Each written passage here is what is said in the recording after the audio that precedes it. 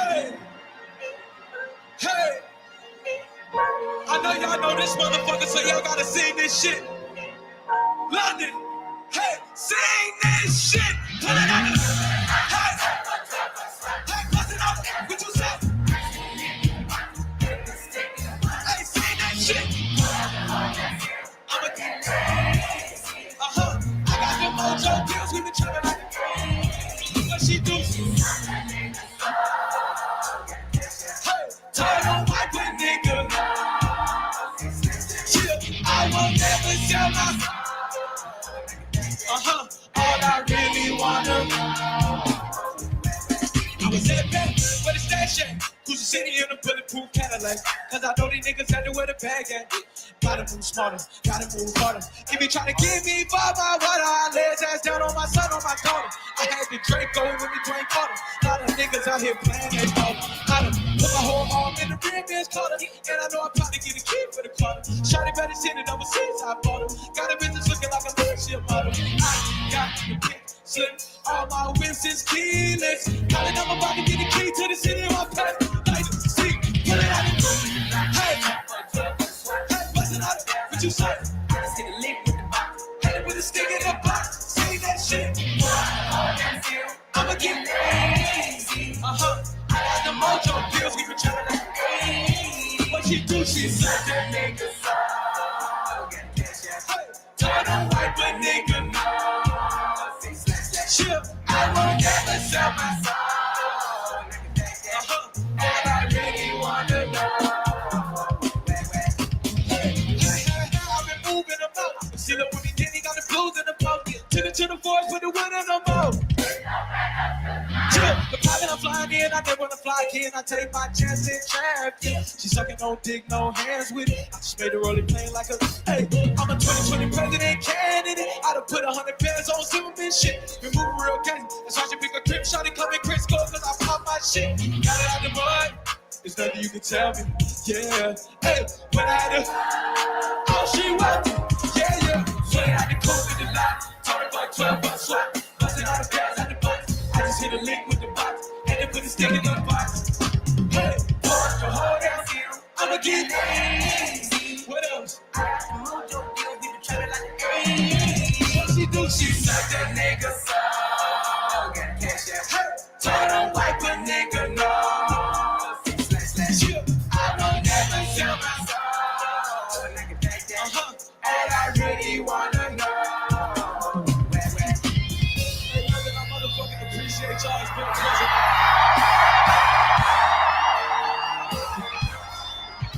Chill.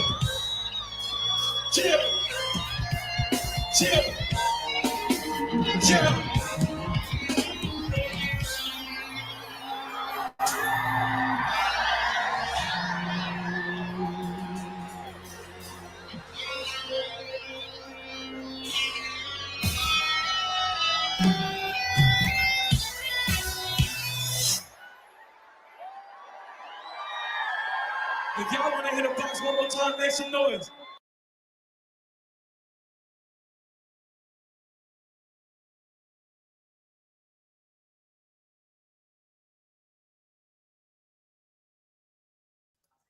All right.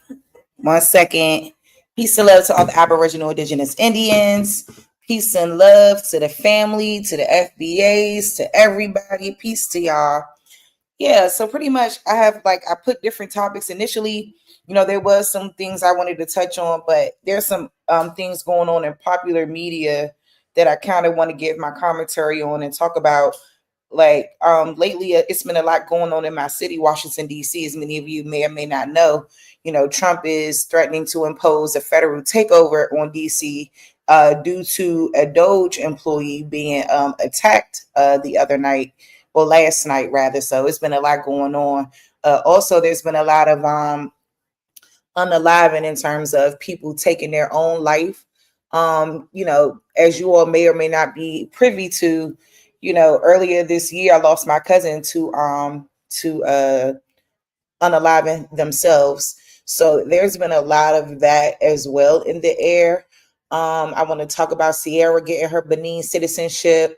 I want to talk about this whites only settlement that's going on out there in Arkansas. So yeah, there's a few things that I really want to touch on tonight. So like I'm not going to be long. I'm also going to probably touch on the African hair braiding boycott situation as well. But like I said, I'm not going to hold y'all long because tonight I do have another panel show that I'm going to participate in. It's called She Talks, We Listen. So I hope you guys can tune in or whatever. I'll probably stream it over on my side so you guys can check it out. Shout out to you, Dots. Hey, sister. Great show last night. I really enjoyed myself. Most hated bronze, flat power God, peace to you. Focus mind, peace to you. And real quick, I'm gonna just go straight to it because for the most part I have everything lined up. So that way this situation won't be long tonight, but I do kind of want to touch on some things that's been going on. So first up, I'm going to talk about a young man from my city. His name is Curtis Aiken, but he was known as Curdy Top. And he was a very popular person in my city from Southeast Washington, D.C., from a neighborhood that they will refer to as Big 30, 30th Place, Southeast. So, this really hit the city very hard. I did not know Curdy Top personally, but I know for sure that in wake of just me always preaching and talking about mental health and how important it is to get help for your issues, I think that this story right here is a prime example of how everything could look good on the outside, but that doesn't mean it's always going good on the inside. So you guys will be able to get a good look into Curdy Top's background and some of the things that took place that might have caused him to make such a decision like he made. So, I don't want to give away too much because I know a lot's going to be in the video. So I kind of want to just, not me give too much on it. I'm going to just show the video. Hang on. Okay. So, yep. Here we go. And I just want to say quickly too, before I show this video, that I give my sincerest condolences and love to the family. I'm so sorry that, you all have to experience such a awful, tragic event. I know how you guys are feeling and I can relate to it all too well. It's always sad when you can't reach out to your family members and you don't really know what's going on deep down inside. I think a lot of people take the unaliving and the S word for a joke. And it's really not a joke. I think that we need to do better with communicating with our families, being more easy on each other. You know what I'm saying? Like, it's just a lot of different things that I feel. I feel a lot of emotions when I talk about this particular topic at hand, because like I was expressing earlier, my cousin was also a victim of taking his own life as well. So I'm just going to play this first and then I'll go into my other topics and, I'll close it out. And that's what it's going to be for today. So I'm really excited. And here we go. The family feels my Amigos out here fighting this shit.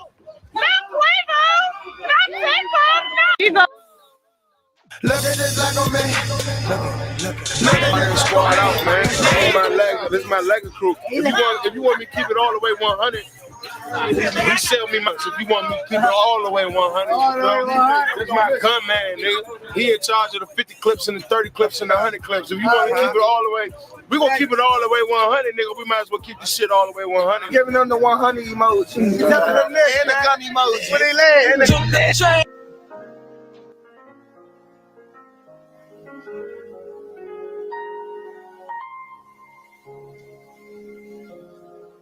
What's up, y'all? See, I ain't gonna talk to y'all, I'm gonna talk to him. See, baby boy, the life I used to live was so crazy, you feel me? And this is before I met you. I took mom and dad through a lot. I took it through. Fam, this video a little different. This is a heartbreaking day in Washington, D.C. One of those days where the pain feels personal, even if you never met the person. But before we even get into this story, I want to take the moment to speak directly to y'all.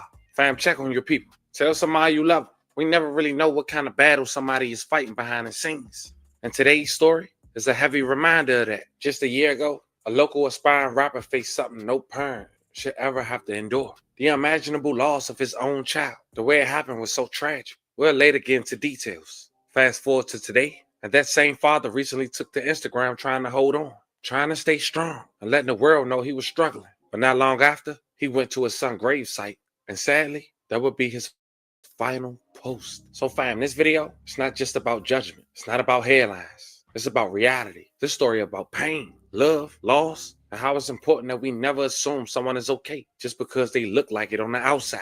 Today, we're going to honor this man's life and his baby life, walk through his journey, share what we know, and use this moment of reflection to know you're not alone.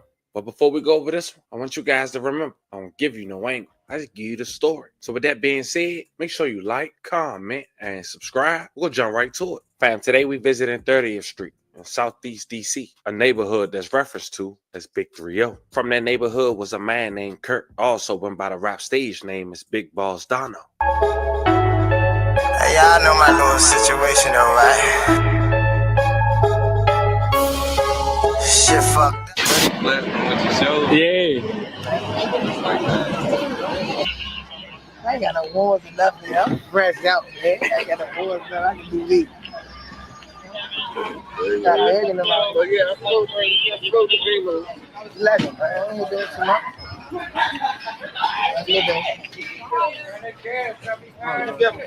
Look, you hear that? You hear that gas? All gas around here. What the fuck are y'all talking about? Y'all niggas some hoes. Y'all already know our shit buzzing. Now, Donna made a buzz in the city in 2015, about 10 years ago, when he was involved in an alleged chain snatching situation at Stadium nightclub that involved the Migos. The Migos out here fighting and shit? Not Quavo! Not Takeoff! No! Migos fighting and shit. This some bullshit. This is some ratchet shit. I ain't coming back. We ain't coming back to stadium. Hey, no, not Migos! The Migos out here fighting. He released a song called Leg on Me, which was a Quavo diss. He briefly spoke on the situation. Quavo put a honchos on my head. Like I got leg on me. QC one big Donna. Now, Quavo responded with a diss himself in the track titled The Truth. Quavo can't handle the pressure, cause the word know that you got that QC pendant. Pressure. Look at him scared in the interview. Speaking of interviews, Donna did an interview along with two others explaining what happened that night. They just said they was legally blind, but they referred to themselves. But from that day on, they started a movement with legging. And he briefly spoke on what legging mean to a broader audience while at the radio, station 93.9. It's a family, it's a movement. It comes from our style and how we was brought up. And how was that? Man, rough. Yeah, that's easy. And like basically the legging part is like how we carry ourselves, like fast cars, nice women. You know what I mean? The swag we do is like basically that's how we doing. We legging. Instead of we swagging, this our style. Now we legging. This how we come. So of leg team, who all raps? Because I know 3-0 does, and I know you do. It's me, 3-0 Black, Split Leg, and my band Honcho is right now. He a cosplay. Right now he locked up. Okay, so that's 4 members that rap, but then there's like just like it's like a community of people that are still involved with it. Yeah, that's still involved. That got our back, man. We know we're gonna put on for them. You know what I mean? So like, leg team, do you guys accept applications? Like, how do you no, become a leg? Nah. You gotta be born in this. There's a waiting list to be a leg. You gotta be born in it. Do you be a leg or do you be an A leg? Do you be part of leg team? What is this? Leg, and like my mother, my phone. My mother named my phone Mom Leg. Ma leg. Yeah, mama leg. Mama legs. Okay. I'm just making. Everybody took it as a bad thing sometimes. And like when I say leg to a girl, she be thinking I be thinking like calling her a hoe or something. I think that's the common misconception. It's like, oh, that's my leg, or I'm with a leg. It's like, oh. It's not like That's the common misconception because I've heard people like, oh yeah, I want my leg right right now. Because they're gonna get a lot of it. They're gonna hear a lot of it. They're gonna get the word from it. So we legging a lot. We legging a lot. Shout out to 3-0 Black. Is there any other shout outs you want to give while you're here? You got the platform? Right now, I want to shout out my daughter, Aiden. I want to shout out to God, man. Shout out to the whole DMV, man. Showing me love, man. And all my support. Speaking of his daughter, Donna was a dad of 2. Shortly after this interview, he had a son. His son name was Razik. About 2 years after he was born, it was quickly discovered that Razik unfortunately had cancer. Nonetheless, Razik's mom and dad was fighting that battle with him. They were by his side every step of the way, going through treatment and trying to find a way to end this uphill battle. Along the journey, Donna had documented this for his family, friends, and loved ones. On November 7, 2023, alongside this video you guys see above, he wrote, "This journey that we on is a rocky one. I question God when I'm not supposed to. All I hear is be strong. But do the strong ones get a chance to be weak? I cry so much to myself, but smile with others. Razik, I love you so much. I'm with you every step of the way. Baby boy, this ain't the end, but we on the way to it. I got to be strong for you, but you stronger than me. Let's go, baby boy. We ain't letting up. We with you, Razik. Now, Donna made that post after a 30-day treatment at the hospital with his son. With that precious smile, Razik fought through it. On the first week of January of 2024, Razik will lose his life after fighting strong with this battle. May he rest in peace. Love and condolences to his family. That tore Donna up. He spoke at the funeral. Fam, I gotta be real, it might touch you, especially looking back at his speech, knowing we come to this just a year later. But before I let you guys hear what he had to say, let's check out what his mom had to say. Message from mommy. My precious child. Through grief, you fought bravely, endured pain that would break most, while others saw only strength within. I saw a spirit that soaked beyond all limits. You taught me patience, acceptance, and how to cherish each moment without a hurry or regret. I saw your kindness, your joyful soul. Your smile lit my world. My beautiful warrior. Through far from sight, your spirit lives within my sorrow. Love is stronger than any challenge. Legacies matter more than the body or mind. So I'll carry your memory always, my child, letting your brief light continue to shine within me. Guide me home, my precious one. You fought bravely with strength I can only marvel at. Through your journey, now leads elsewhere. Your gentle soul stays with me, always reminding me of life, true blessings. A heart that loves, a spirit that shines bright. Love always, mommy. Fam, I felt every word. Then I heard Donna speak at his son's funeral. I can't even lie. It touched me. Check it out.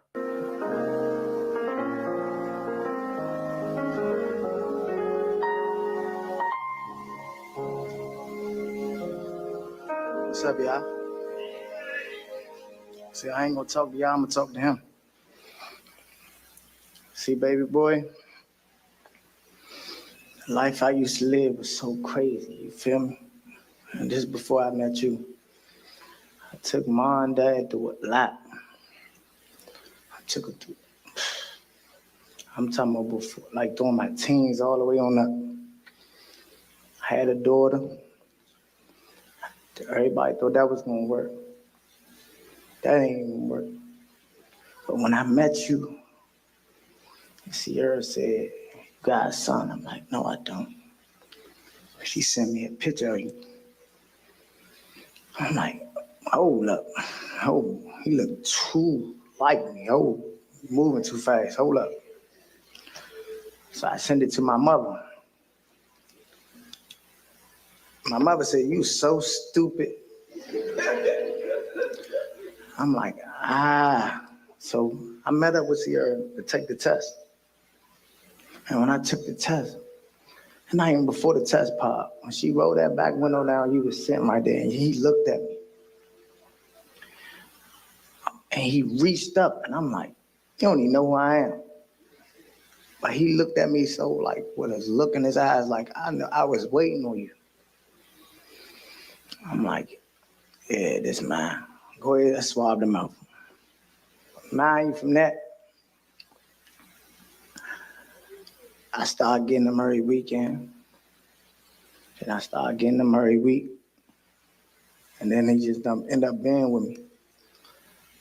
But I end up like really taking in the responsibility that I didn't even know what I was doing. I didn't know I was taking care of little boy. I just was doing it. He changed my life in so many ways. I missed so many bullets, police, all types of stuff because I was busy with him. And the way God moved, he do stuff for a certain reason, right?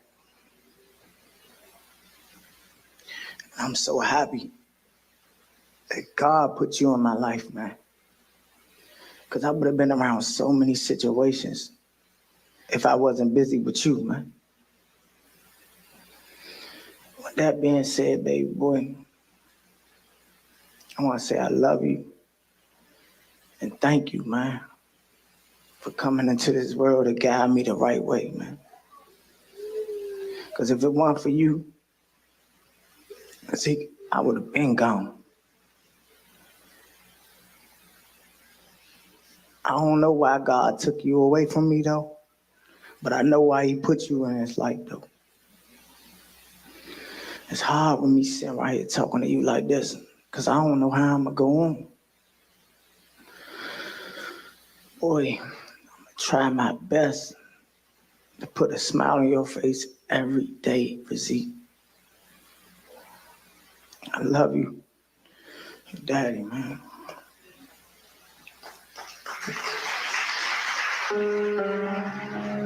And like any dad, man, that was tough on Donna. We can only imagine, especially for those who haven't lost a child. Just a year and 6 months after losing his son and fighting a battle every single day. July 21st, 2025, after having a good night out with his family and friends the night before, Donna went to his Instagram and said the following: "I'm so sorry, y'all, but I can't take this shit no more. I really hope to see y'all again. Aaliyah, Razik, I really tried. Ma, I tried. Dad, I tried. My sisters and brothers, I tried. I tried." With a heavy heart, shortly after, it was reported that Donna lost his life next to the gravesite of his son. May they both rest in peace, and love and condolences to their families. The word quickly spread it, and the day was sad in the DMV area. His baby mother went to Instagram the event, and I want to share one of the posts she wrote. "Curtis, this is not okay. I'm hurting so bad. Please, God, forgive him, please. I'm just praying and begging for his soul to be forgiven. It wasn't intentional. It was a mistake without thought. Lord, he just wanted his son. God, please forgive his soul. Please allow him to reunite." Probably the first time I'm speechless while doing a video. Now, when I say check on your people, man, check on your people. It's tough doing this video. It really was. But I know it's somebody out here. I know it. That's going through something that Donna had went through. And his story helped save them. And that's all we can ask for. I want to send love and prayers to the family once again as we wrap this video up. And rest in peace to the victims. There you have it, fam. A dark, cloudy night in the DMV area after a man allegedly lost his life at the graveyard of his son, just 1 year after his son lost his life. Talk to me in the comments. Don't forget to like and subscribe. Until then, I'll catch you guys on the next one. Imagine being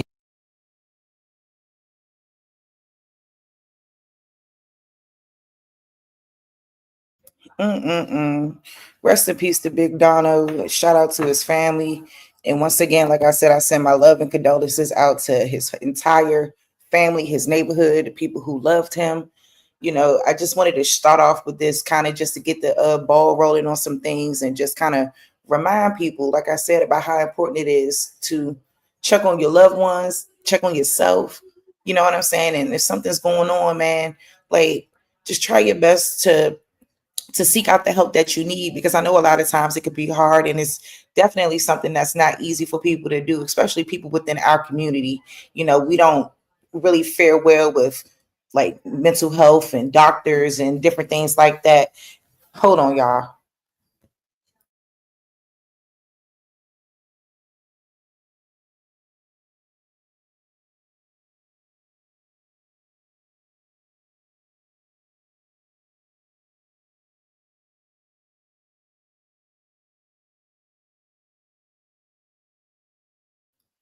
Okay.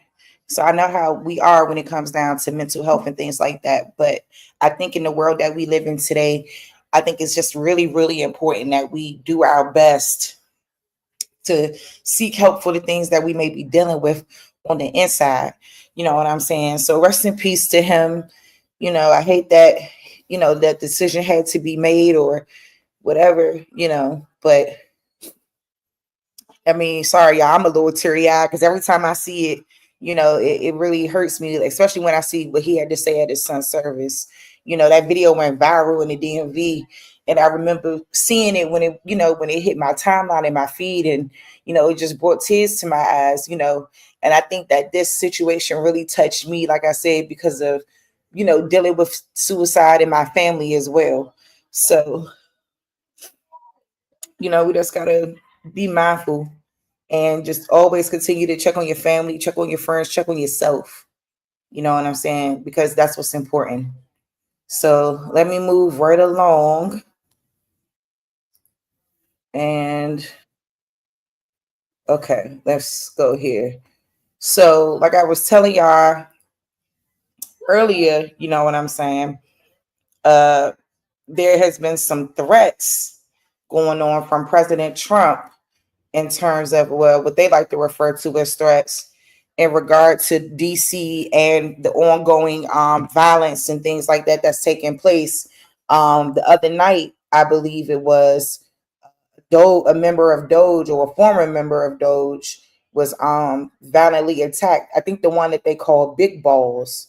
He was attacked last night by some teenagers and things like that. You know, it's been a minute because Trump has been threatening to enforce a federal takeover, which a part of me, like, I really feel like it's necessary. The way crime has been going in the city has been really, really on the uprise, and it's not nothing that we ain't used to seeing. But I think the issue comes in where we constantly are seeing it from our younger children, from our teenage kids, from our babies. So first, I'm gonna go back to that clip, but let's go to this clip with some, I didn't mean to stop sharing, damn it. Hold up, let me go back. So let me go back there. So pretty much it's just on and popping right now. It's been a lot going on. And, you know, I'm going to do my best to cover all of this and get it within a good time frame so y'all could go ahead about y'all way. Respectfully, I may or may not open the panel. President Trump once again threatening to take control of the district. This comes after a former Doge employee was assaulted over the weekend. It's a story that's quickly gaining national attention. Our Jess Arnold, live outside the White House this morning with more on that attack and the impact of the president's threat. Good morning, Jess. Morning, Wisdom. Yeah, this is at least the third time that President Trump has threatened a federal takeover of D.C. since taking office. This latest incident with a post on Truth Social where he shared a graphic photo of an assault victim from over the weekend in D.C. We're not going to show that picture to you this morning, but I do want to show you the post. You can see what the president wrote threatening this takeover. He writes that. Okay.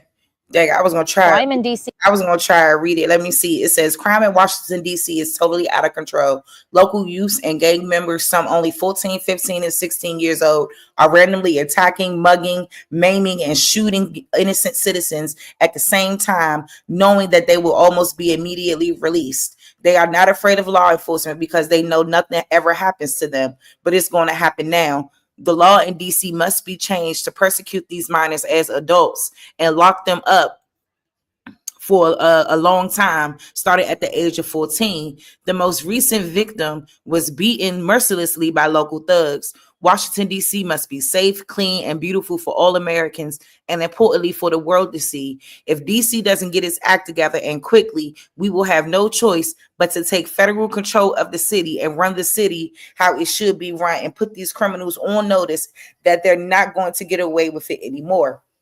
Perhaps it should have been done a long time ago. Then this incredible young man and so many others would not have had to go through the horrors of violent crime. If this continues, I'm going to exert my powers and federalize this city. Make America great again. Now, the last time DC was under federal, I got to look it up.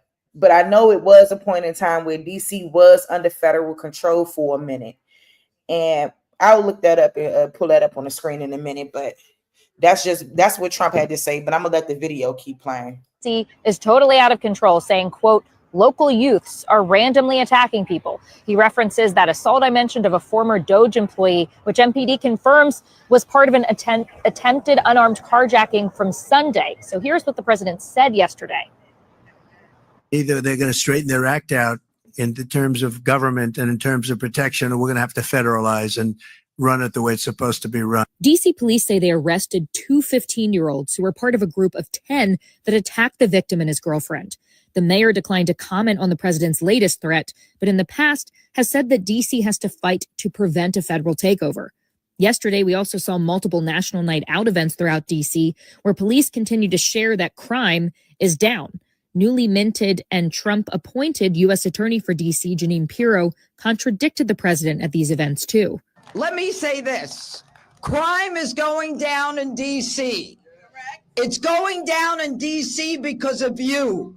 Because you, who as parents teach your kids respect.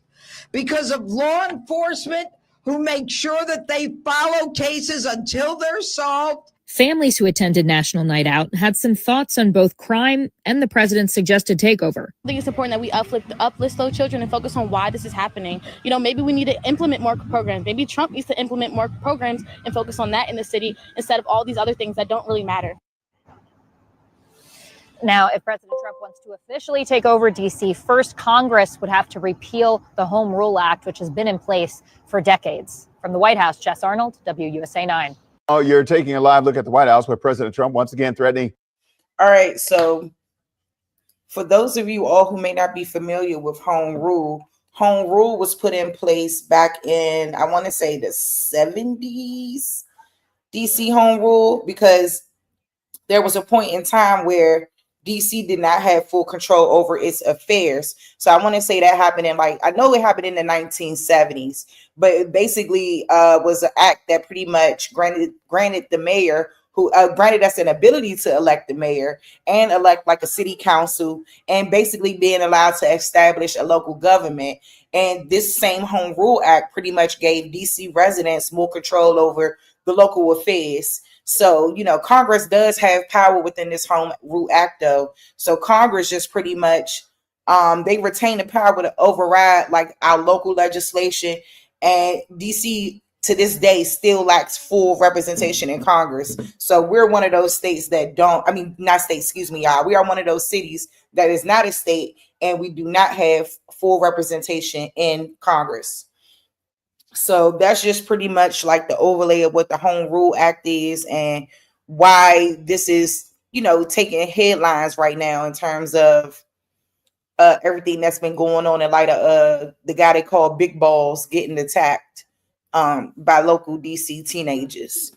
So let me continue.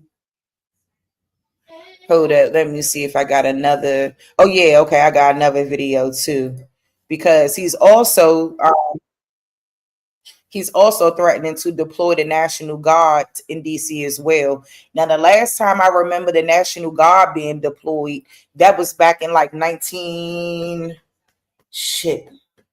last time they deployed, I think that's when they had the Million Man March down in DC back in the 90s, like the early 90s. And that joint had a huge show out. And, you know, they had deployed the National Guard. They had the National Guard in a bunch of neighborhoods around the city around the time that event had took place. I don't remember them being deployed like any other time. Now, we want to have a great, safe capital, and we're going to have it. And that includes cleanliness and includes other things. Breaking news right now on the 6th, President Trump ramping up his attacks to D.C. Home Rule. Just moments ago, he threatened to call the National Guard into the district. Yeah, and this all comes just 24 hours after the president gave an ultimatum to the district: get control of crime or risk a federal takeover. This after a former DOJ employee was attacked. Fox News' Tom Fitzgerald live by the White House tonight. And Fitz, it sounds personal this time. It seems that way, Kenneth. And keep in mind, in the past, when the president has talked about things like this, he's talked in generalities: picking up garbage off the streets, getting up the homeless problem to a resolution of the district, and also cutting down on the surge in crime in the nation's capital. But now the president reacting 2 days in a row, especially after a brutal beating of a DOJ employee and his female friend, 2 15-year-olds in custody tonight in connection with that crime. Edward Korstein was one of the DOJ members who was beaten by a group of teens who were apparently trying to carjack a vehicle in Northwest DC early Sunday morning. In response, the president in the last day has said he will look into federalizing the local government in the District of Columbia. Now, in order for that to happen, Congress would have to repeal the 1973 Home Rule Act. However, just moments ago, the president back at it, unleashing a litany of concerns he says the District of Columbia needs to act on now. The graffiti that you see, the papers all over the place, the roads that are in bad shape, the medians that are falling down, the median in between roads that's falling down. We're going to beautify the city. We're going to make it beautiful. And what a shame. The rate of crime, the rate of muggings, killings, and everything else, we're not going to let it And that includes bringing in the National Guard, maybe very quickly, too. President Trump just moments ago here at the White House. Now, keep in mind, there already is a bill up on Capitol Hill which would end D.C. home rule. It's named after the mayor. It's actually called the Bowser Act, introduced by Republican Congressman Andy Ogles. It would insert the federal government on top of the local D.C. government, which has been in place since 1973. Now, back on Swan Street in Northwest, which is right now at the center of this debate questioning the future of D.C. home rule, Fox 5 talked to some of the residents in the area where this beating took place, and they say despite this controversy, they do not feel like their neighborhood is under siege. I wouldn't describe it as dangerous. Do you feel safe here? Yeah. It's not the safest neighborhood in D.C., but it's definitely not one of the most dangerous. I don't think so. I work around here. I don't live around here, but I do work something around here. We should tell you Fox 5 did reach out to the office of D.C. Mayor Muriel Bowser and the D.C. Attorney General Brian Schwab today. We were told neither was available for an interview. However, both offices pointed to the declining D.C. crime rates, especially since that spike back in 2023. We're live by the White House tonight. Let's send it back into you. All right. So honestly, y'all, like the way I feel about this situation is that I hate that DC, like in terms of having representation, DC council, having a mayor, things like that will be overruled in this, if that was to happen, if Trump was to exercise his power in that way. And I'm not sure how that would look for everyone who is not committing crimes and being a danger to society. Like, and I love our children and I love our youth. You know, I just think that it's a sad thing that we see this high spike in crimes coming from young children. And I think that is something that we really, really need to get a hold on here in DC, especially in the entire DMV area. I think that is something that has happened that we need to really, really get in on and kind of hone in on and try to. I actually agree with what that young lady said in the other video about ways that we can kind of cut down on this. But it's like you could put out as many programs as, you know, as many prevention situations as you can. But when it boils down to it, it's like it's not stopping these babies from going out here and committing these crimes. And I think it's just really, really sad. And we have a long way to go when it comes to that. So now I want to move it, you know, I'm going to move along here now. Now, you know, I'm about to get on Oompa Loompa over here. Goddamn Miss Trick Daddy over here talking trash, giving his opinion about how he's not attracted to women over 35. Trick Daddy, if you don't leave us alone, now let's listen to what Trick Daddy, and I'm gonna keep moving back and forth between different things that I saw that was interesting. Trick Daddy, cut it out. Cut it out. You gonna be, if you talk about you not attracted to women over 35, you're gonna end up just like Uncle Shay Shay. You're not? No. Well, honey, I know you are attracted to me, honey. But y'all standards are too high. Y'all are too emotional. Y'all are damaged good from past I am relationship. not damaged. You don't even realize you're damaged. You see, because Mhm. I'm not attracted to no women over 35 years old. You're not? No. Well, honey, I know you are attracted to me, honey. This But man, y'all standards are Trick Daddy, let me tell you something. Boo. You're gonna end up like Uncle Shay Shay. I'm telling you. Y'all better watch it when y'all keep talking about y'all want a younger woman and all this other stuff. A lot of women are damaged at childhood. And I don't even like the word damaged. I'd rather use the word traumatized, because situations and things that occur in your life can traumatize you well into your adulthood. And who's to say, you know, yeah, maybe a younger girl may be appeasing in the sense of looks and everything like that, but that doesn't mean that she is mature. And that doesn't mean that she's done all her living, and that doesn't mean she's not damaged either. You know, I just really can't stand hearing men talk like this. It's just outrageous, and it just shows that, you know, Trick Daddy, you really need to grow up. You really need to grow up, seriously. That is just really, really diabolical work to be out here as a grown 50-something-year-old man out here talking like that. And I think most men that's 56, they would love to have a 35-year-old woman. We ain't that, baby. Stop what you doing. Okay. Because I had to get on him real quick because I did not like that at all. Mr. Trick Daddy, please stop what you doing. Please. All right. I got some more. So let's go here. So as you all may or may not be aware of what's been going on out here in these streets, a lot of so-called African Americans have been going back to the so-called motherland to receive citizenship from these Africans over there on the continent. Now, I think this has just really been some interesting work. I know it's been going on since like 2019. It is their way of them trying to, this is almost like the American Colonization Society all over again, family.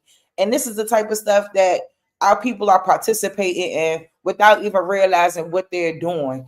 Like real quick, this quote just says, Benin, I think this is from 19 Keys page. Benin has launched a historic law that grants citizenship to all descendants of enslaved Africans, including Haitians, African Americans, Afro-Brazilians, and more. The government officially activated its My Afro Origins digital platform in July 2025, allowing global applicants to reclaim citizenship by tracing their ancestral roots through DNA, family records, or testimony, all for under $100. Listen to this. This isn't symbolic, it's law, and it's part of Benin's national reconciliation with its past role in the transatlantic slave trade. Even R&B icon Sierra has traced her roots and now holds dual citizenship with Benin. Okay. So that's the Afro Origins platform. So as you all know, it's going to be other countries involved too, and I already spoke on the year of return. Here we go, right here. And I'm really hurt to see that Sierra is out here participating in this, because ain't you cousins with Derek Jeter, sister?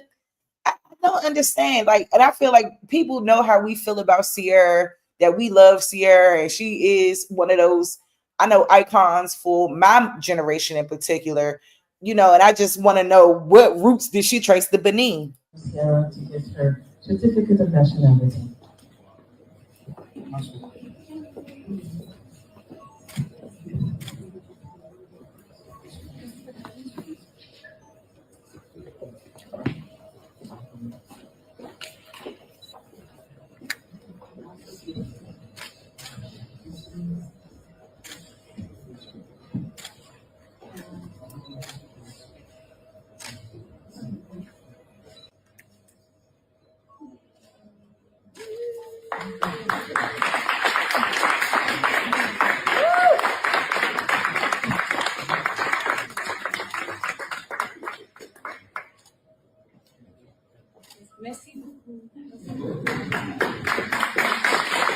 Living a dream, living the African dream.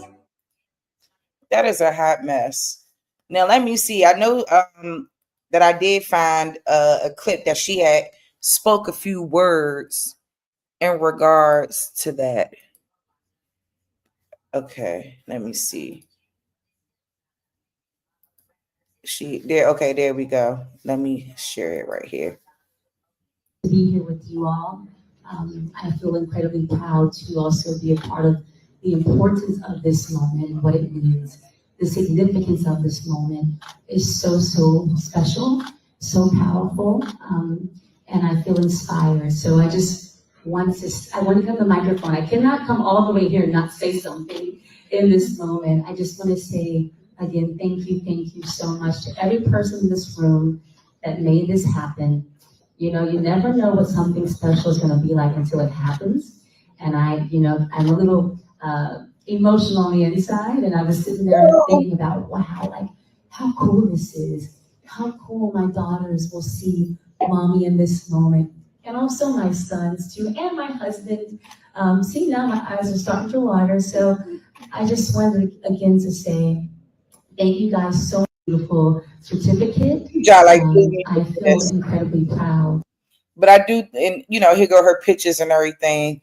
I do feel like it's a part of a huge play that coming up against us in particular, the American Aborigines, the American Indians, the ones who are knowing that we are true to the soil. This is a direct play trying to come at us and indirectly trying to get everybody else that may have the funds to do it to get on board and do something like this without proper research. So I just feel like this is just really absurd, you know. And I ain't got, and I love me some CC, but honey, don't make us cancel you for this.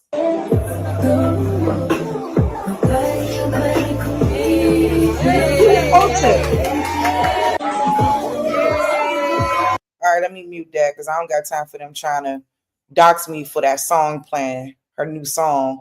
But anywho, whose culture are they indulged in? Not their own.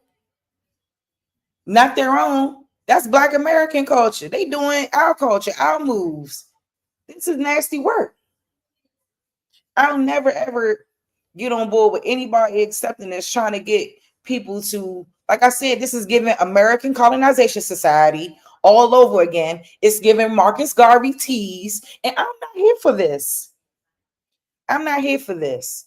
We have to learn that who we are and the truth behind who we are. Sierra, you do not look like nobody African. You do not look like nobody African, sister. You can wear clothes or whatever. You can appropriate their culture by dressing like them or whatever you call yourself doing, boo. But it don't apply to you. And I'm not feeling this at all. I agree with that. Hey, Dorsey. Damn, Tahanga Akate. Damn, I always say your name wrong. Arahaktika. Big Mike Bad Dollars. Big Mike Dollars, the bad guy. My big bro, OTK. Yeah, and this is what I talked about early on. You know, I did a live a couple of weeks ago trying to go off on the African Union for trying to literally use the transatlantic slave trade to get coins. It's diabolical and it's nasty work. And this is sickening, young. And we got to make sure that we never, ever get behind and support things like this because it's going to keep us behind the 8 ball instead of in front of it. And it's really, really sad. So let's keep going. I got some more for y'all, too.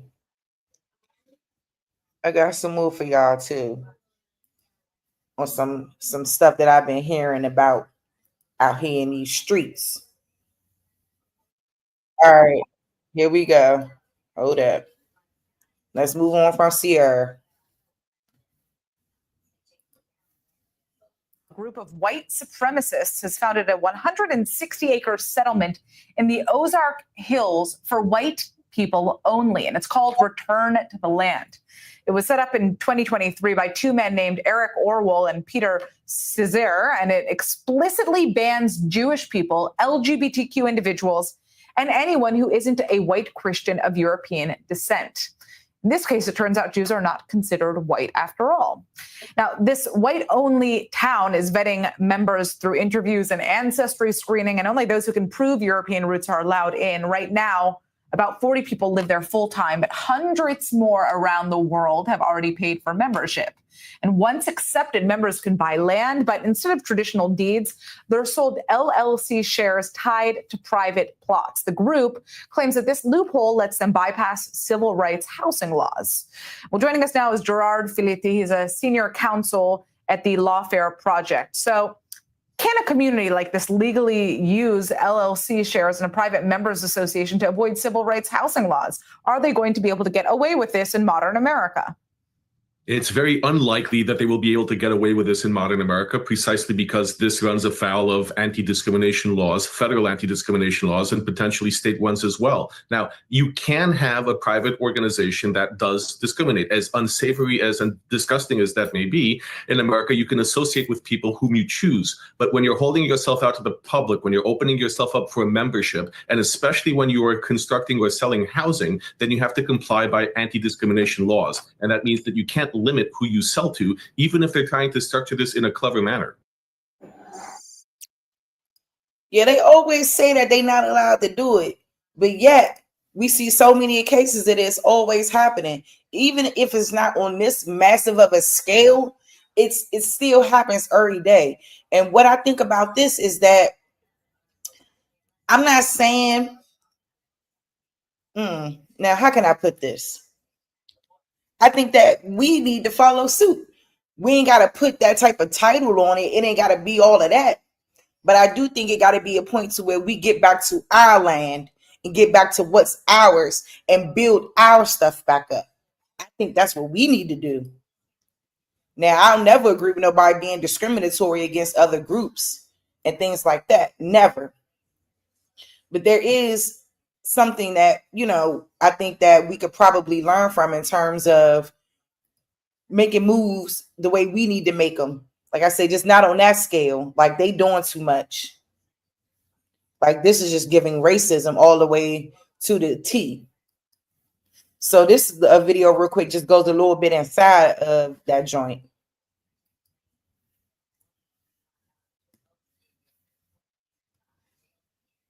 What we've done here is establish a place where we have control over who our neighbors are, and that is just for the sake of preserving, our culture.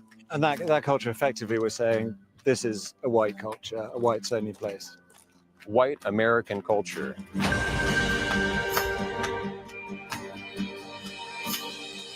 Over the last year and a half, high up in the Ozark Hills in the state of Arkansas, dozens of people have been working hard, leveling the land, building houses.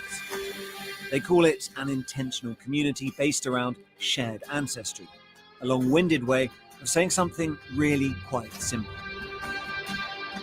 I think we would generally be called far right, sure. It's called Return to the Land, and they invited me in. A lot of people are going to be, why are you making Nazi references? Right. Well, why wouldn't I? A seemingly bucolic and sometimes surreal experience. But this is built on a radical modern premise, made possible because of a new political and technological moment. One with strong ties to the most active far-right groups in the US. Instead of taking to the streets, they are building their own, for generations to come. It's important for me to do this for my ancestors, my friends, my family, my children, my children's children. But in this southern US state, people who have lived through segregation once fear it is returning. When you hear things like that, it causes you to be fearful. And you don't know who to trust. Its founder says he is building a fortress for the white race. It's a racial association. I kind of want to ask you, after seeing this, do you think what we're doing is immoral?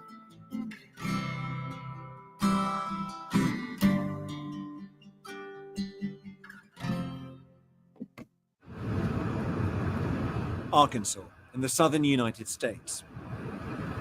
Welcome to Little Rock, where the local time is 4:27. For the last few years, I've been exploring how an ethno-nationalist movement has been organizing online. A network that aims to define countries by ethnicity, but which links across borders. And this is the place that one group has chosen to put that into radical, real-world action. You want a white nation? Build a white town. It can be done, and we're doing it. It is an extreme view, but it draws on more familiar arguments. That mass immigration is out of control, that Western societies are in danger of losing their fundamental character as a result. So one of the arguments here is that this isn't about persecution of an ethnic identity, but protection of an ethnic identity. And that identity happens to be white. So we're going here now up into these pretty remote woods to really put that to the test. We are driving deep into the... And it's interesting to see this because they're going to pretty much show how it looks on the inside of there, like what they're doing, them going back to the land and living off the land, different things like that. And I feel strongly about this, that during the era of the civil rights movement, we all understand what took place. We all understand the Civil Rights Act, what happened with integration, different things like that. And I think that ever since we have integrated within this society, that we have not been able to get an equal, fair economic footing since that point. It's been difficult since that point. And I think that obviously the key things to a successful society or a successful community would be a hospital, school, grocery store. The three things that we need to survive. Our health needs to be intact. We need to make sure that we're in charge of the education, and we need to make sure that we know how the food is being grown, processed, and everything else. I think that those things we kind of lost control of once we decided to integrate within this society. Like, I can't even say I'm mad at these people for this. Because if we can get ourselves in that same mindset, not a racist mindset, but a mindset where we do for ourselves, by us, then I think that we will be in a better position. You know what I mean? To progress, to move forward, to build up our babies in a way that we want to see them grow. And I think that that would be good for us. Ultimately, I think that the way things are now, we're not going to get any better. Like, everything is like, why should we care about this? Why should we care about that? I'm only trying to get it for me and mine. I'm only, those mentalities have came about because of moves that took place in the civil rights era. The moves that were made without thoroughly analyzing and reading the room, if you will, for lack of better words. I think it's one of the biggest mistakes that our people made on our behalf.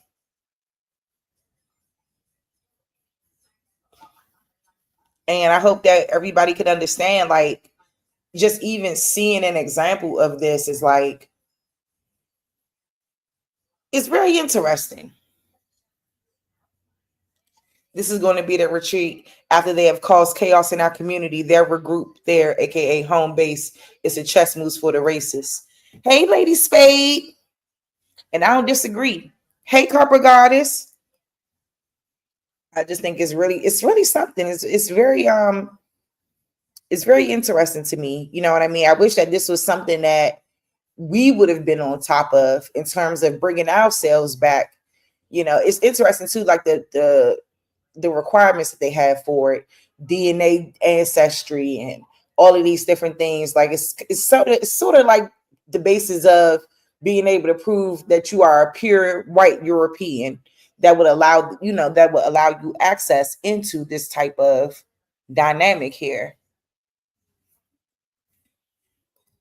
I want my plate from somebody that looked like me, but I fucks with them white only pies. White women can bake. All right. So I ain't gonna play too much of this, but I do want y'all to kind of see, like the size of the land, just like everything. They got 160 acres of land. The Ozark Mountains. The group's leaders are not from Arkansas, and they've chosen these remote parts for a reason. All the locals I spoke to knew only a little about the group, if anything. I don't necessarily agree with it, but that's not my choice. Yeah, but do you think they should have the freedom to do it? That's what they want to do. I think it's kind of a little fishy around here, but just be safe. The leader of the group is called Eric Orr, and he's invited me to spend a few days with them. Hey, Eric. He insists what he is doing here is entirely legal, and that's key, because if it is, it could be a blueprint for many other communities to come. Welcome to the Ozarks. Thank you very much.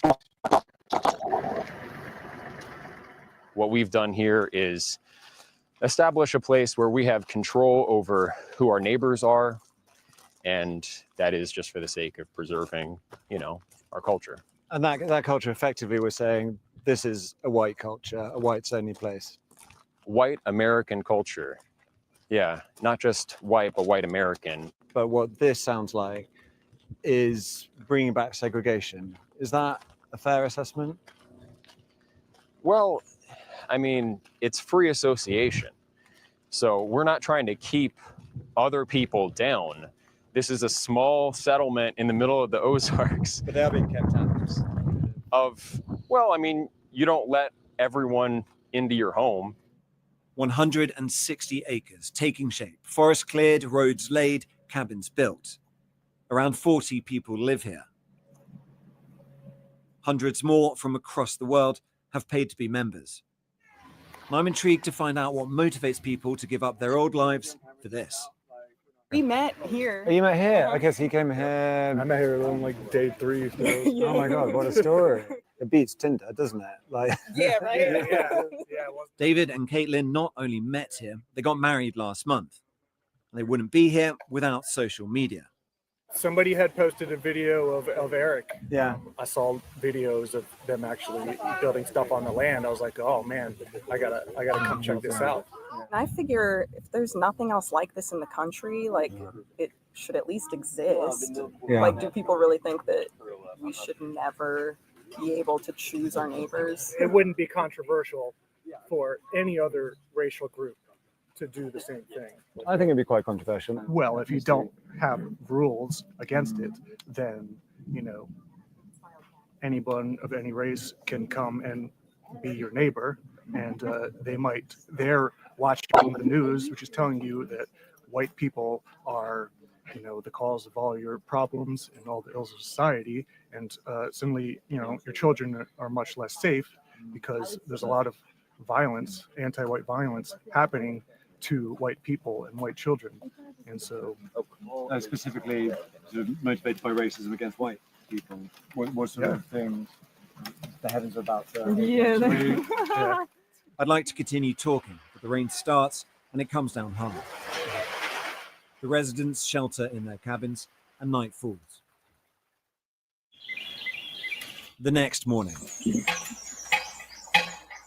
This is how the average weekend works at Return to the Land, or RTTL, what they call a work party, made up of residents, but also new recruits who have come to check out the project. It is hot, hard work. To join RTTL, you have to sign up to the Private Members Association, or PMA. There are strict criteria for membership, as Scott Thomas, a board member and one of the founding fathers here, explains. You have to be a PMA member to live here. Yeah. So you have to be someone of European heritage.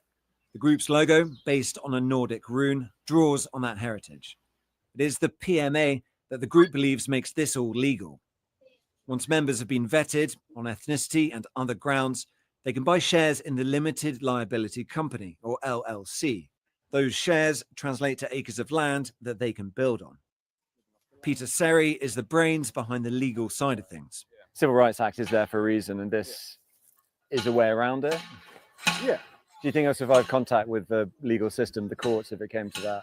Hopefully. Do you think it's racist or not? Do you reject that term? Do you embrace it? I don't know about that term. I mean, people use it in a lot of different ways. I'm sure there's a lot of people on the internet who would call me racist.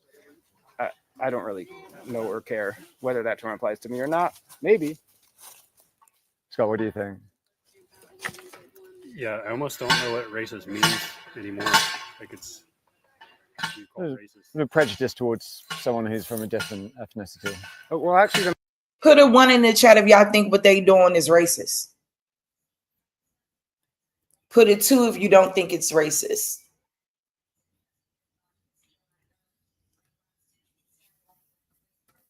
I want to know what the chat thinks. I want to know if you guys think that them doing this is racist.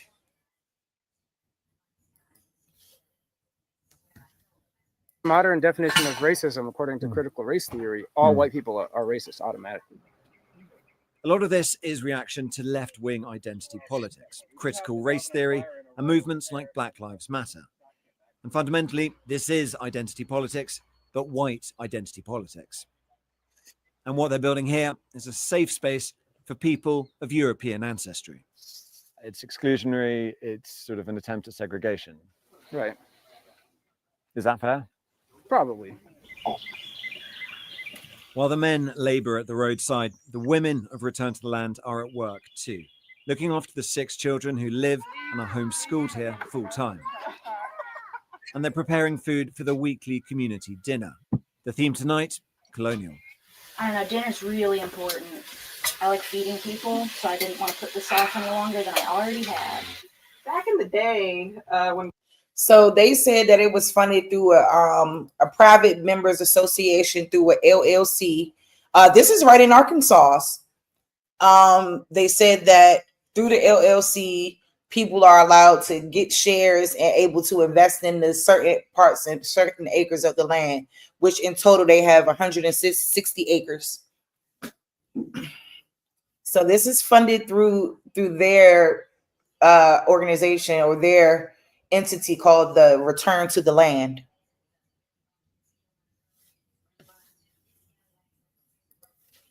we first got the land here, there were only about 5 guys. I was living 40 minutes from here, and Jennifer was the first, family to be on the land full time. So we started community dinners back then, and it would be pretty relaxed because there weren't many people. But it is nice. It's slowly growing. So They've come here to live for a variety of reasons, but their dedication to the mission is absolute.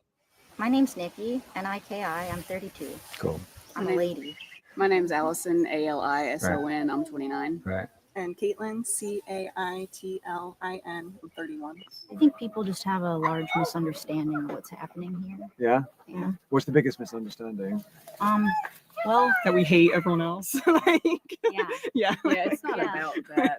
Yeah, by any it's a loving movement. I mean, on that aspect of it being loving, I suppose the counter argument would be it could be a very loving community if you're part of the community, but if you're black or if you're Jewish or if you're gay, you can't be part of that community. They can have their own communities, and they already do, and I think that's great for them. If other people are allowed to do it, I don't really see why whites aren't allowed to do it. It doesn't make any sense. But the goal is to have lots of these communities and for it maybe not to be rural, for there to be cities on the same basis, right? Yeah, that would be neat. I look forward to seeing how this movement grows over time. There are other ways to increase numbers. Nikki, Caitlin, and Allison all met their partners at the community. And RTTL is explicit about this. It has an online fundraiser to give cash rewards to parents of newborns as a means to incentivize population growth. Just before we arrived, they had donated $1,000 to a family for having their 6th child. Is that part of the mission as well, to sort of have big families to make the community bigger? Is there a sort of pressure there?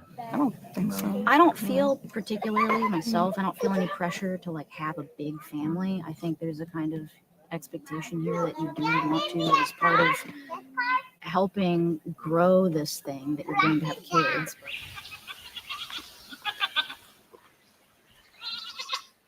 There's not a lot to show around here. I basically just have the whole pasture area. Peter is unattached. This is his homestead. He's been on a journey. He told me he used to be a liberal, a hippie even. A knife is a tool. It has to be very sharp in order to cut properly. He founded a commune in Ecuador, an intentional community based not on ethnicity, but veganism. So this is your lot? Yeah. He's also immersed in internet culture, someone who delights in provoking reactions, a troll. On the group chat on the messaging app Telegram, he's posted the numbers 1488. The 14 refers to the 14 words, a white supremacist slogan. And H is the 8th letter of the alphabet. So 88 means HH, which means Heil Hitler. Because you put that in the Telegram, for instance. What does that mean when you place that in Telegram 1488? Well, I use it as kind of like a funny comment throwback. As part of that Nazi discussion, another frequent topic on the online chat is the Holocaust. Usually minimized, sometimes even mocked. But the Holocaust, stands as a unique crime in the history of Well, that's your humanity, opinion. really. I think the Holodomor was much worse than the Holocaust. That's my opinion. I mean, we're allowed to have opinions. Yeah, well, I mean, we can say they're both bad. The Holocaust was bad. But do you know anything about the Holodomor? Yeah, in Ukraine, Right. the famine, I know a little bit about it, and I know it was awful too, and Right, it was sort of right. deliberate, but we can also agree the Holocaust is bad. Well, you know, we don't have to say that one was objectively worse than. And shout out to the chat. Y'all got some great opinions going in the chat that I really appreciate. Number one, I do get it. You know what I'm saying? That they are foreigners and they do need to take that shit back to Europe instead of trying to build their fortress right here on our land. But see, that's where the issue of control comes into play. And we ain't in control. And it's like it's who's allowing certain things to take place. Their money is being put into this. And you know, and this just goes back to us and how we need to pool resources and be willing to do things on a scale similar to this. Like I say, similar to, not exactly like, you know what I mean, but similar to. You know, I just think that it's just totally, and it's just really interesting to me. If any tax or police go to assist the women and children, we should sue. That's a good way to look at it too. That's a good way to look at it too. Because if y'all gonna be creating your own situation over there, Arkansas, y'all need to have your own police, own military, everything like that. Y'all should not be using the resources of the people, taxpayers' dollars, to be funding any of your emergency needs. Build the hospital on that bitch. Build a goddamn grocery store on that motherfucker and whatever else. And y'all do all of that to protect yourselves.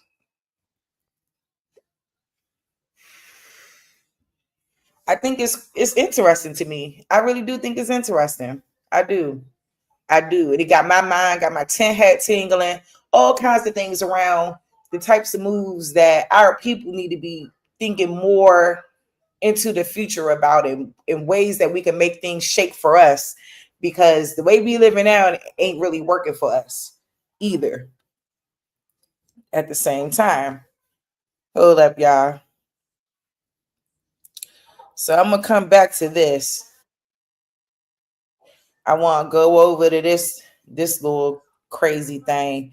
And shout out to the Cartier family and their channel and their platform over there. And shout out to Copper Goddess for sending this to me. I think Black people are not irredeemable, but there just needs to be brutal honesty. It's like, look, these Black people are really struggling and they're turning into these maniacs. It seems like they don't do anything right.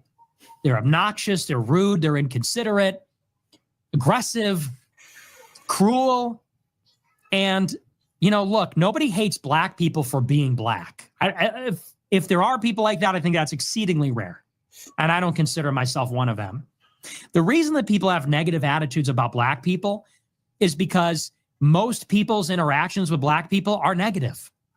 Most people's interactions with Black people is when you're stuck in traffic and you see a Nissan Altima speeding down the shoulder. And you say, what the fuck? You're not supposed to do that. That is funny. If everybody did that, it would just be another lane. And, you know, not everybody can do that. But it's like these people have no respect for decorum. They think the rules don't apply to them. They have no respect for society. Like that's their interaction is they are a waiter and they wait on a Black table and the Black people don't tip and they're fucking rude. Like that's most people's interactions. It's stuff like that. They go to the DMV and they see a Black person behind the counter and they say, oh, here we go. And the person's rude. Now, it just goes to show people are not racist. It goes to show people don't like people that are rude. That people don't, it's unpleasant. People want to be treated with consideration and respect.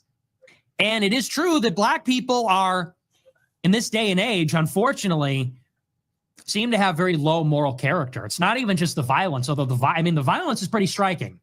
If you live your life and you know that you're going to be mugged by Black people, it kind of colors your opinion or perception of Black people, wouldn't you say? If 99% of the carjackings and stabbings and shootings that you see in Chicago are by Black people, when you're walking down the street late at night, guess what you're looking for? Black people. And you equate that with danger. And it doesn't take a lot of them to spoil the whole bunch like that. And And we just want black people to take accountability and say, look, I'm not a bad person. I'm not a bad person. It just seems that every time I encounter you people, for the most part, it's negative. And sometimes extremely negative, like I could get a gun in my face. You know, that's a problem. And people go, well, you are just loaded up with hatred and racism. It's like, I'm really not. I'm a really friendly person.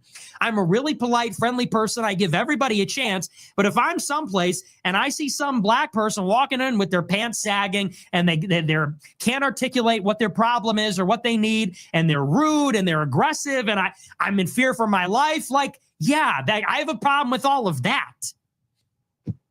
And people go, and these black people go, well, you're racist, you're racist. It's like, no, I just hate inconsiderate behavior. If black people were super well behaved, we would be racist in the other direction. We'd say, black people, oh, yes, dude, yes. My day is about to turn around for the better. What can I help you with, sir? Please, come right on in. Man. Why is he doing This shit was funny, man. It's crazy. This guy. Oh my God, bro. I will say that the young men of the Cartier family, they are really handsome young men. But God damn. Hey, they crazy for real, bro. Why you enjoy that so much? Hey, He bro. did. Nah, I ain't gonna lie, he niggas had some crazy, points. bro. I won't lie, he made a lot of valid points. Niggas crazy, bro. Oh my gosh. Ooh, I gotta see the comments after this, bro. I think he made a lot of valid points. Wow, bro. Like, I have a problem with all of that. And people go, and these black people go, well, you're racist, you're racist. It's like, no, I just hate inconsiderate behavior. If black people were super well behaved, we would be racist in the other direction. We'd say, black people, oh, yes, dude, yes. My day is about to turn around for the better. What can I help you with, sir? Please, come right on in. Oh, man, what a relief to see you here. You're a sight for sore eyes. If black people were known for being the best, then we would be racist in the other direction. Oh, finally.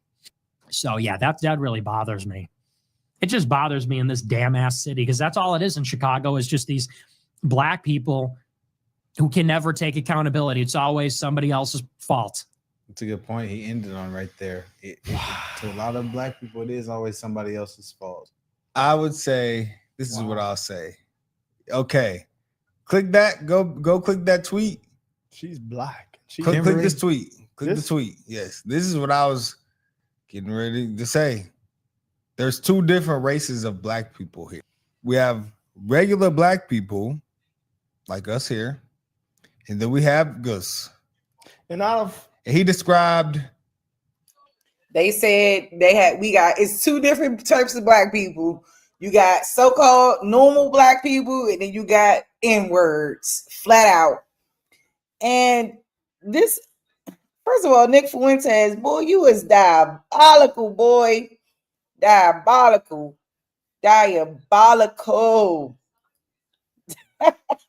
He said that you in traffic, you see a Nissan Altima driving on the side. He lied about that. But it's like, I think a lot of people, they only encounter like one dynamic of who we are, and that's the dynamic that kind of sticks with all of us. I think that anybody from any group can can mirror any of those behaviors that he described. I've met really rude white people. I've had really rude white people in customer service. I've had really rude white people in traffic, on the road, all kinds of things. You know, I always find it interesting when people try to direct certain behaviors to just our people. But that was really diabolical right there. For real. That was diabolical. What in the hell, Nick Fuentes? Start what you doing, Big Slime. Because that is not going to cut it. That is not going to cut it. Y'all, I want to play a funny video. Speak of that. It's in me in light of that, because that's just crazy. I mean, because we're going to get back to these white folks building a damn reservation on our land.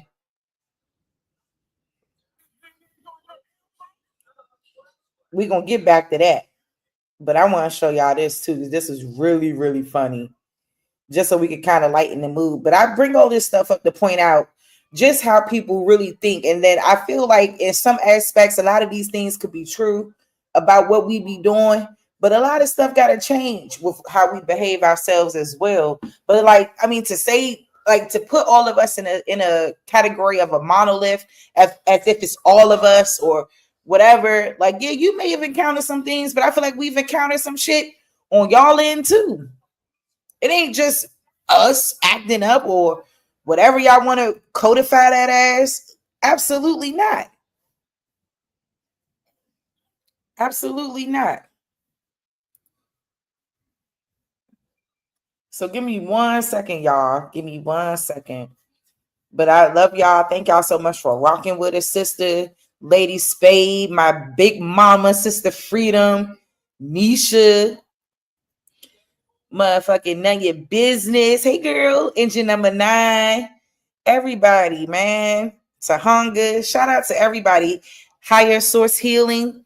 Yes, that was a great show last night with OTK, Rod, the Sisters of Unscrambled Minds, man. You know what I'm saying? That thing, woo, that thing was feeding my soul, man. I'm telling you right now. Yeah, I'm going to work on getting big bro Rod Hayes to come back through, just him talking his talk, because the last time he popped up on the panel, you know, others ain't know how to act. So it's all good though. Yeah, I just kind of wanted to show y'all that, because it's like, you know, you kind of get an idea, and it's not like we ain't already know what these people think. It ain't like we ain't already know. We knew.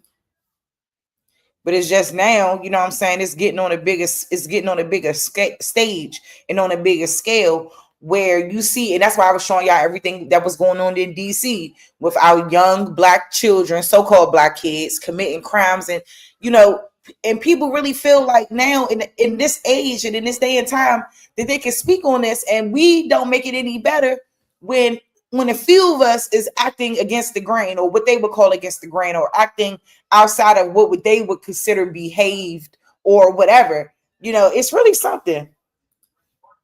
Y'all get into this. Just because you got mayonnaise on your elbow, you understand? I'm trying to fees. On top of fees. Because you got mayonnaise on your elbow. Get in your car. Get off of me, mayonnaise. Move. Get back. You heard of mayonnaise. Get back, mayonnaise. Because you got mayonnaise on your elbow. Oh, you being racist? I ain't telling you to marry mayonnaise. You being racist? Get in your car. Move. Yeah, you better back up. You better back up. What you gonna do? What you gonna do? What you gonna do? What you gonna do? I'm the president, homie. I don't care. I'm the president. Me. Uh-huh. You better get in your car. Yeah. Check back. Fees on top of fees. Mayonnaise. All on the elbow. All on the elbow. Don't blame it on me. Get on in there, Larry. Come on, baby. Davin. Come on. Mr. President of what? Nothing. Elbow on his hair. Oh, you don't have one on your elbow? It ain't my fault. Listen. Look, you married it. You married on the elbow. Sell your ass out. Mayonnaise on the elbow. Okay, what does that even mean? Mayonnaise on the elbow. She know what it means. Here we go again. She know what it means. Address me. I'm the president. Of what? Of the homeowners association. Oh, because of your house. You don't own. I own this house, sir. Look. Get in your car. Take off. Who you telling something to? You got mayonnaise on your elbow, boy. We want to do this again. You a sellout. Come on, man. Come on. You married mayonnaise. And what about you? You're a disgrace. I'm the president. I'm the president. And you're a disgrace. Mayonnaise on the elbow. Mayonnaise on the elbow. Mayonnaise on the elbow. Just because you got mayonnaise on your elbow. Just because you got mayonnaise on your elbow. Do you understand? I'm trying to fees. On top of fees. Because you got mayonnaise on your elbow. Get in your car. Get off of me, mayonnaise. Move. Get back. You heard of mayonnaise. Get back, mayonnaise. Because you got mayonnaise on your elbow. Oh, you being racist? I ain't telling you to marry mayonnaise. You being racist? Get in your car. Move. Yeah, you better back up. You better back up. What you gonna do? What you gonna Yeah, do? I'm sorry. What you gonna do? What you gonna do? I'm the president, homie. I don't care I'm what the you want. Get president. off me. Uh-huh. You better get in your car. Yeah, Take it back. fees on top of fees. Mayonnaise. Get out All the on the elbow. All on the elbow. Get out the Don't blame it on me. Please. Okay. Get on in there, Larry. Come on. Come on, baby. Davin, Come on. Mr. President of what? Come on. Nothing? Elbow on the hair. Oh, you don't have one on your elbow? It ain't my fault. Listen. Look, You married it. get on your Mercedes. You mayonnaise on the elbow. Sell your ass out. Mayonnaise on the elbow. Okay, what does that even mean? Mayonnaise on the elbow. She know what it means. Here we go again. She know what it means. Address me. I'm the president Of what? of the homeowners association Oh, because of your house. you don't own. I own this house, sir. Look, get in I your don't want car. you seeing none of this. Take off. Who you telling something You ain't in to? trouble. You got mayonnaise on your elbow, boy. We want to do this again. You a sellout. Come on, man. Come on. You married mayonnaise. And what about you? And you're a disgrace. I'm the president. I'm the president. And you're a disgrace to me. Mayonnaise Come on. Yeah. Oh my God. on the elbow. Mayonnaise on the elbow. Mayonnaise on the elbow.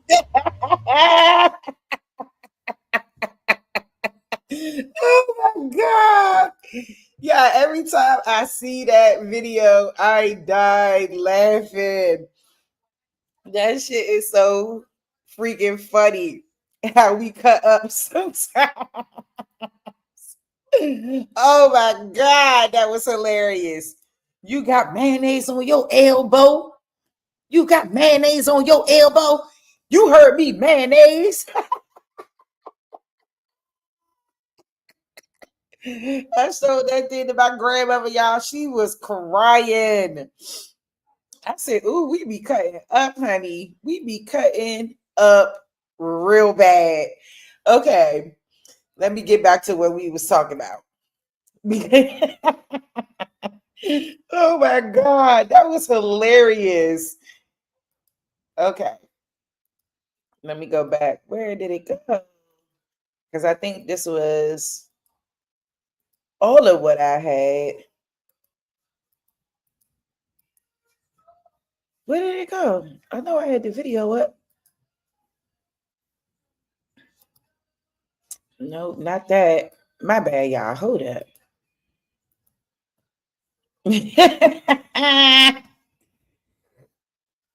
Don't be playing with Unc. He wasn't playing with y'all. Mayonnaise on your elbow. Oh my God. Oh, I'm sorry. I will play it one more time. I'm sorry. I'm gonna leave it alone after this. I swear. Oh my God. Just because you got mayonnaise on your elbow? Just because you got mayonnaise on your elbow? Do you understand? I'll charge you fees on top of fees. Because you got mayonnaise on your elbow. Get in your car. Get off of me, mayonnaise. Move. Get back. You heard of mayonnaise. Get back, mayonnaise. Because you got mayonnaise on your elbow. Oh, you being racist? I ain't telling you to marry mayonnaise. You being racist? Get in your car. Move. Yeah, you better back up. You better back up. What you gonna do? What you gonna do? What you gonna do? What you gonna do?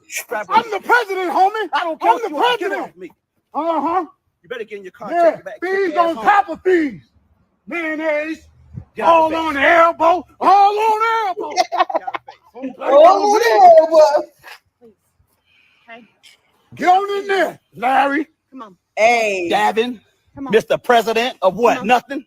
Elbow on the hair. Oh, you don't have one on your elbow? It ain't my fault. Oh my You married goodness. it. Get on your Mercedes. You mayonnaise on the elbow. Sell your ass out. Mayonnaise on the elbow. Okay, what does that even mean? Mayonnaise on the elbow. She know what it means. She know what it means. Address me. I'm the president Of what? of the homeowners association Oh, because of your house. you don't own. I own this house, sir. Look, get I in don't your want you car. seeing none of this. Take off. Who you telling something You ain't in to? trouble. You got mayonnaise on your elbow, boy. We want to do this again. You a sellout. Come on, man. You married mayonnaise. And what about you? I'm the president. I'm the president. And you're disgraced. Mayonnaise on the elbow. Mayonnaise on the elbow. Mayonnaise on the elbow. Go get in this car, pull on, talk about mayonnaise on the elbow.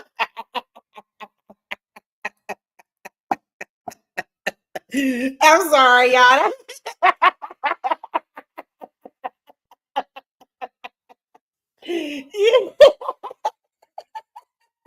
Oh my God. He did say that too. Get off me, mayonnaise. Oh my God. Granddaddy wasn't playing with y'all. I'm sorry, y'all. That was nasty work right there.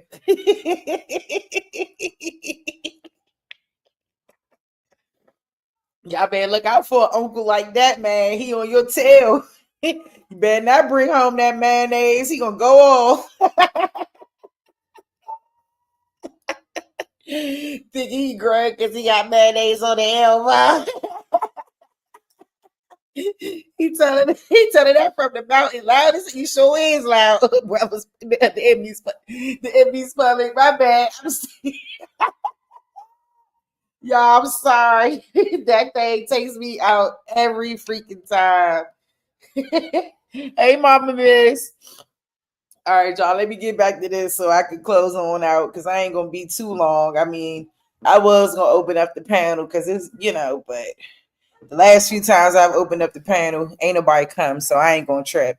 But I do kind of want to get back into this conversation around these people actually building their own land, own community, a whites only community, and entitling it return to the land.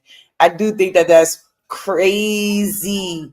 I do agree with everybody in the chat, though. Y'all made some valid points around the fact that this should be something that goes on in their homeland, which is Europe or Estonia, Russia. I don't give a goddamn. Y'all need to be doing that crap over there. So let me take this brief pause and then we're gonna get back to the video, and then I'll open up the floor. If not, hey, it's gonna be a good night.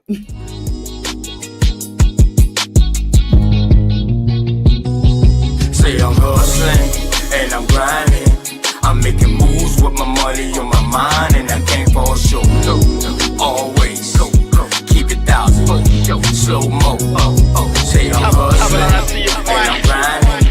I'm making moves with my money on my mind, and I can't fall short. Always keep it 1,000. Slow mo.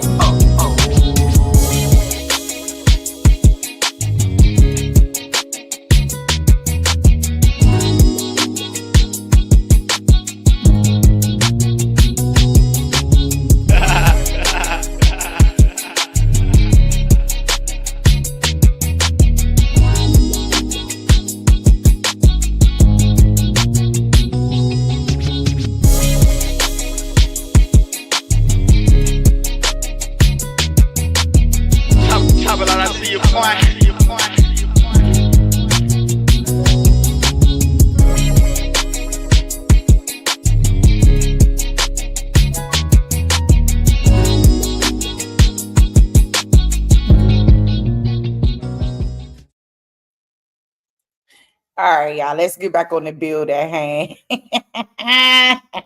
You got mayonnaise on your elbow? Use a salad.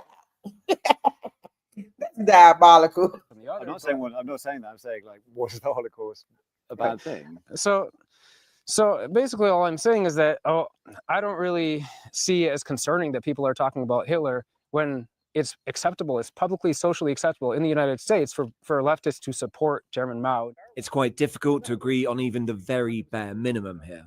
It's just interesting. Sort of when we're coming to talking about the Holocaust, it's always about something else. And I think most people would agree the Holocaust was a bad thing. Right. But you're not willing to agree with that. What, do you want to talk about the whole? I mean, it fine. seems like an interesting subject, but it is an interesting subject. But I also think that was a bad thing. But I think the Holocaust was a bad thing too. Right. Yeah. Well, are you asking well, me a question? yeah, I'm asking. Do you think the Holocaust was bad? Yeah. Yeah, I think the Holocaust was bad. RTTL is based on exclusion, but that also means building community for those allowed inside. This isn't just for our camera's benefit, to present a veneer of clean, healthy living. It's central to the project.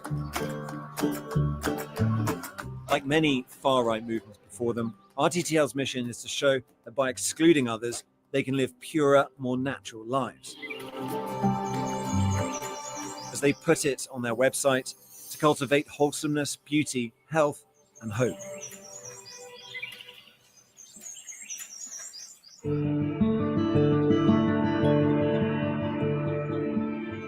Let's talk about hope. As much as RTTL might like, they do not exist in a separate world. Pocahontas is the nearest town to the settlement. And hope means something different for Pat Johnson. I'm Tom. I'm Pat. Oh, you're Pat. Lovely to meet you, Pat. How are you? We met her before we went up into the hills. It was about 25 students that attended school here. And the on whole and off. time, yeah. Mhm. So it's really tiny. And like there you are, Yes. second from bottom. How old are you in that photo? Oh, I don't know. I think probably about 12 or 13. This is the school she attended in the 1950s, a school for black children only, because she was not allowed to be educated with white people. Unlike the members of Return to the Land, she is Arkansas born and bred.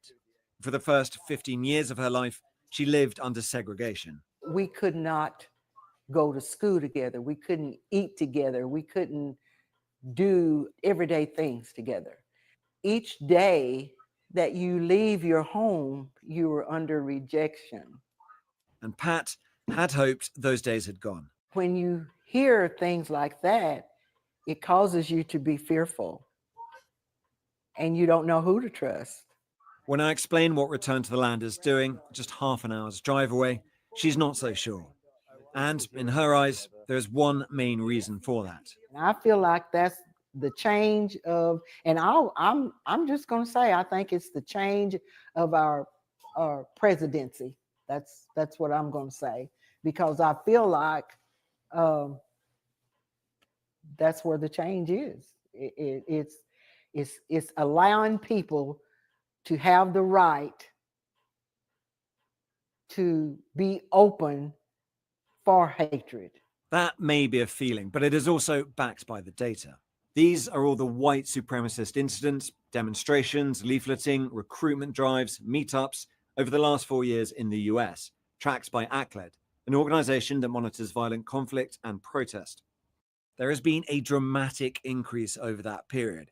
It has become a background thrum of nationalist activity. Patriot Front is the most active white nationalist organization in the US right now, according to ACLED. Its leader is Thomas Rousseau.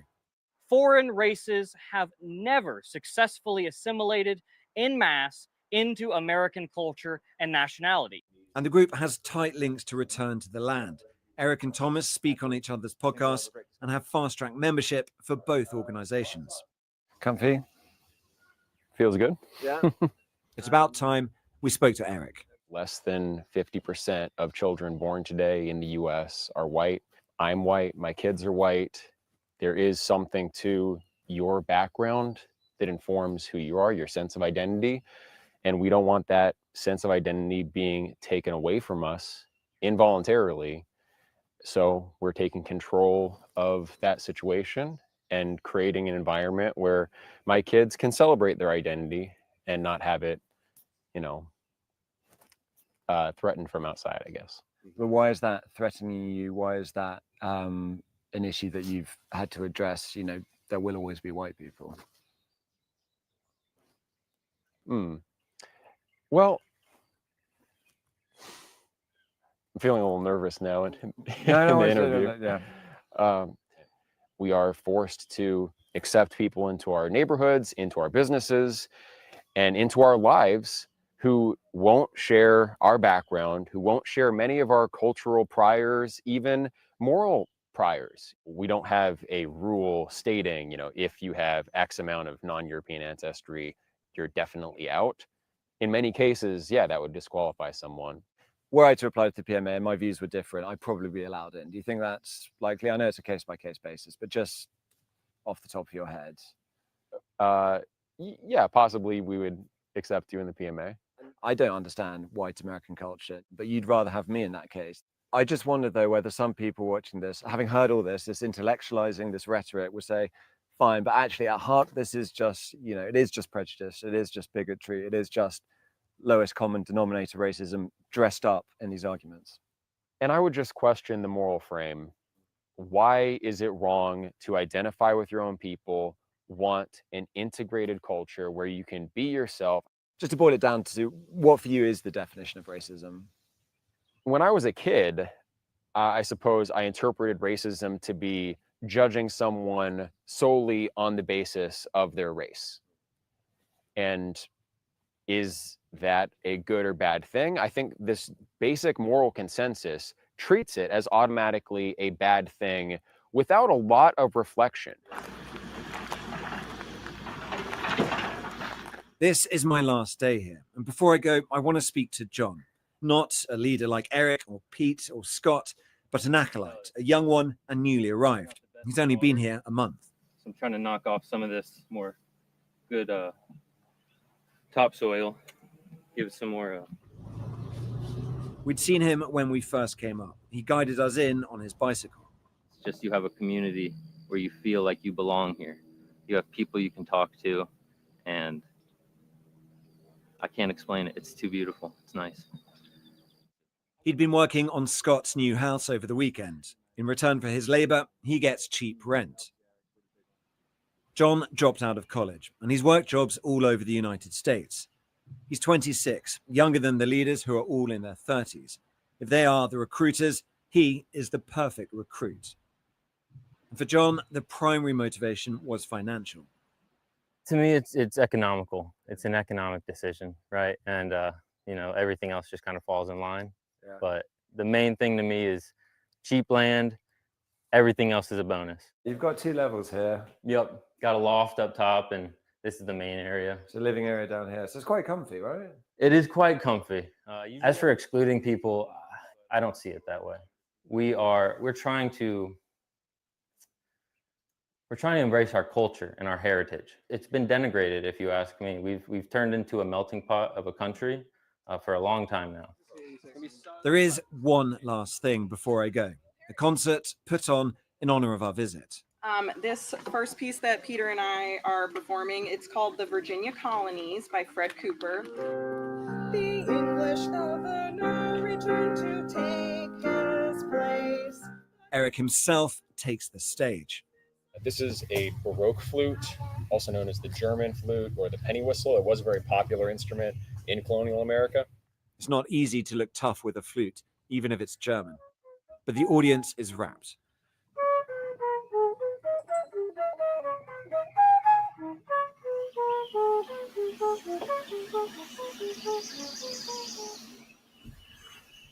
Would America be better as a white nation state?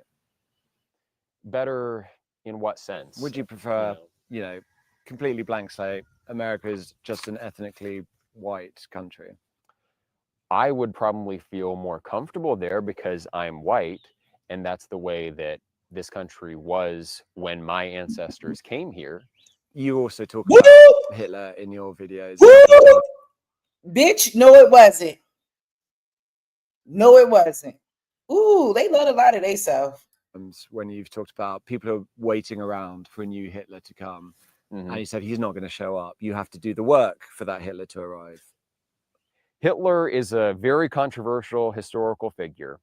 I think the mainstream view is one-sided. It's informed by World War II propaganda, but also the contrary position that Hitler did nothing wrong that many people online say, that's also a one-sided view. I think all historical figures are complex, multidimensional, but when I say you're gonna have to wait for that new Hitler to arise, I'm not saying you're gonna have to wait for a new person to start a new Holocaust. I'm saying you're gonna have to wait for a charismatic leader who's going to advocate for your interests, because that's how a lot of people see Hitler. I'm addressing how they think of Hitler, not my own view. There are other PMAs, other bits of land that are going ahead. Yeah, there are 2 other groups, actually 3, organizing, one in Appalachia, one in the Pacific Northwest, and then another one here in Arkansas. So this is the growing movement. Right now it's growing very quickly. Yeah, we have Yes. applicants every week. I would like to see more communities so that people in all parts of the US have this as an option if they want it. I would also like to see us network and branch out internationally to a greater extent. Is there anything you want to talk about that I haven't asked about? I kind of want to ask you, after seeing this, do you think what we're doing is immoral? Yeah, I do. Yeah. Yeah. And that's not, for me, it is morally objectionable. I think the way we've talked about it is, I don't think it is like a country club. That's the difference. I don't think this is sort of free association. I think you are depriving people of a fundamental right to housing. That's how I see this issue. And I think the reason I'm asking those questions about where it goes from here, I think that is a thought experiment, but I think if you replicated it large, I think I would be unhappy with how that looked if it were in my country and if I were on the receiving end of it. You think intentional communities shouldn't be able to associate how they like? Not on the basis of race. And the Arkansas State Attorney General told us, "This is the first I've heard of these allegations. Racial discrimination has no place in Arkansas or anywhere in a free society. These allegations raise all sorts of legal issues, including constitutional concerns. My office is reviewing the matter."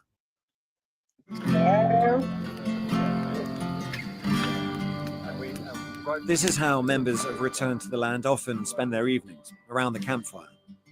It's not especially kumbaya when it's about keeping other races out. You would splice this into the shots we would use. Somebody says something like a little bit like racist, just like spicy. switch to the gasoline blowing up on the fire. The bulldozer isn't just a novel way to build a fire. It's also a reminder that this group's ambitions extend far beyond cozy get-togethers in the hills. I think Scott's bringing more wood over. Yeah, we might want to over a second. The conditions and materials for that to happen, the politics and the technology, have been on hand for some time now. And once set alight, who knows how fiercely it will burn and who the flames will touch. So what y'all think about that? That's crazy, isn't it?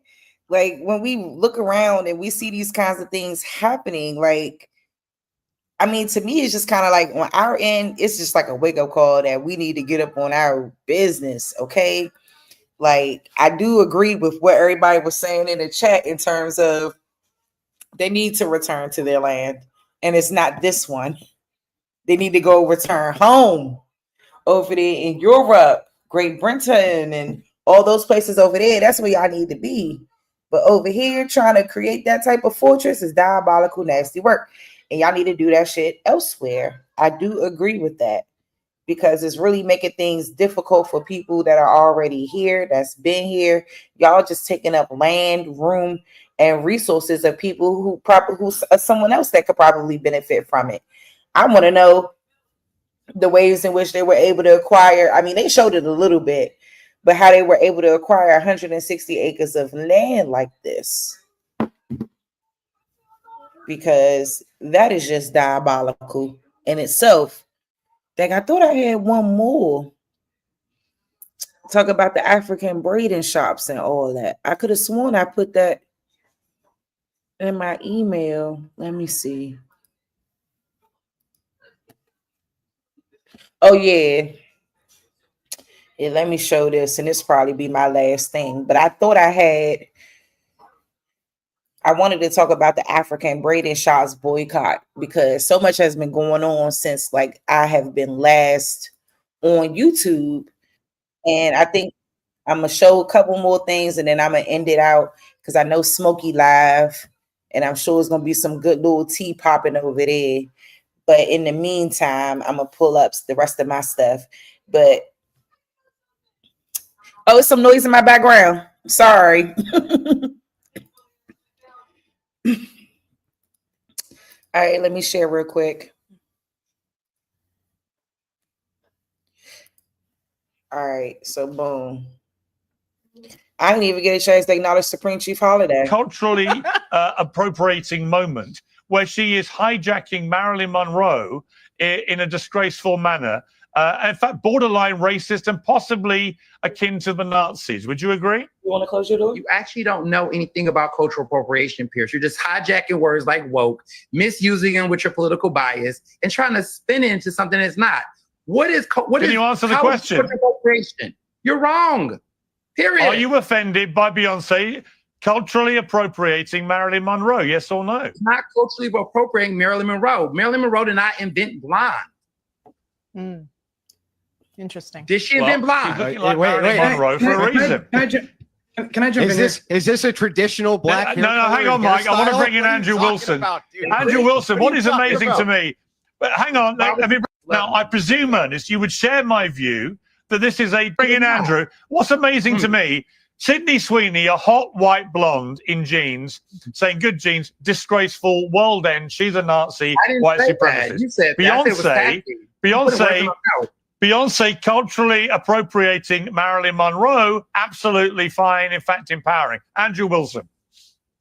Yeah, this entire scandal is completely pushed by the left. First of what all, you guys should have done is just shut up. Should have just shut up. You shouldn't have said anything about it. This whole play on jeans, it was just a clever piece of wordplay. That's it. Worked out real well. And what you did by all your Twitter accounts going crazy with this is you sold all of these jeans out for this company, right? Made this chick tons of money, gave the right huge amounts of ammunition to use on you, where we just point and laugh because it's the dumbest controversy I've ever seen. And it's all pushed by woke lunatics, all of it.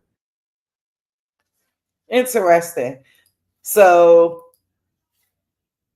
that's what he said. Very disappointed to see Beyonce culturally appropriate Marilyn Monroe in her new Levi's ad. First of all, Beyonce looks stunning here.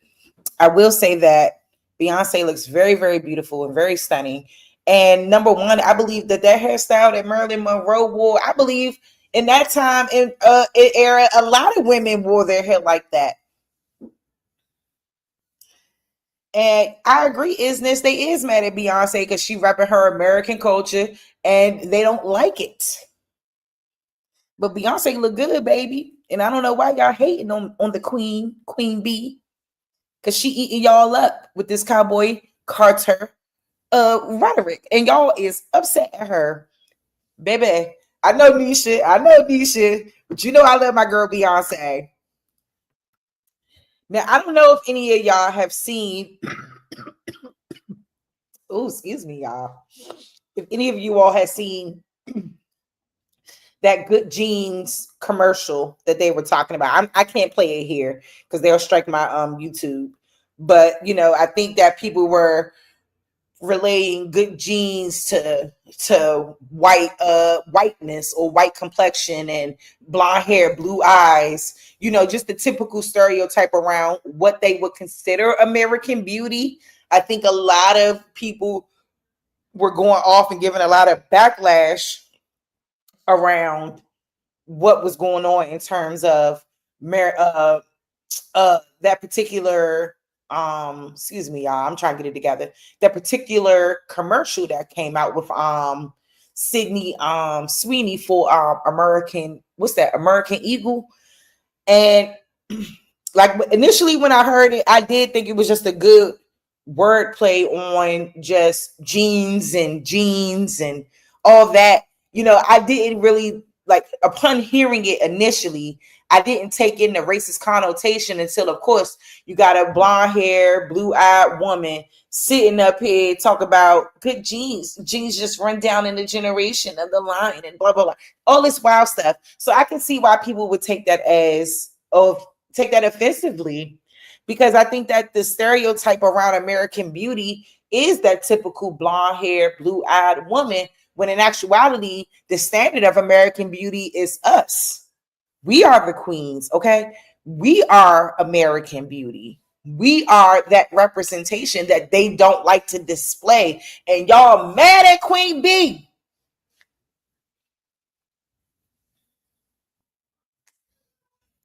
Oh, Marilyn Monroe was passing anyway. Yep, somebody said, yep, that's what Indigent number 9 just said. She was half Mexican. And no, I'm telling you, you all would be, and I know y'all not, but a lot of people would be surprised at the fact that a lot of these white people, these so-called white people, definitely got some other things going on in their pedigree, especially if their ancestors originated here or came here and set up shop here, settled here. But make no mistake about who the queens are. Make no mistake about who that beauty resides within, because trust and believe, even Marilyn Monroe wearing her hair like that, trust me, she saw it on a American Indian queen first, baby. Make no mistake about that. Teased hair and all that, or them teasing their hair, to me, in my opinion, when we're talking about these white tea people and their standard of beauty, that came from us. Their hair can't naturally sit up like that. But ours can. We got that natural fluff. Our hair can do that, baby. Y'all hair cannot. We eats it up every day of the week, month, year, everything. We eats it up with hair, fashion, whatever you want to call it. We eats it up. And they're just mad. You're right. They are mad. And I felt like that's why I was mad at Beyonce when she was doing that whole, what was that shit, y'all? The African shit she was doing. She made me mad with that. That is the only era of Beyonce's that I do not like. She irked me so bad because it's like, girl, that's not your culture, sister. Why would you do that? And then the moment that you want to rep your American culture, your American roots, they got a problem with it. How dare they? You got a lot of nerve to be mad at Queen Bee for doing what she do. A lot of nerve for her repping her hometown, her home name, her homeland, her country roots. Even the way they was trying to shade her when she was at the Country Music Awards in 2016 with the Dixie Chicks. The same thing. Like, you can't be upset at her, you know, whether you like her, don't like her, what the fuck ever. She's still American. And I have to give her credit for going back to American roots. I have to. I can't act like I cared for the country album and all that, because I didn't really care for the country album. I be wanting to hear R&B, okay, straight up. I be wanting to hear that first Beyonce album. You know, that's the shit that I like. Okay, I want to hear R&B music. I don't really care, you know. But I'm happy that she did it, because I think it puts people back in the perspective of understanding who are the pioneers of country music. Our people is. Y'all don't own country music over there, Miss CMAs and all these other so-called white people who act like they want to gatekeep country. Baby, that's not your music. That's our people music. And y'all mad that we on code about everything now, and we're not having it anymore. We're on code. We're not playing about the bullshit that y'all been doing and perpetuating all of these motherfucking years. We learned our history. We learned about our pioneers in country music. We understand the role that we play. And y'all just come in and usurp it like you do everything else. And then you want to get mad at the one person and all the other several country artists that are so-called black and are coming to take the fucking Jean Ray back. Y'all mad. We can take the Jean Ray back. It's ours. How dare you be upset that we want to enter that Jean Ray? Y'all have lost your mind. Fucking, ooh. Okay, y'all. So this is the last little part of my segment, because I was trying to keep it to 2 hours. But, you know, I start ranting, you know, when it comes to Queen Bee, and they be trying it with Queen Bee, okay? I do not like that. Like, don't try Queen Bee, okay? And don't be trying us as a people, because y'all be missing it when we started rock and roll. We started country music, gospel music, blues, everything that you could think of. We are at the center of it. Hell, the jeans that you wear, baby, who that come from? Y'all be missing it. Hey, Smokey. Shit, I'm about to log off in a minute, but I got one more. Now, shout out to all the Black people or so-called Black Americans that's on code with this Black American boycott with the Africans in America. Like, seriously, shout out to them. And I kept saying this in other chats too. Like, our queens literally can braid hair way better than these Africans. Way better. And what was interesting was I ended up seeing a clip, and I should have sent it to my email, but I didn't even think about it. It's a shop called Nadine's in the DMV area out there, like Bowie, Maryland or something, where the shop has like 200 people, 200 workers. They could service like 100 and something people at one time. They usually have like maybe 2 people on a head. And they ended up having some children that was coming in, and they were mentoring these children, kind of showing them like, techniques with braiding and how to have speed with braiding and parting and all this stuff. And I'll be looking at some of them hairstylists.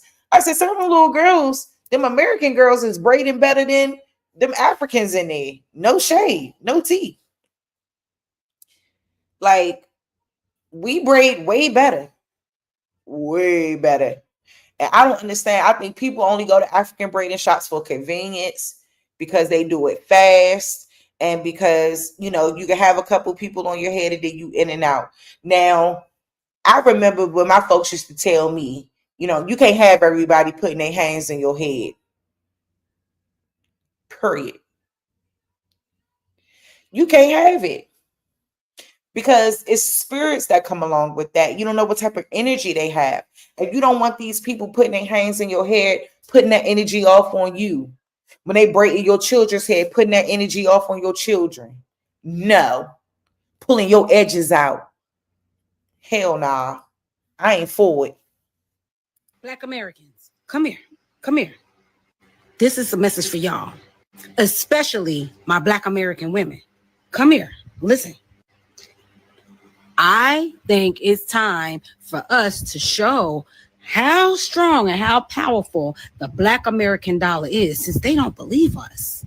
I think it's time to boycott the braiding shops. That's what I think it's time to do. It's time to boycott the braiding shops. Stop going. We know how to braid. Let's braid our own hair, support our own small businesses. Stop going to the braid shops. Teach them how to have some fucking respect, because they have none. Black American power, Black American dollar. They need us. We don't need them. Remember that. Do I wish there could be unity in a community? Absolutely. But that ain't gonna happen until they give us our fucking respect. And they've never done it. So fuck all that. Boycott time. No more African braid shops. It's time to boycott the African braid shops. Stop going. Let's show them how powerful our Black American dollar is, since they think we can't control this fucking narrative. Since they think we got everything, let's show them how much we really fucking got. Black American power. Again, I'm going to keep saying it. Like, follow, share, comment below. Hi guys, welcome back to my channel. So guys, there's something popping up and going on the internet, especially a lot of people do not like a protest for August 1st. Complete blackout on African braiding shops, restaurants, and stores, right? I'm absolutely here for this. I'm showing my support because I do this in my everyday life. I do not shop with the Africans. Ain't no African ever braided my hair, put their hands in my head, or none of that, right? I don't do the restaurants. I stopped like years ago. I do not shop with their stores. If I walk into a store and I accidentally realize, not for me, right? So she's encouraging that we do an August 1st protest all through the month of August. I think it should continue throughout for the rest of the year, right? Let them really feel the heat, okay? Because they are confused about who they are, who we are, and what this is all about, right? They're so busy licking boots, they don't seem to want to give us our respect. They need a wake-up call, right? Because clearly they don't understand that the large majority of why you are even in the space that you're in is because of us, and that our dollars are the ones that pay your bills. Because we black them out. I want to see how many white people finna support y'all, right? I want to see how many of y'all businesses is really going to be able to stay afloat month after month of Black people not supporting you? Right? Like, let's really be about it. So in support of Shaya's shelf, I am even pushing past August, but it starts August 1st. Okay? Complete, total blackout on Africans. Period. Okay. I don't know if it's just me, but I honestly feel like I have anxiety and like legitimate trauma associated with these establishments. Like, it's that bad. You're there all day. They tell you one price when you get there and then tell you something different when they have you sitting down. They're disrespectful. They're rude as fuck. It's to the point where it's like dehumanizing at this point, honestly. Like, it's just not healthy. Like, I just don't think it's good for Black women's mental health to continue to patronize places that dehumanize Black women. And this is something that I've noticed. It's like the ruder you are with some of the people that work at the salon, the nicer they are to you. Like, it's weird as fuck. It's like they strive in this like weird combative space, and it's just not healthy. It's not cute. It's not professional. It's just, it's honestly disgusting. I wouldn't even describe it as ghetto. Like, me calling it ghetto is actually an insult to ghetto people, because I know ghetto people who still conduct themselves with a certain level of professionalism. So it's beneath the ghetto. That's how bad it is. But yeah, y'all got it. I'm done supporting these businesses. I just don't think it's worth the time. I don't think it's worth the stress. If you know any African braiding salons in the Philly area, or in any area for that matter, that showcase just a certain level of professionalism, please comment below. I would love to support them. You know, we love to circulate the Black dollar. But what I'm not about to do is support businesses that foster an unsafe environment for Black women and for our mental health. Okay. Yeah, I will not be supporting these businesses that disrespect Black women. I don't give a fuck if you're Asian owned, Black owned, African owned. I don't give a fuck. If you disrespect the Black women, you will not be getting my money. If you're not Black, just keep scrolling. This video is for my African Americans and African brothers and sisters. Specifically for us, I am so confused. Why am I seeing that on August 1st, African Americans, or a specific African American, has forged a protest against African businesses, from African restaurants, African braiding salons, anything that is African owned. They have started a campaign that on August 1st, we as Black Americans will be boycotting these businesses. What the fuck is wrong with us? What is wrong with us just as a people?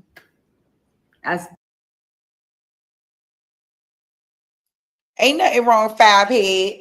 What's wrong is that we're tired of that disrespect from these Africans. That's what we're tired of. And we're no longer going to tolerate it. We're not going to spend our coins in African braiding shops and then be getting disrespected in Swahili language. No, baby. Ooh, her forehead is, that joint long. I'm not going to even lie. She's a pretty girl, but that joint is long. Girl, you need to wear a bang forever and a day. Seriously, sister. You pretty though, but god damn. I was just looking at that head. I don't know, man. She might be I about to say she might got that African, she might got that extra bone in her head. Woo! Jesus. Talk about what's wrong with us. See, I gotta cook you now because you over there asking what's wrong with us. We should have been on code. And we haven't been on code, and that's the problem. And that's exactly why we've been going off now, and we're not rocking like that no more. Like, yeah, like Black women ain't gonna keep on going, so-called Black Americans, they're not gonna keep going to the braiding shops, getting their damn edges pulled out and getting disrespected in the same damn breath. No, ma'am. And I don't even think that they cornrow all that well. They don't cornrow that well. They don't braid that well. And that's my opinion. And I feel like even with my experiences with they ass a long time ago, I stopped going to them because they don't follow directions.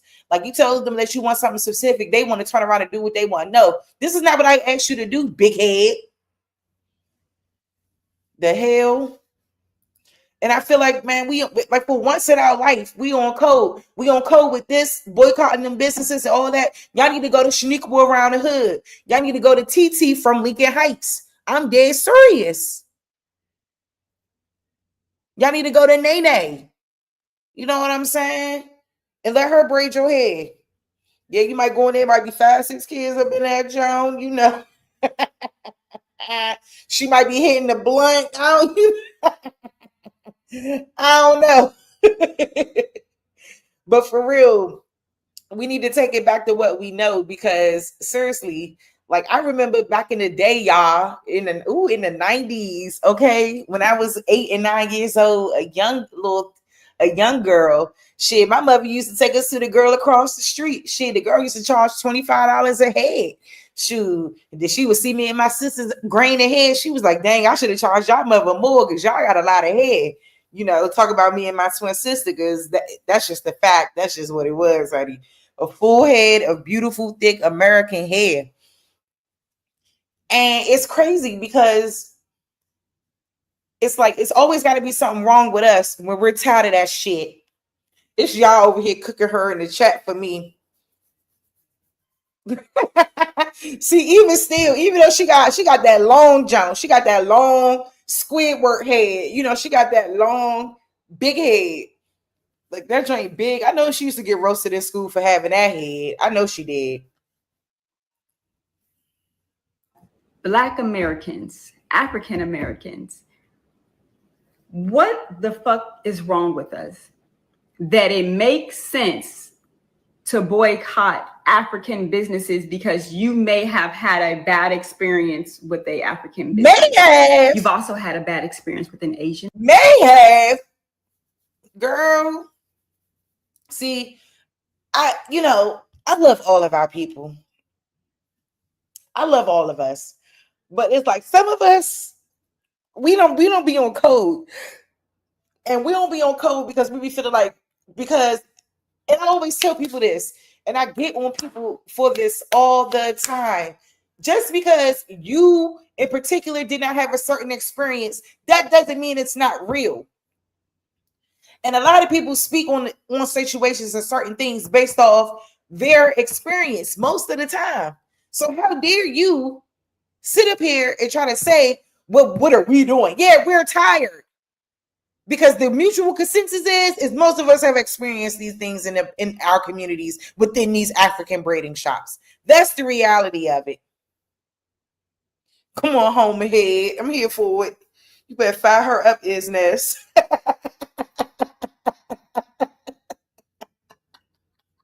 Home ahead is insane. Seriously. And I get so irritated with people that act like think these things aren't real or these things aren't true, that we're just trying to find something to fuss and holler and scream about. No, ma'am. We on code and we're over it. We're over it. And we're not going to tolerate it.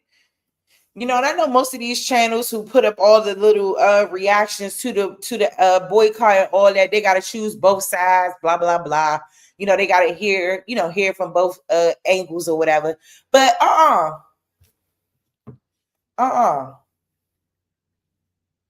So listen, y'all.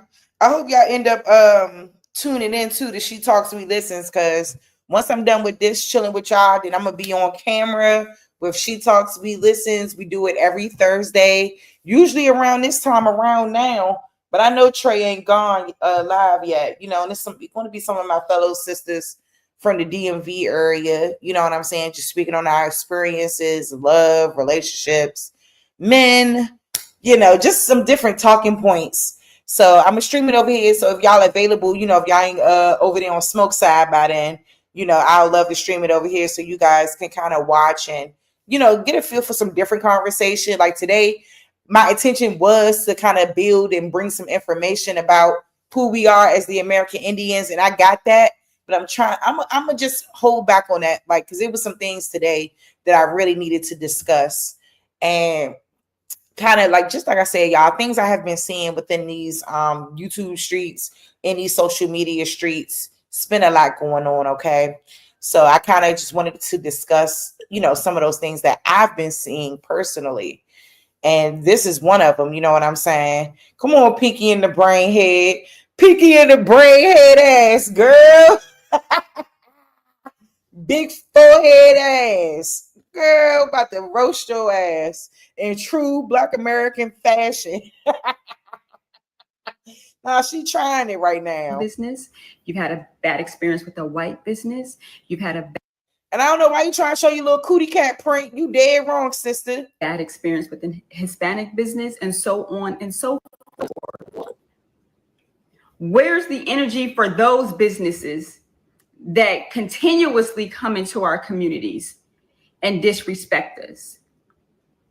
But you want to start a war, a beef, continue a beef with. She must be somebody who believes she came off the slave boat. She gotta be. She gotta be. She gotta be. Because it need to be, and I'm not going to even say that I'm in total disagreement, because it need to be up for the Asian nail shops. It need to be up for these Latino restaurants, whatever. It need to be up for everybody, everywhere. It need to be up and stuck. It do. But we starting here. You got to start from somewhere. And we tired of the bullshit within the African braiding shops. The fuck period. Africans? Make it make sense. We are all one. Sure, we can distinguish ourselves as African American or African, but they look at us all the same. No, they don't. They don't look at African and say, "Oh, you're African." Here we go. And see, this is the ignorance. Because how the hell you gonna sit over there and think that they don't look at us as different people? They do. And when they come to this country, they're being told specifically to not associate themselves with us. They don't look at us as one. What's wrong with these people? You really think that Africans look at themselves as a so-called African American person that is portrayed in news and media and movies and music? No, ma'am. People better get it together. They better get it together. Because if they don't, we're going to be on the same BS forever and ever. We're going to be on it because people do not get people don't get it. People don't get it at all. You really think for 1 second that they look at themselves as us when they're able to come in our country with $40 and start a whole hair business? Cut the crap. Cut the crap. And people have been complaining about issues they've been having in those African braiding shops for a long time. The disrespect, the smells, all of that. And we over it. We're over it. We're over it. And we're not tolerating it no more.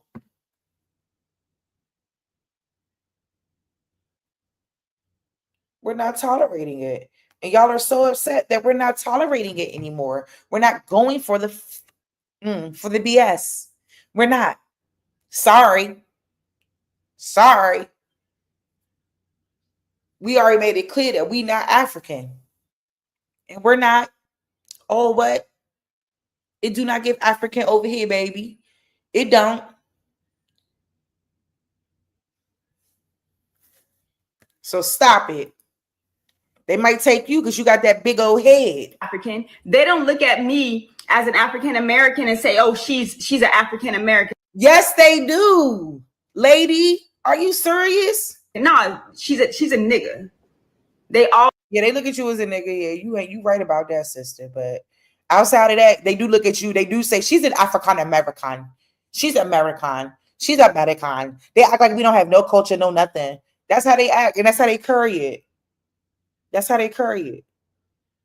For real. And ain't nobody about to play with these folks. Ain't nobody about to play with these folks. Our people have had awful experiences in these establishments. And honestly, yeah, we're not going for it no more. And y'all boo-hoo upset. all the same. So what sense does it make that we are boycotting our own people? They're not our Sometimes people. we can really be our own worst enemy. They don't even need to do anything to divide us.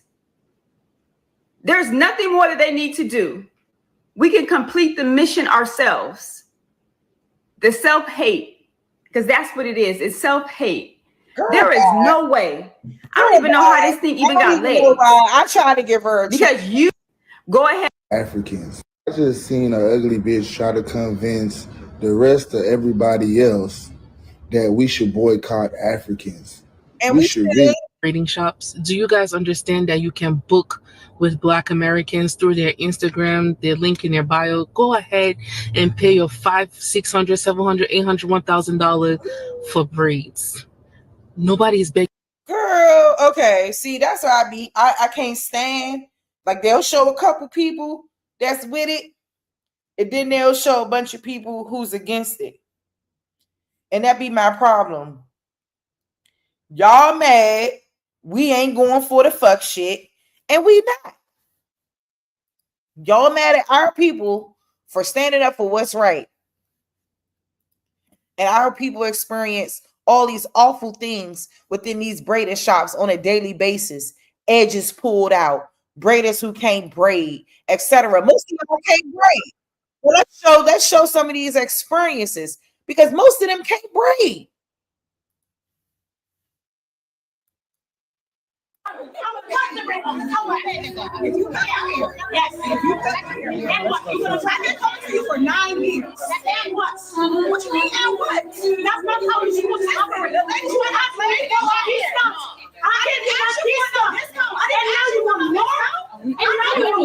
here. Africans and Caribbeans, that's their new anti-Semitic. Beware of these weak ass braiders. I got kicked out from an African braiding shop. I've been here for what? It's 12, 13 hours. So now I'm swinging because I'm like up against like 5 Africans. When I say their attitudes were absolutely terrible. Stop going to Nadine's. There's nonsense going on.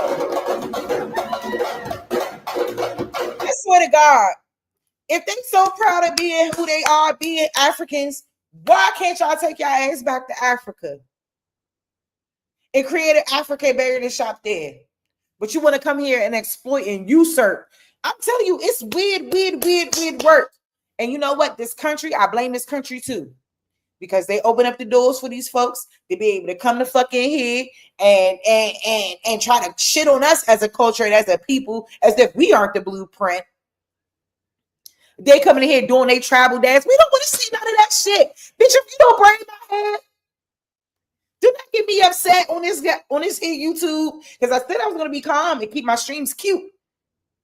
But that just irked me. What did you here dancing for? This is not professional. Is this professional?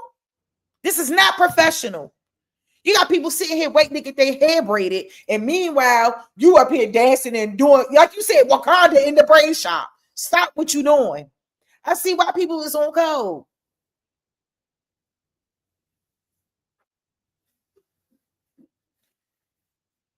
Shasam. Shh. I know you just walked back in, but shh. I ain't got no hostility toward them. We on their ass. Because we know what the bias gives. That's why. Yeah, I mean, like as far as all that, cursing and all that, I said I wasn't going to cuss as much. I said I was going to keep that down, But yeah, these folks have really been disrespectful. Shashan, are you aware that when they come to our country, they're being told to disassociate themselves from us? They're being treated differently from us. These are not our people.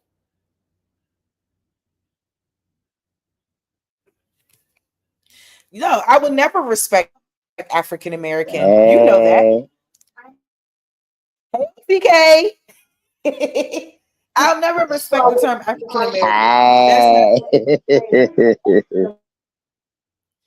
That's not the description. That's not who we are. We're not African Americans. And even if you want to put it in the context of the slave trade, like I said, show me your ancestors that came off the boat. I'll wait. If we want to get into that discussion. But as far as these Africans that come from, I know you didn't. It's no hostility, but when I see them dancing and drumming and all this, when they supposed to be braiding hair, No, ma'am, this is not professional. And then it's like a lot of us who have the mindset around we are all one. We are not all one. That's just the reality. So maybe it is a little hostility there. I don't care. I'm just proud that Black Americans, or so-called Black Americans rather, is on code. And they're not going to tolerate disrespect from these people no more.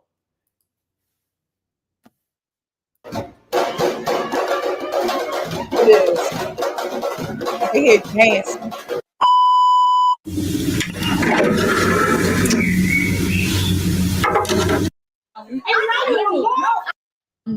You know, on the salon. So please, when you hear a lot of the I'm crying because I'm upset. Like everybody, she just hit me. Listen, and now you want to everybody. You just the only one. Since you sit here, you just asking to talk like you know what? Let's go talk like adults. I'm sure I don't have time to talk. Okay, well, I don't know what to say to you. I'm trying to handle it. What? I said I don't have no problem with tipping her. I said, girl, I'm not asking. I'm not a girl. I'm not a girl. You took her hair. But now you asking more and more and more. And I already gave you a discount because you want me to ask me that I brought my own hair. That's not for me to sit here for 10 hours. I don't have no problem in the situation. When I say God has been truly testing my patience and my faith, today was like one of the worst hair experiences I ever had. I'm crying because I'm upset. I'm upset and I'm angry because I kept my composure the entire time. I didn't go off. I didn't cuss, but I wanted to so bad. But I'm like, I've been going to church trying to get my life together and just elevate my life. So I was at, and let me be clear too, sister, because God ain't testing your patience. It ain't God doing none of this. It's these ratchet Africans thinking that they can try you on your homeland. That's what's going on. So it ain't God testing you, boo. And I always tell people, God ain't got nothing to do with none of this that's going on. These people is acting on their human nature ways. Their biased thinking, the way that they already think about us. That's how they're acting. That's how they're acting. Now, I will let her go on and, talk about her experience, but I kind of want to move along because I'm at the end.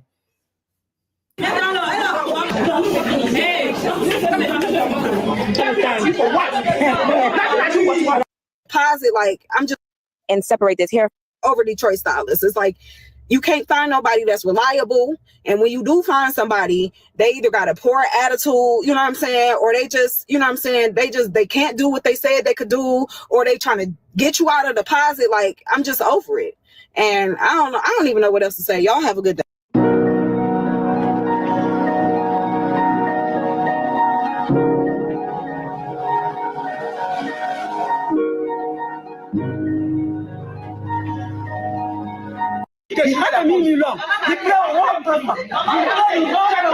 Before we get to the drama, let's start from the top. I arrived at Coco V Braiding at 6:45 a.m. Immediately upon arrival, I was greeted at the door. I told the lady exactly what I wanted. She gave me a price, $200 for mid-back braids. She then told me it would be $240 for 2 packs of braiding hair. When I get in the chair, somehow it changed to $280 because it was $40 per pack of human hair. Then they really threw me because she said, "Sister, help me make it quicker and separate this hair for me." I said, "What the fuck do you mean I have to separate my own hair?" Girl, I came here to relax my nerves. I'm not trying to do work at 7 o'clock in the morning. But here I was, separating the hair. Amidst that, Helen was slaying my hair as the vendors walked through. And then, all of a sudden, this happened. I don't care about your name. I'm not running away. I said one star. One star. That's outside here. You play with that. Hey. I gotta get to him. I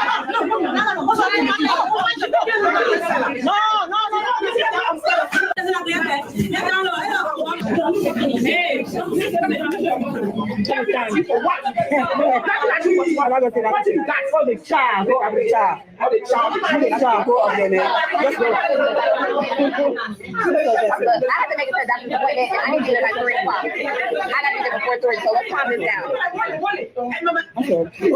Look at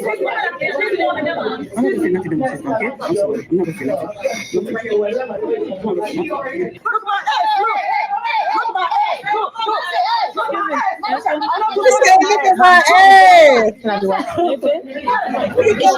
She told him, look at my ass.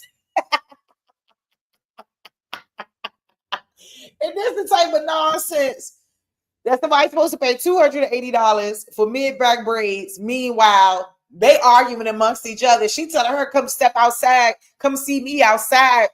Child, bye-bye. Okay. The boycott is correct. The boycott is right. And I stand with them. Okay. I stand with them. Stop what you doing. Ain't nobody about to have that. I have an appointment I need to go to. She's like, and how many rows? One. How long is it gonna take? I have 3. No, we're not gonna be rough with my hair though, because you're mad.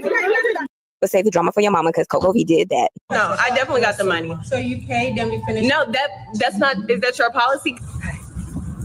Here goes. Come with me to get my hair braided at this new braiding shop because they played with me last time. We're going to a new place today. Let's check it out. It's going to be very difficult for me to put everything that happened into one video. So if y'all want a part 2, then just let me know. But I went to Massa's Hair Braiding in Dallas, Texas, because did my own little research, and my mom had actually been coming here for 5 years. But of course, she didn't know that. So I decided to give them a try. There was cameras everywhere. And so I was already kind of concerned because of the environment was just not the safest. But this was my first time getting boho knotless braids, and they did pretty good work from what I saw on, the internet. So anyways, when I got there, I had told her that I wanted waist length. I guess that's what she said. I told her, but the whole time we were texting, I told her that I wanted this size. I never told her the length, but I also let her know that I wanted to pay $300. So when it was time for me to pay, she said, "What is this, a deposit?" And I'm like, huh? I immediately was taken aback, and I told her, like, hold on, you're not going to talk to me that way. Like, I told her, like, you need to pipe down is what I told her, because you're not going to talk to me this way. So right here is me just kind of recording my process. I really did not know that it was going to go south, but she was so hostile. Her client became hostile. It was so terrible. My mom and my sister had to come because I felt so threatened by this lady, and she kept her door locked. My husband wasn't with me. He was home with our children. So this was just a very scary process. And I think I'm not on here to bash her company. I mean, I really did not like to name drop, but the way that they made me feel was absolutely terrible. I think they did a great job with the hair, but the service was terrible. And I don't think anyone should ever feel that way. I did ask if she could fix my edges, but then she said she had my full name. So I said, let me stop.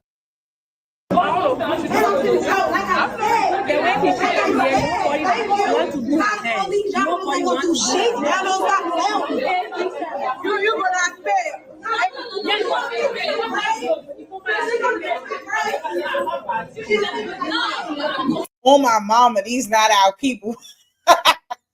Oh, my soul. On my soul, these is not our people, and these not our people, and that's what I'm gonna say about it. That's what I'm gonna say about it. Hold up, it was one more thing that I wanted to show too. Hold up, y'all, because I'm gonna go back to this, because these not our people, okay, at all. At all. Hey, OTK. What's up, man? How are you? Good job last night, too. Dropping them motherfucking sources on their ass.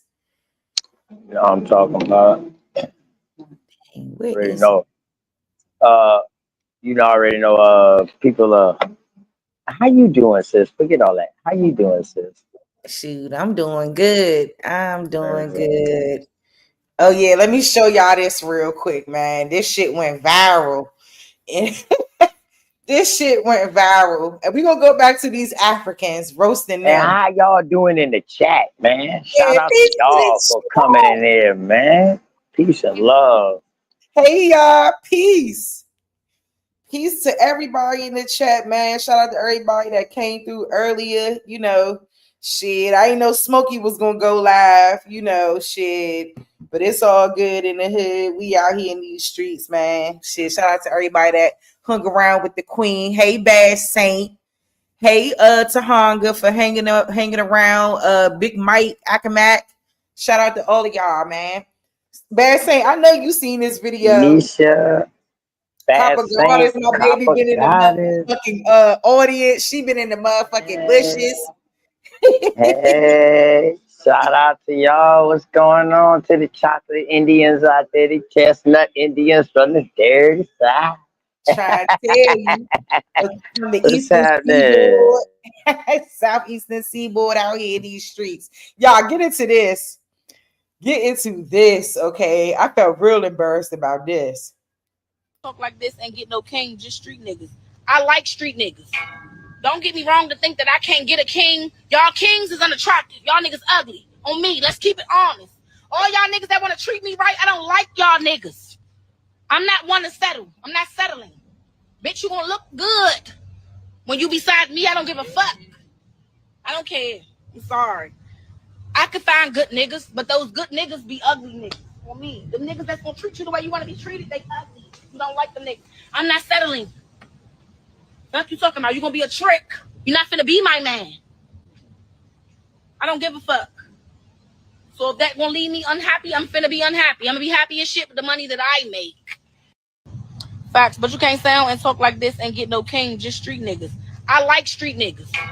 Don't get me wrong to think that I can't get a king. Y'all kings is unattractive. Y'all niggas ugly. On me, let's keep it honest. All y'all niggas that want to treat me right, I don't like. About, let's keep it honest. This is the embarrassing shit that I be talking about, Bad Saint. This is the embarrassing shit right here. Yeah, she from Southeast. I don't know where she was when she did this video. I don't know her, you know what I'm saying? I don't know her, but it's that type of shit that really irks my whole soul. And that's what I meant to show too, because I knew it was in there somewhere. I had to go and pull it out and look for it. But it's like, that's the type of embarrassing shit that we have to deal with being from DC. Talk about, let's keep it honest. Y'all niggas is ugly. Girl, you are dead wrong. And then maybe like a week or two later, bullets come crashing through her house and her kid's bedroom, and she all upset about that. You gotta let her know. You just said you like street niggas, sweetie. Pick a side.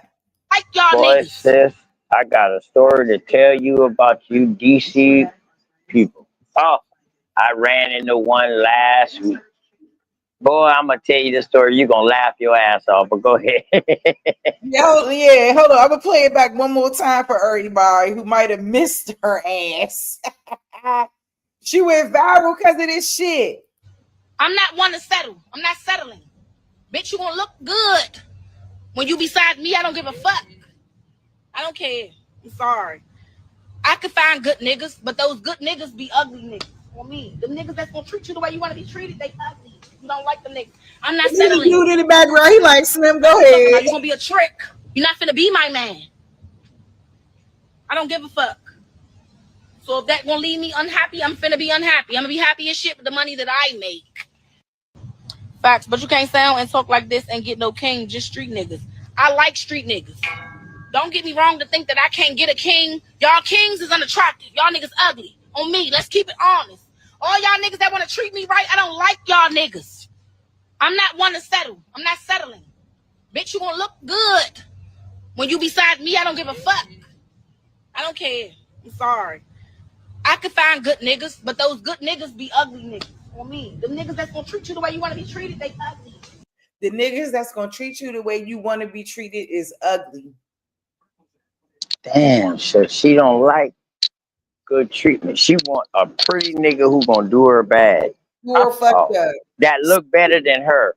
She want a nigga that look better than her. Oh, Prince looking ass nigga, huh? Yep, a pretty boy ass nigga. I don't know what the hell this girl. You don't like them niggas. I'm not settling. What you talking about? You gonna be a trick. You're not finna be my man. I don't give a fuck. She said you gonna be a trick. You ain't fitting to be her man. So if that gonna leave me unhappy, I'm finna be unhappy. I'm gonna be happy as shit with the money that I make. Diabolical. She like, bitch.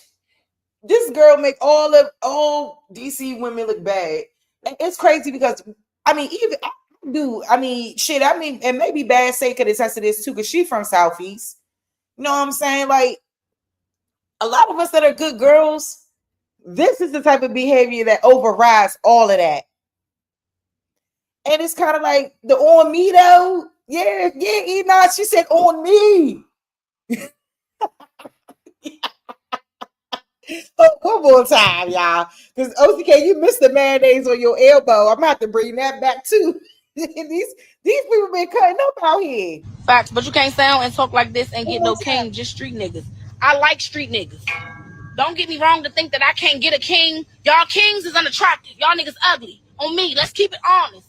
All y'all niggas that want to treat me right, I don't like y'all niggas. I'm not one to settle. I'm not settling.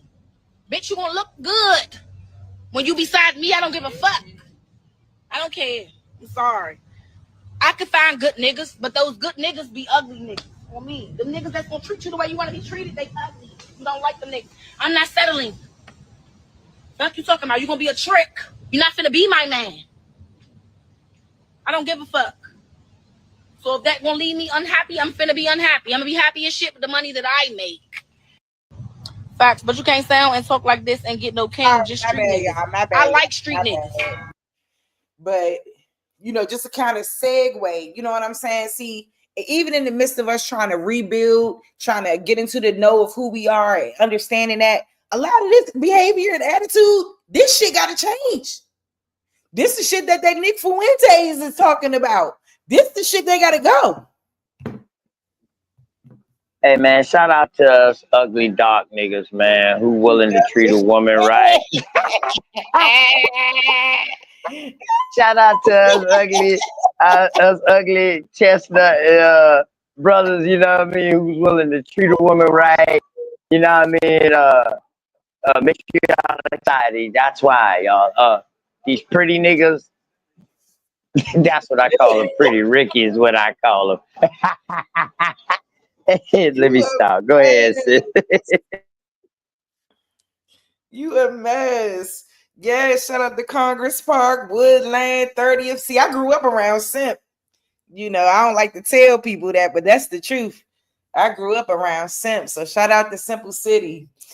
And I will say this, man. Like, this is like the normal attitude, like the normal.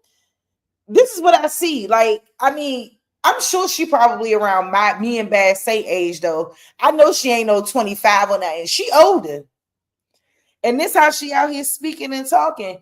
You know, I think it just goes to show, you know what I'm saying? Like a lot of us, you know, our attitudes, and this ain't just going on in DC, this everywhere.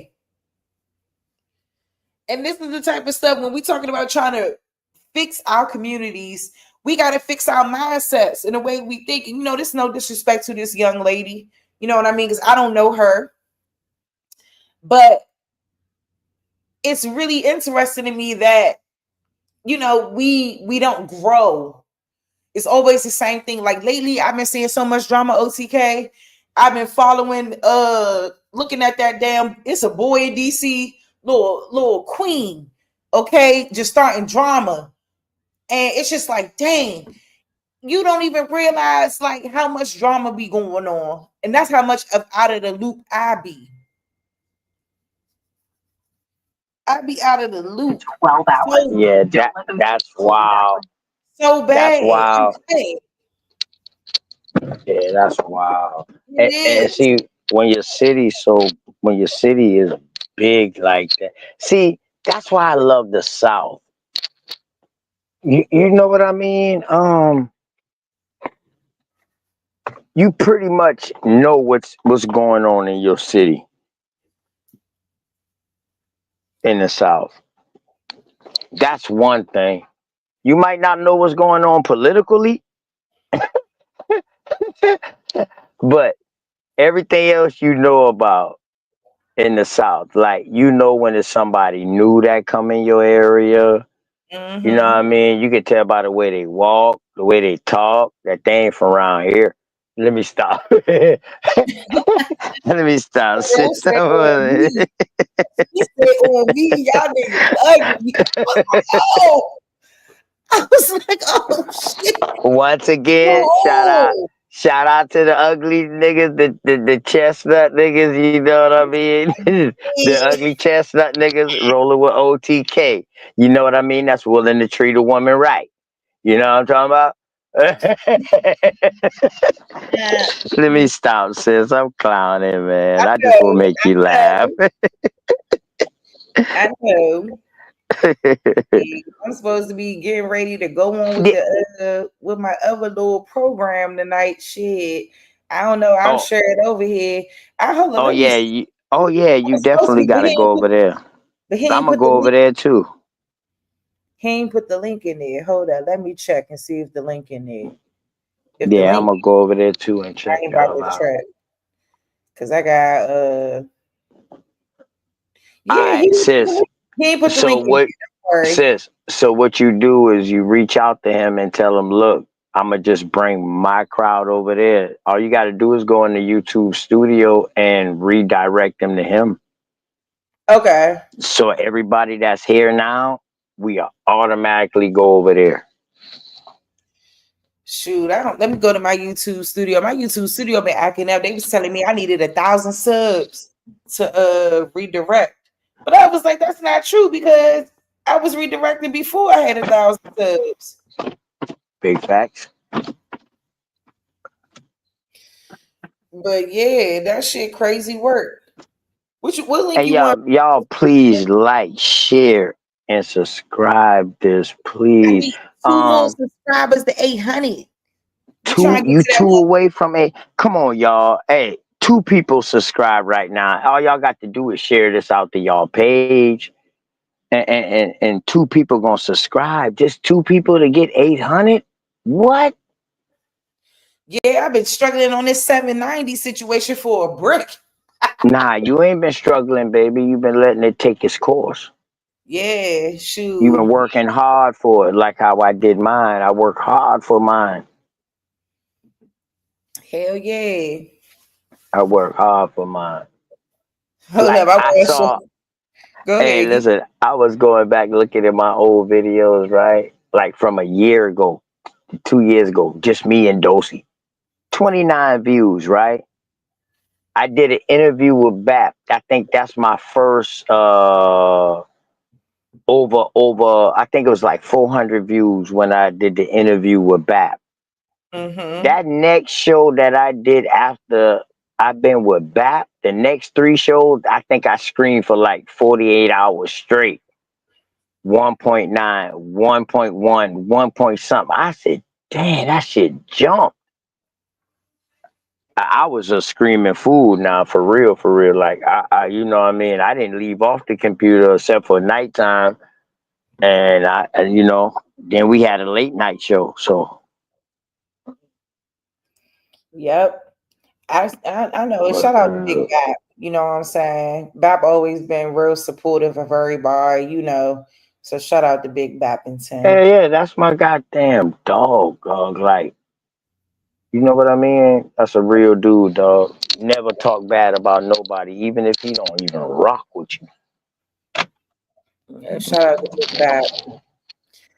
But yeah, I'm trying. Hey, TK, did you see this? Which one? This. Just because you got mayonnaise on your elbow? Just because you got mayonnaise on your elbow? You understand? I'm trying to fees on top of fees. Because you got mayonnaise on your elbow. Get off of me, mayonnaise. Get back behind the mayonnaise. Get back, mayonnaise. Get back, mayonnaise. Oh, that gotta hurt. Calling somebody mayonnaise is sinister. What you gonna do? What you gonna do? What you gonna do? What you gonna do? I'm the president, homie. I'm the president. Uh-huh. You better get in your car. Yeah, fees on top of fees. Mayonnaise. All on the elbow. All on the elbow. Blame it on me. Get on in there, Larry. Come on, baby. Davin, Mr. President of what? Nothing. Elbow on the Oh, you don't have one on your elbow? It ain't my fault. Listen, You married it. get on your Mercedes. You married it. Mayonnaise on elbows is wow. She know what it means. She know what it means. Address me. I'm the president Of what? Word. of the homeowners association. Oh, because of your house. You don't own. I own this house, sir. Look. Get in your car. Take off. Who you telling something to? You got mayonnaise on your elbow, boy. We want to do this again. You a sellout. Come on, man. Come on. You married mayonnaise. I'm the president. I'm the president. And you're mayonnaise on the mayonnaise on the You gonna pull off talking about mayonnaise on the The beginning of the Indian Wars. Right, Enoch? The beginning of the Indian Wars, Enoch.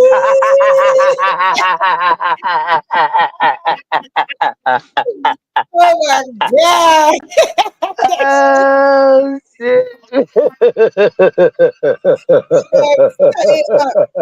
Our old people be cutting up too. Hey, Enoch, you crazy. Enoch say that's the beginning of the Indian War.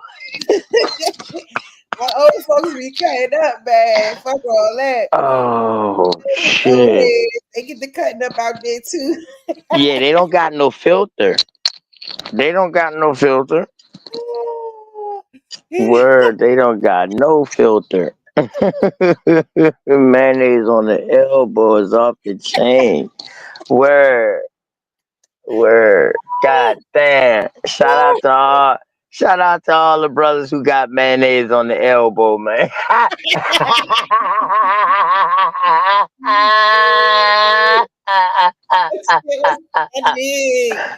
Shout out to the mayonnaise elbow niggas, man. You know what I'm talking about? And she redheaded. That's raggedy and that's not even regular mayonnaise. That's Miracle Whip. You're right, Bad Saint. That's Miracle Whip. That's not even mayonnaise.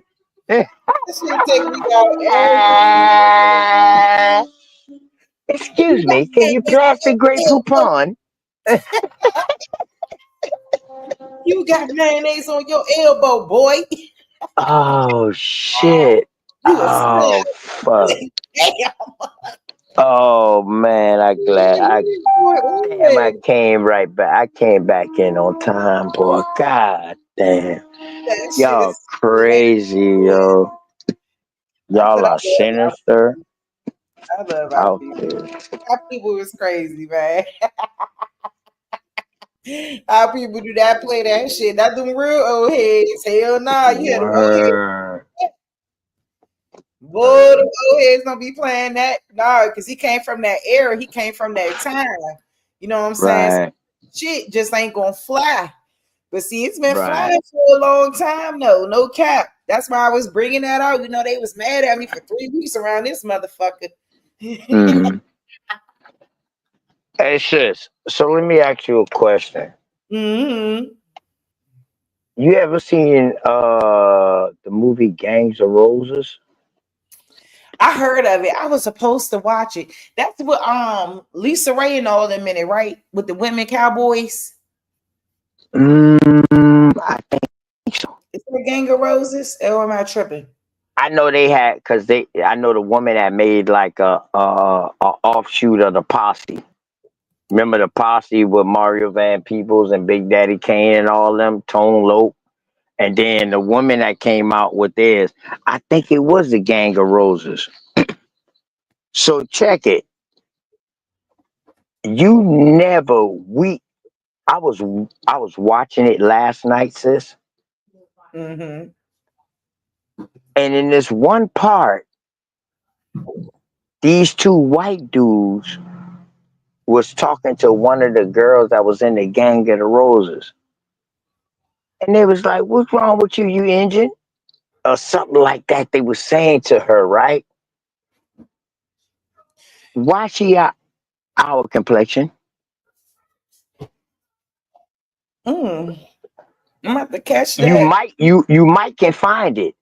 If you might can look it on YouTube, you might can find it if you just type in Boy, y'all, we need 2 more subscribers. 2 more. that clip, the scene of the black girl being called Indian in Gangs of Roses, and you might see it. But yeah, I couldn't clip it up because I was watching it on TV. So I was like, damn, that's a Jew. So we got Sammy Davis Jr. being called an Indian. We got Chubby Checker being not Chubby Checker, your boy off of Cadillac Records. I know that was the rapper, but you know what I mean. He was Indian. We got Roots talking shit like we ain't from there. Louis Gossett Jr. Boy, we ain't from there. We don't know that type of language. When Toby first came across. Then you got that other old movie where the dude said, my grandmama is American. My great grandmama American. We all American. We ain't no Mandinka. No man had this cool. No Mandingo. So now we got all these old movies giving us Jews. But we watching it, we ain't paying no attention. You know why? Because maybe it was regular to us because we already know people that look like us was Indians. Down here in the South, we ain't know no other color but a black ass Indian in the South, in South Carolina. For real, where I'm at. I'm going to just leave it like that. But yeah, sis, we're going to get those clips. We're going to get those clips and we're going to put them together on the show.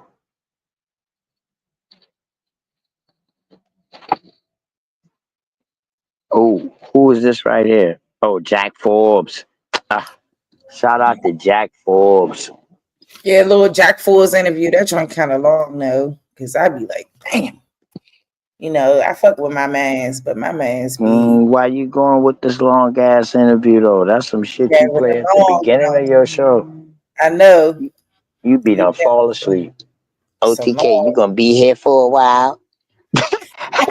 What time you gotta go? Yeah, the harder they fall. Exactly. The harder they fall. That's the newest one that came out. The harder they fall. Right. That's a good one too.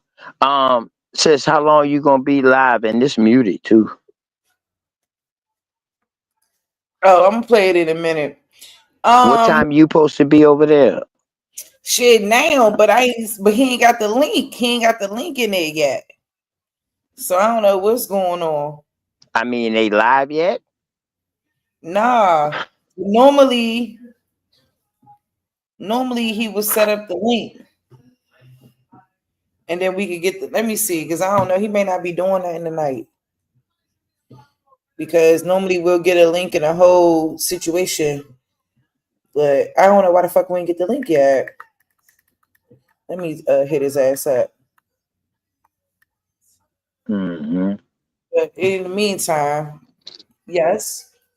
Yeah, if I was by my computer, I would have pulled that shit. I would have been able to snatch that shit and pull it up. Even in mainstream archaeology, the long-standing stereotypes we've had about who the Native Americans were, all of these are being overturned even as we speak in mainstream science. All of these are being overturned even as we speak in mainstream science. All of these are being overturned even as we speak in mainstream science. And today we want to look at the ancient Native American connection to modern Europe.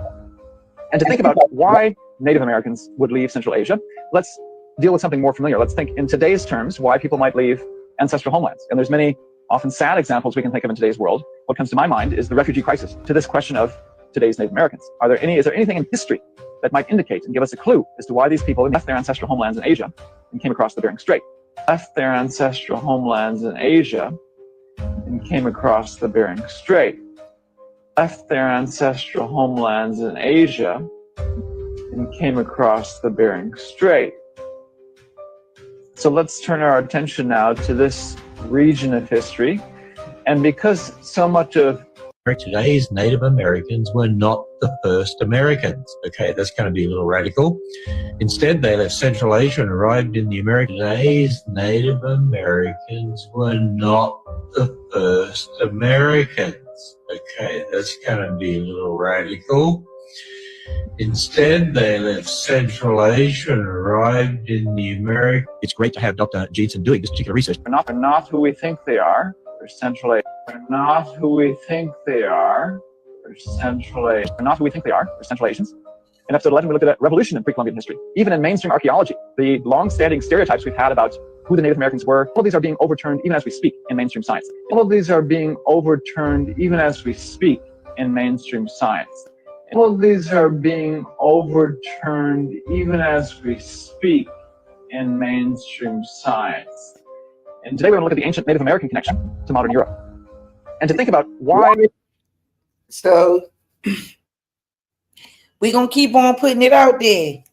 These modern day Native Americans was not here first. Period. About to keep arguing with these people every single fucking day, week of the month. You know, I feel like I want to pull up Sean Baldina P or whatever his name is. Goddamn, talking shit about me on his channel. Well, sis, you know, they got to give credit to the Eskimo first. Without the Eskimo, there will be no Siberian bridge theory.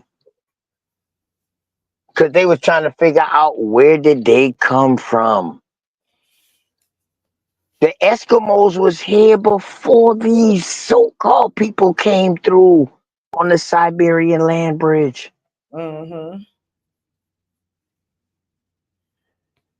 You don't even see Eskimo in no titles no more. They turned to the Native Americans. Or the indigenous Alaskans. Or the indigenous Canadian. Mm-hmm. You feel me? But they were some real Indians in that area, and they got wiped out first as far as who they was. But by a whole nother pen, they got wiped out by the French. Whilst the Southeast, the Northeast was getting wiped out by the British and the English. The South was getting wiped out by the Spanish, the bottom South. And then you had the French that come in and they said, man, shit, we trying to wipe y'all out. We trying to breed with y'all. Shit, we trying to get in. Shit, hey, they don't like us neither. We just got kicked out. They don't like us neither. We trying to get down. See, people don't know the full story of these people. You got to study the story of these people and wonder why they was leaving from over there underneath indentured servitude, or either paying a way if they had the money to come over here to the new world. That's what they say, the new world, which is really and shout out to Kumareo, like how he said, shout out to the true old world.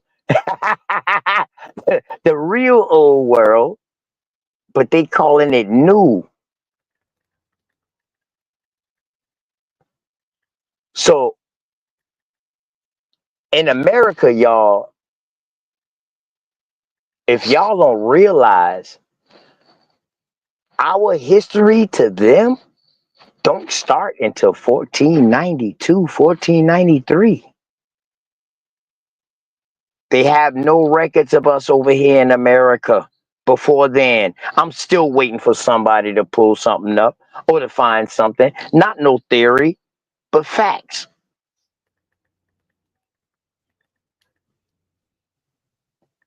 That person ain't stand up yet. So therefore, that goes to let me know They didn't know nothing about the Americas, y'all. Definitely not North America. Definitely.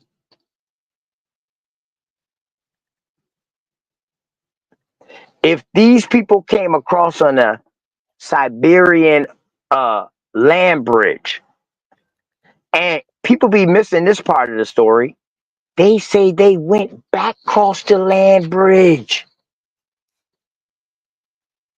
And then when they was on their way back, they chilled in the middle of the land bridge for a while before they came back. See, people don't deep into the story. You know what I mean? Mm-hmm. But do y'all homework, do y'all research. First of all, you gotta ask, why did they come across this land bridge? Yep. In the first What fucking made place. them leave Asia or that part of Asia?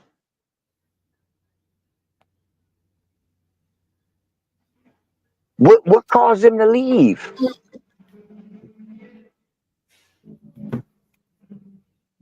But go ahead, sis.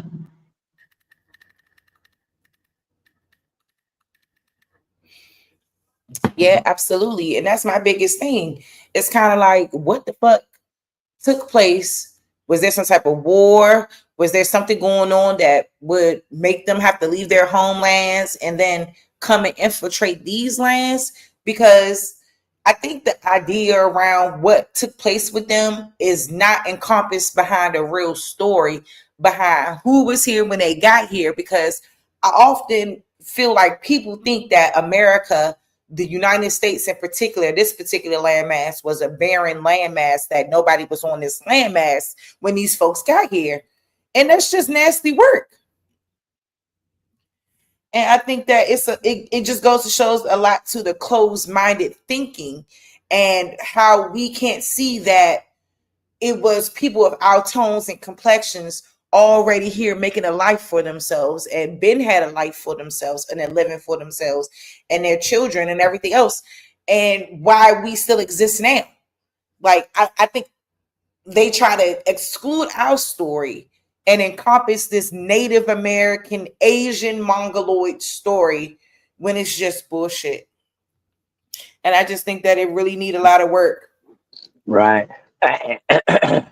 And one thing that sticks out to me with David Elders, Mm-hmm. he said that we wrote that slave voyages, excuse me, with the information that was present at the time.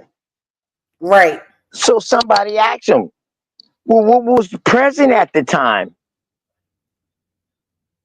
All I hear is Portuguese, Portuguese, Portuguese, Portuguese. Y'all, Portuguese never had a colony in North America, y'all.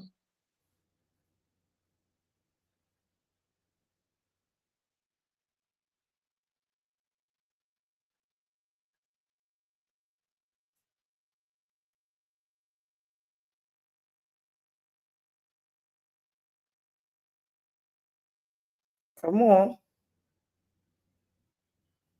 And I think they be missing it. Let me see if this is the right link. Because I've been trying to figure out what's going on with the link. He said he put it in here, but the link ain't working. Because if the link working, I'm about to hit it. Okay, there we go. There we go. There we go. I see the link. Hold up. Is that the right link?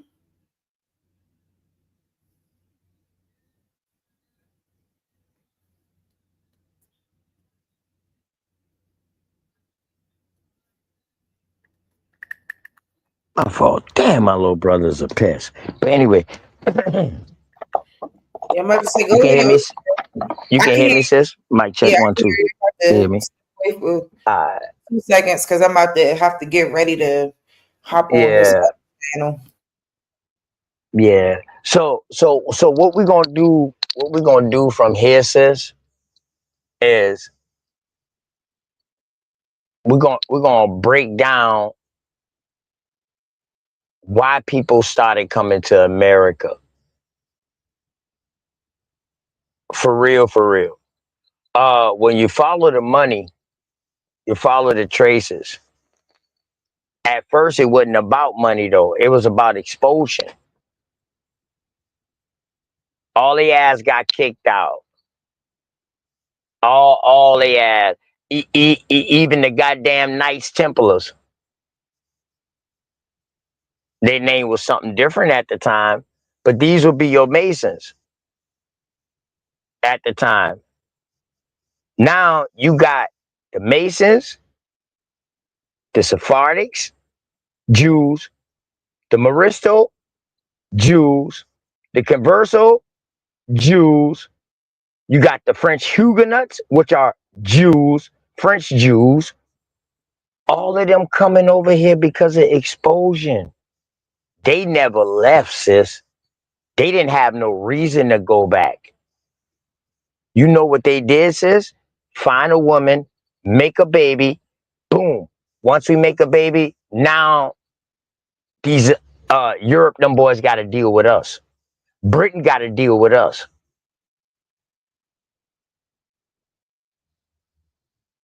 That's how they was looking at it.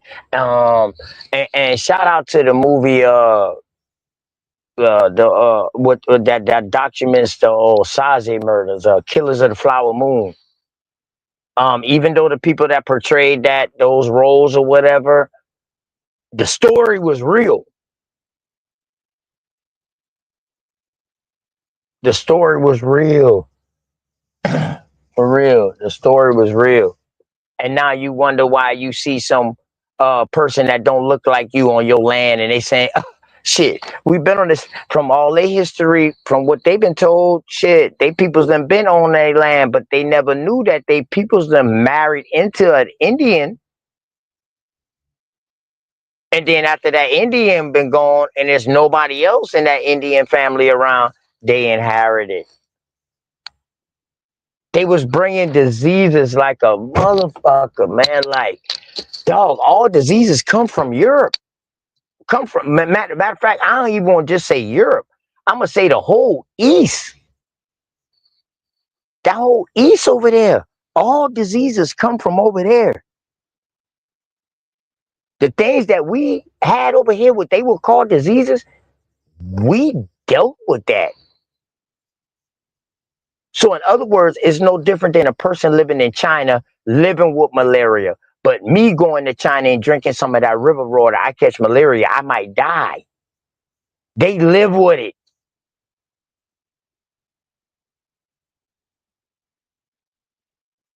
So when another form of it comes, it knocks your chemical balance off. Yeah. Sis, when I show you this story about DeSoto with these pigs and these people that he was just dropping off, because once they had figured out that we had some people that couldn't deal with their diseases, plus the so-called slaves that they was bringing couldn't deal with it. For one, the life expectancy rate for them on the ship was very rare. On land, it was like a year and a half for the darker skinned people and a year for lighter skinned people. That's the most they lasted on land during these times. So the mortality rate is something serious that they need to look at, that we need to look at. So when the dude like David Ellis bring up Portuguese, all I'm thinking about is South America.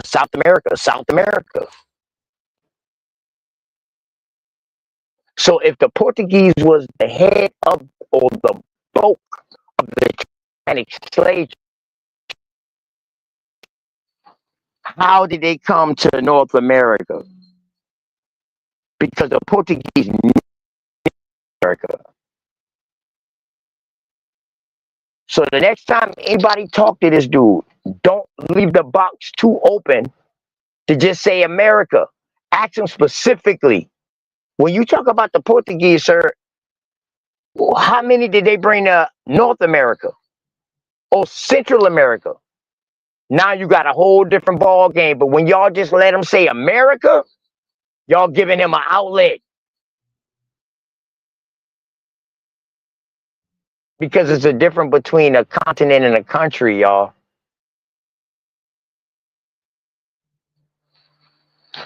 But my bag, sis, man. Damn. Go ahead.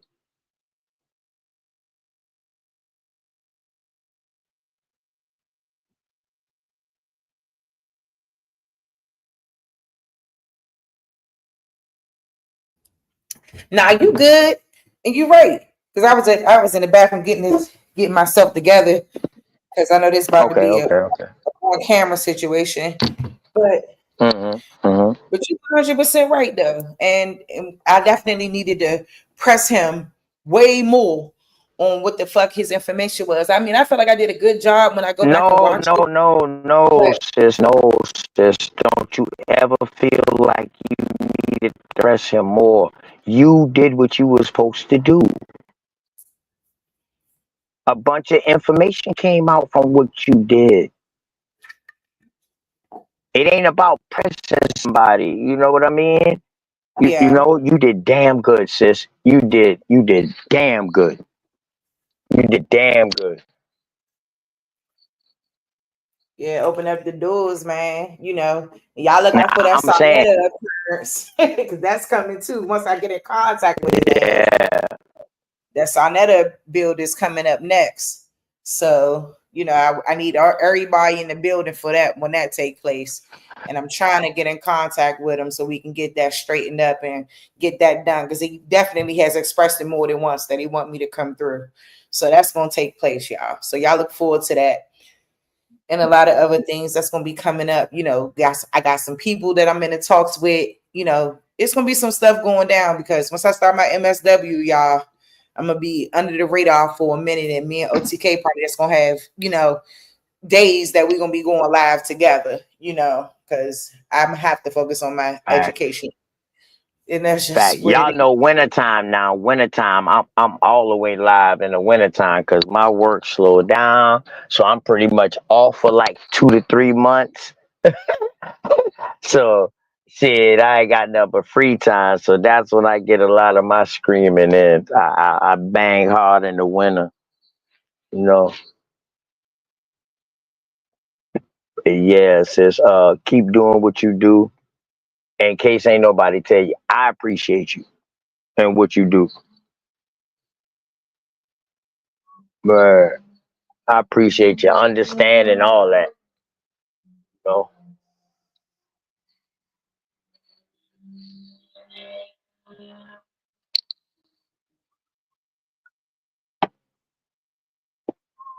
So Shit, yeah, man. You under ain't your get them 2 subscribers yet? hold on, let me check. But thank you for taking me under your wing. It means a lot to me. You know what I'm saying? And sometimes that's just what it takes for somebody to take you under their wing and kind of show you the way and help you along the way and everything like that. Cause shit, I don't got all the answers. You know what I'm saying? I just do my best to Shit, and that shit go vice translate versa, knowledge, sis. man. I thank you for taking me up underneath your bosom. You funny. You feel me? Because Yeah. I don't got all the answers. You know what I mean? And sometimes it take critical thinking before we figure out something, before we bring it out.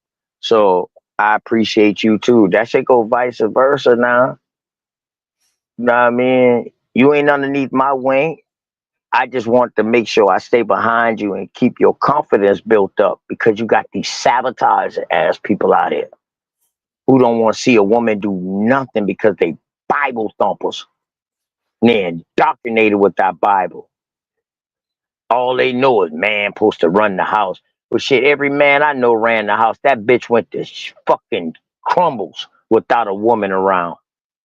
Now, yeah, you had some man that made it successful, you know, and made it through, but 75% of me watching growing up, any man who ran the house, dog, and the woman really didn't control the house, that shit went to shambles. And I'm speaking for where I'm at, y'all. Word.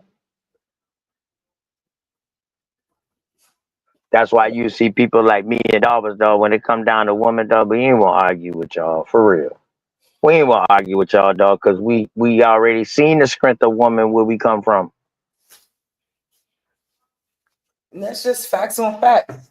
I think we need each other, you know, and I think it's just it be missing, you know what I'm saying? I think when it comes down to like power and structure and who wants the power, who feel like they should be running something, you know what I'm saying? Like that's where it gets misconstrued at when we all Right, be better towards each other. I know that right, everybody has a place and it needs to be accepted and respected in sense. right. So let me twist your head up real quick, sis. See, when I grew up, women wasn't making the money where work like we was. You feel me? But now we in that age where women making more than the men. So now they standing up and having a voice. You supposed to respect that with balance. You know what I mean? That brings on balance, but for real. I remember those times.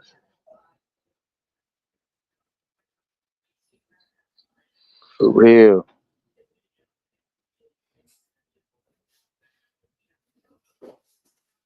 Word. But I always wonder if it's a bad thing, you know, or when women get into spaces where we're in charge and we're making coins. And like sometimes I feel like it makes our men feel some type of way when we are in those positions. You know what I'm saying? I don't know, man. I be feeling like it's just be messed up sometimes. And I be wanting us to do better and be better. And I hope that we can at some point, Yeah. you I know. mean, on some real stuff. Uh, once the American Indian home gets balanced, life gonna be balanced. The world is gonna be back balanced. The world is offset because they came and they started messing with our nature over here. Yeah. That offset everything. Fucking bees ain't around no more germinating and pollinating these fruit trees. Man, it's crazy. Like lightning bugs would have been out here crazy right now. We would have been catching them, putting them in a jar. You won't even see a lightning bug around here no more. Oh. They come around here with these mosquito trucks, spraying with mosquitoes, and we like, damn, the shit y'all spraying make the mosquitoes bite even worse. They were steady killing off or running out goddamn other insects. Yep. How a tree gonna grow for 40 something years and bloom beautiful every year? Now all of a sudden, y'all come with these spray and these chemicals and stuff like that. All of a sudden, this tree just go bald. Get out of here. Nature wouldn't let that tree go bald. In fact, all trees are connected. They say worldwide through the root system from the ground, and but it's not going to do that. Even if nature destroys these trees, nature has a way of bringing out new shit.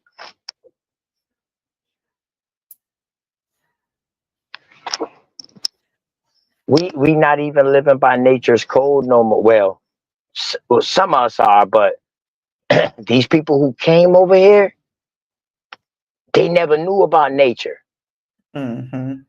Because they wasn't growing crops like that. They, you know what I mean? They were starving.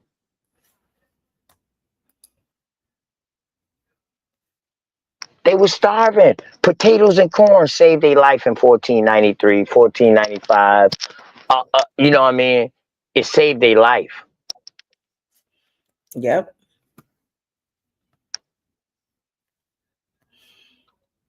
How y'all gonna say y'all bring some rice growers from Sierra Leone? If rice was growing in Sierra Leone and y'all pretty much had run Africa at the time. How y'all was starving? How y'all was going through a famine period? But yet y'all gonna bring people from over here and say that they came over here with rice in their hair and came and started planting rice? Bitch, don't you play with me like that. I kill that narrative too. Ain't nobody bring no rice to South Carolina. We already had different types of rice. We got a wet rice and we got a dry rice. We got a long rice grain and we got a short rice. Quit playing with us. For real. And anybody got something to say about that? Hey, open the knowledge. 444. We can come and we can build. Bring bring your research with you.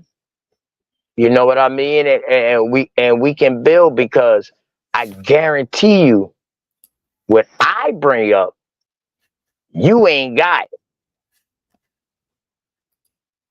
And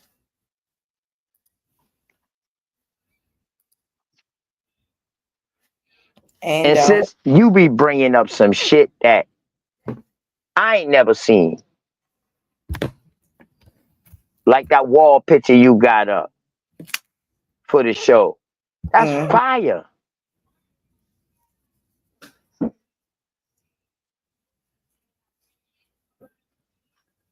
Man, people in Minnesota still eat wild rice today. We still eat wild rice today. It's just cultivated now. You know? It's just cultivated.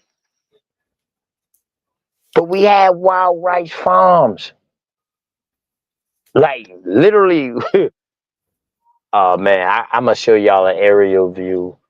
That's all right. I'm going to start bringing out more works. And shout out to my cousin. Remember my cousin I was telling you about from the family reunion, sis? yeah. Just said he be listening. Mm-hmm. Yeah, this him right here. Where? On the screen. Higher Source Learning. He just subscribed to you tonight. Oh, shout out to him. Yeah, man. Hey, remember how highly I was talking about it? I was like, yo, hey, his brother put in some work, sis. Remember I was telling you? Yes. Right. That's him. An entrepreneur, too. Got multiple businesses. And younger than me. Yeah, shout out to the entrepreneur spirit. Word. Shout out to Cuzzo, man. You know what I mean? We got something in the works together. Y'all know they put the Erdogan what they call them little shit? The Erdogan memorial, not the memorial, what they call it, a location key landmark at the head of my road. At the end of my road on High Hall, they put the sign up. Since nobody wasn't talking about no Erdogan, but OTK. Nobody wasn't talking about the Bucci weed to OTK. Nobody didn't know that they was a Stono, a Kiowa, a Siwi, a Petey, a Ogeechee, a Gale. Nobody know about these motherfucking chieftains on this East Coast. It's a OTK. We ain't the 5 civilized tribes, y'all. It's bigger than that. That's something we got lumped into. And you had to be a part of it. If you didn't become part of the 5 civilized tribes, dog, you went to church, your name got changed, and you became a citizen. Somebody stand up. Huh?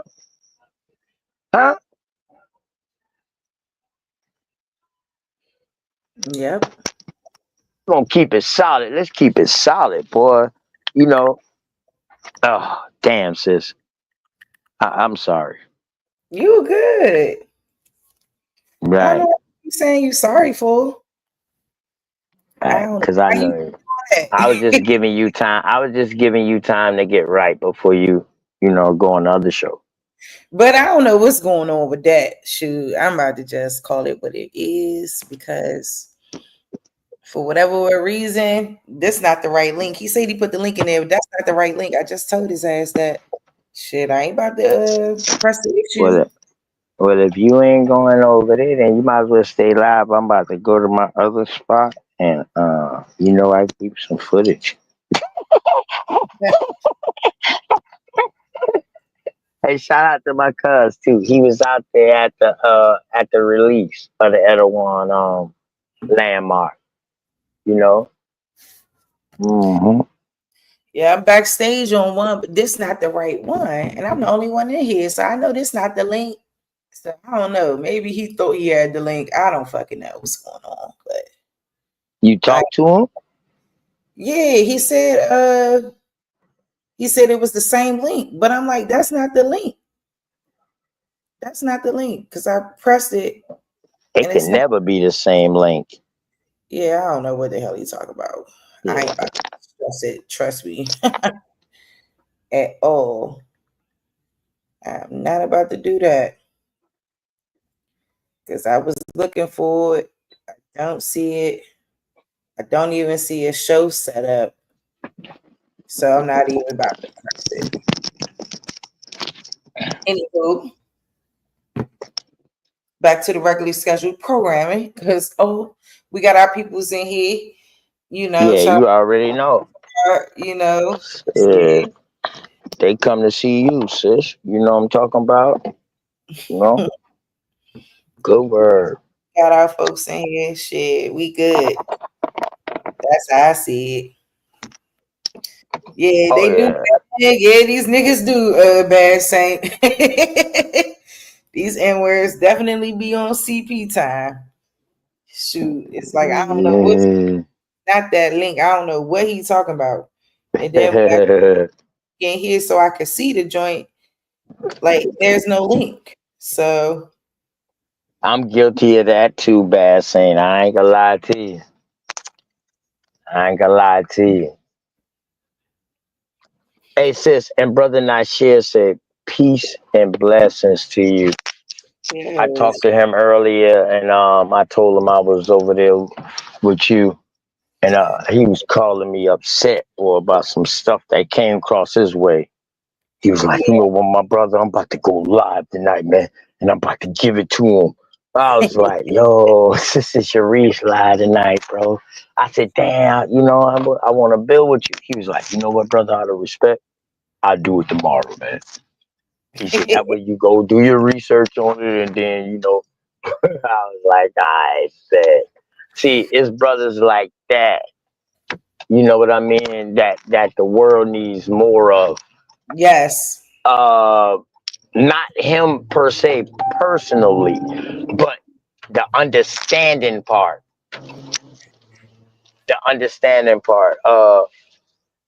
If you don't over or understand, then you ain't even standing.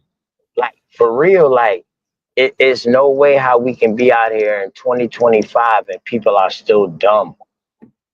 And I'm not saying dumb like illiterate, y'all, but I'm just saying like dumb. But go ahead, sis. My bad. Hey, go ahead. He's talking about people I hate still.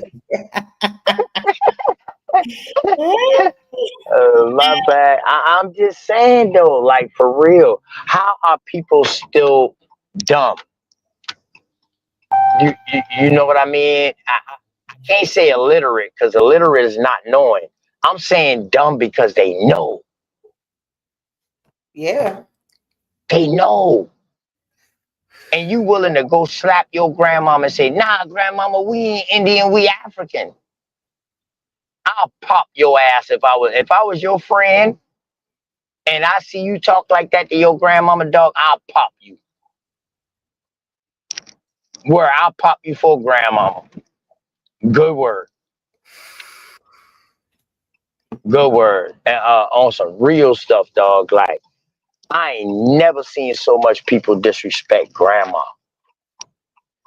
ever in my life. As a matter of fact, what you on your way to your other spot right now? Huh? I said, what you on your way to your other spot right now? No, why you need me to? Oh, to my other bar. I mean, the little bar that I got handed. Oh, or am I on You my sound way like to you the in the spot to car. the computer? I am. Okay. Yeah, I'm on my phone on live. Why? You need me to go by the computer? Nah, you good. I was just gonna pull up what Baldina was talking about last time on his channel, but I All right, can't go ahead. see it though. Hold on, maybe this it. Hold on. Let me see, because then I could probably pull it up, see if this the video. But I don't see the video that he. And y'all Indians out there, dog. Listen, you know what makes us great? We accept responsibility. We are willing to hold ourselves accountable. Dog, don't let nobody else hold you accountable for nothing. Hold yourself accountable. It's only gonna make you better. Where Yep. we gotta start holding ourselves accountable for the things that we do, even if our actions don't directly reflect on us. It can reflect on the outcome of somebody else getting into something, and you can be the cause of it.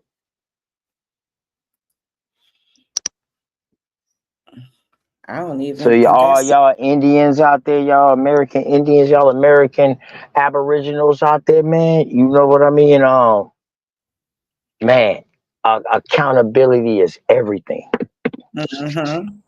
I swear, it's everything. It's everything.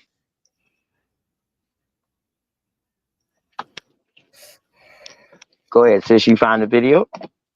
I don't even think he got it up here no more. You Hold know, up. I'm about to turn my camera on when I go in here. I'm one of the smartest niggas in Goose Street. You know why? Because I came and got myself involved with. I'll tell you that offline. This business move I made here was probably one of the best. I don't even see the video that he made. Hold up. Let me check. St. Louis. St. Louis, wild ass Indian. You already know. One of the first. One of the first wild ass Indian. I mean, you know what I mean? In the let me say, the new niggas. Let's not forget the new niggas, man. See what Shout he out to the study group. for real, hating on the study group and shit. Hating that. Yeah. Yeah. Get into because remember a couple of weeks ago I was talking about the Muskogee Creek Nation and them giving Freedman citizenship or whatever. He want hoop and holler about somebody not saying African. Nigga, I don't acknowledge African with your bitch ass. I don't acknowledge no motherfucking African, nigga. Freedman. Let me see where it's at. He's talking about my. Let me ask you this, sis. Okay, sis, let me ask you this right here. All right. For them to be claiming freedmen, correct? Let me tell you this. These motherfuckers naturally got these indigenous people in their bloodline, and they're claiming freedmen. Please show us when you got free. Show us when they let you go. Because that's no different than this Atlantic slave trade narrative. If they can't prove what boat they got off, prove what chieftain let you go. Huh?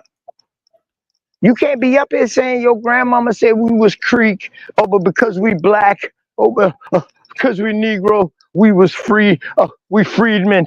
Nah, hey, listen, I'm coming for one dude over there on Sinetta. Word, Lord Abba. I'm coming for him with that freedman shit. Y'all got targets. I'm a beast, sis. I go for big wigs. I don't want no small fry. The fuck? Nigga, I done got clearance from the big dogs and this motherfucker. Hey, OTK, do what you do. Okay. Even if they did tell me do what I do, I still was. Because I'm a wild motherfucker. I mean, but yeah, I'm coming for that freedman shit. Y'all got to prove that y'all was freedmen. Y'all should have records to that. That's why y'all ain't get no goddamn money.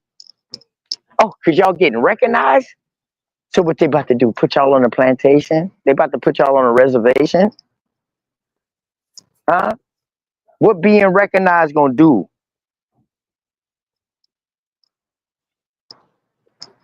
What's going on with you, my nigga? Where the fuck Sean at? Hey, call him for me real quick, because he tried to call me, but I'm on live. Let him run right there. All right. Now I gotta be careful with them because they like to report people, channels and shit. So before I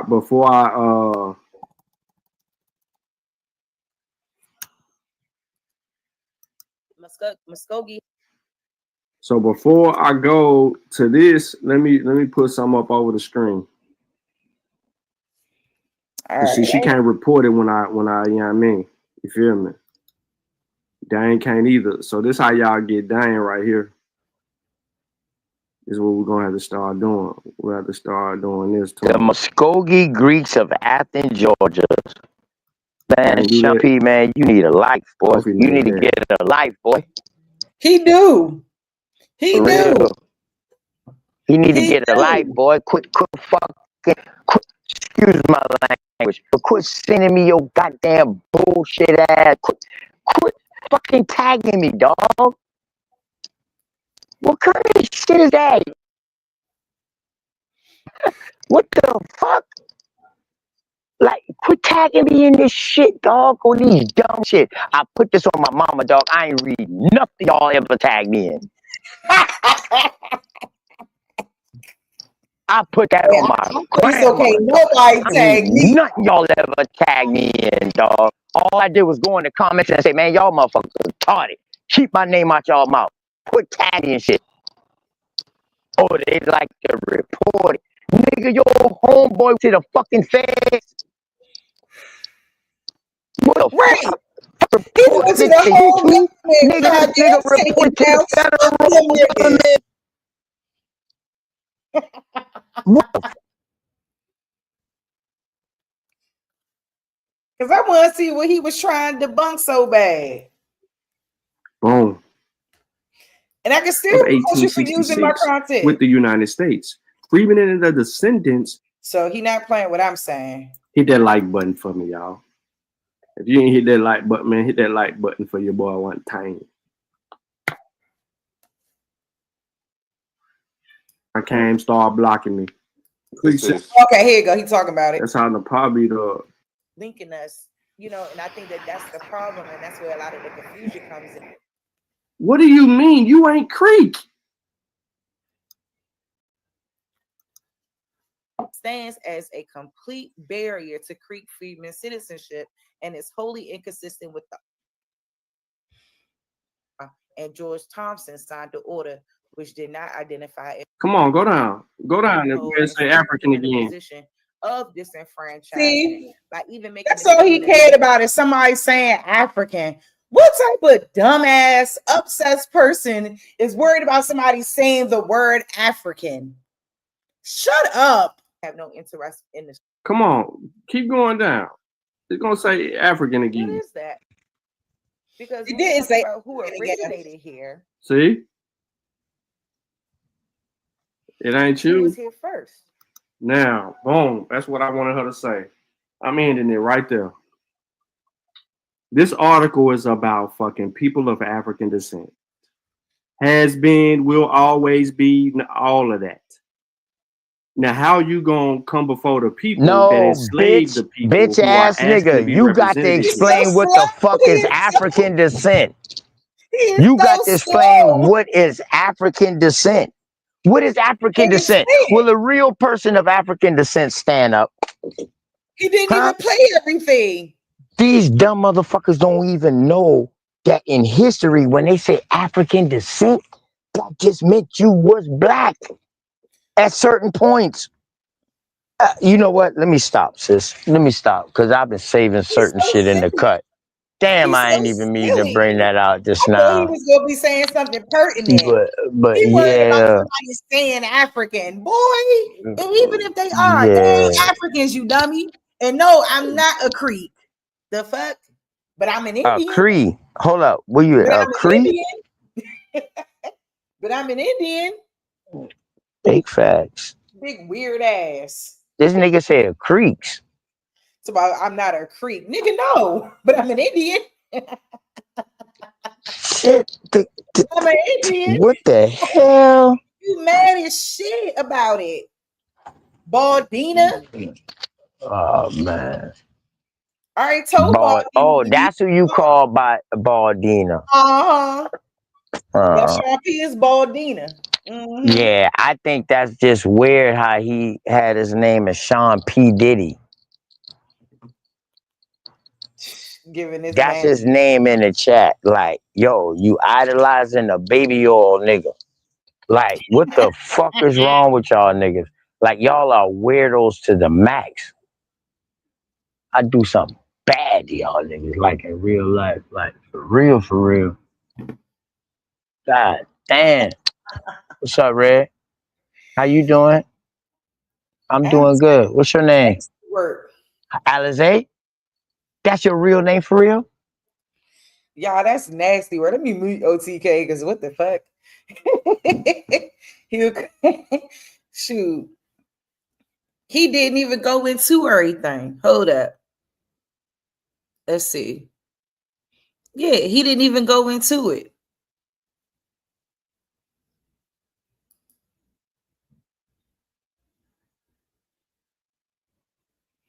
Then he called himself going into the little book that we was in.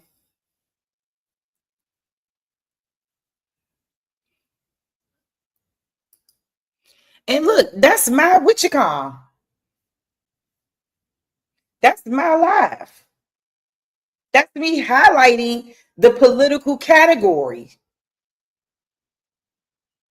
instead of a racial category. So Indian is not a race or was not considered a race. Like, people just so fucking biased. They've been telling y'all all day. You happy they won that? They did. They won. They won. Look how long of a fight it's been. 46 years fighting. That means people they had to pick on her to say, I'm ending it right there. You know what I'm saying? Because it's her specific channel. I try to tag her, of course. She didn't want that work. You know, she didn't want that work, of course. And you because let me show y'all something. I don't want you to tag me. I don't want none of you people to tag me. Don't tag me. Y'all are annoying. You all have nothing to contribute, nothing but contention and drama. So why would I want to even engage you? You come into my chat starting trouble. My chat blocks you, and then you're upset. And then you want to keep talking about African this, African that. Where's the African descent?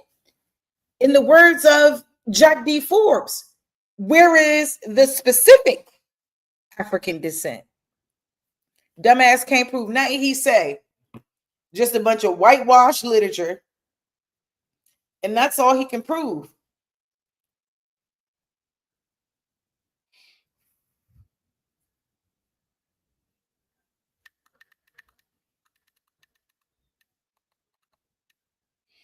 And I'm over it.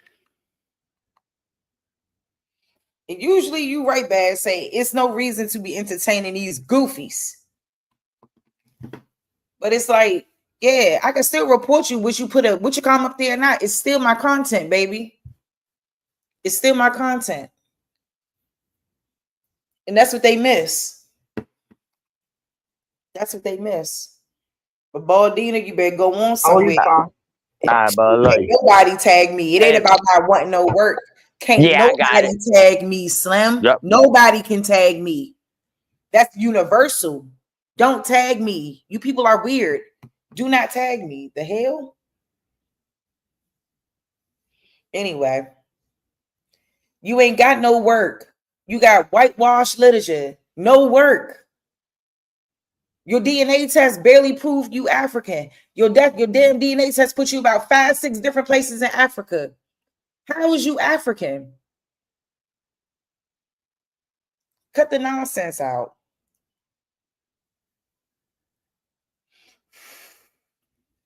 Anywho, come on, man. People that's just walking in, if you ain't subscribed to the channel, please subscribe to the channel.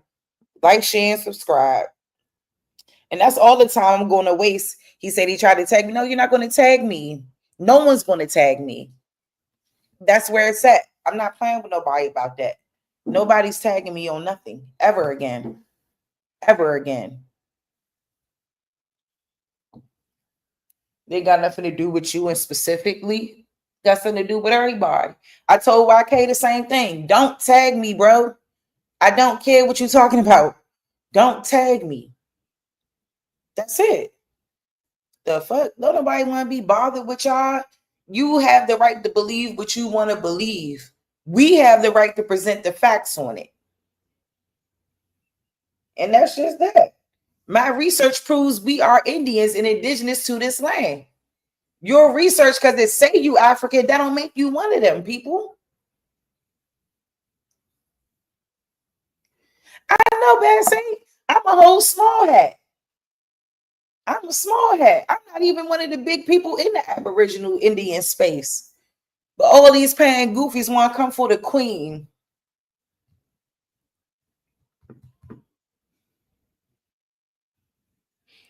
Shoot. Y'all want to worry about the queen and what I'm doing. My genealogy says I'm from America all day. I could go back as far as the 1600s. There's not nobody coming off a boat. They've been in Virginia since the beginning of time. And we, the rest of us, originated on these landmass, originated on this southeastern seaboard. We originated right here.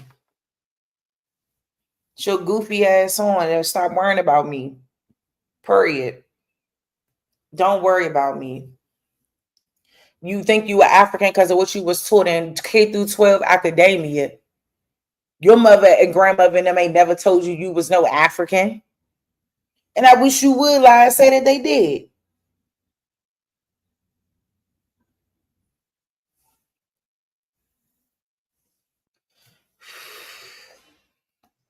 Just go ahead, OTK.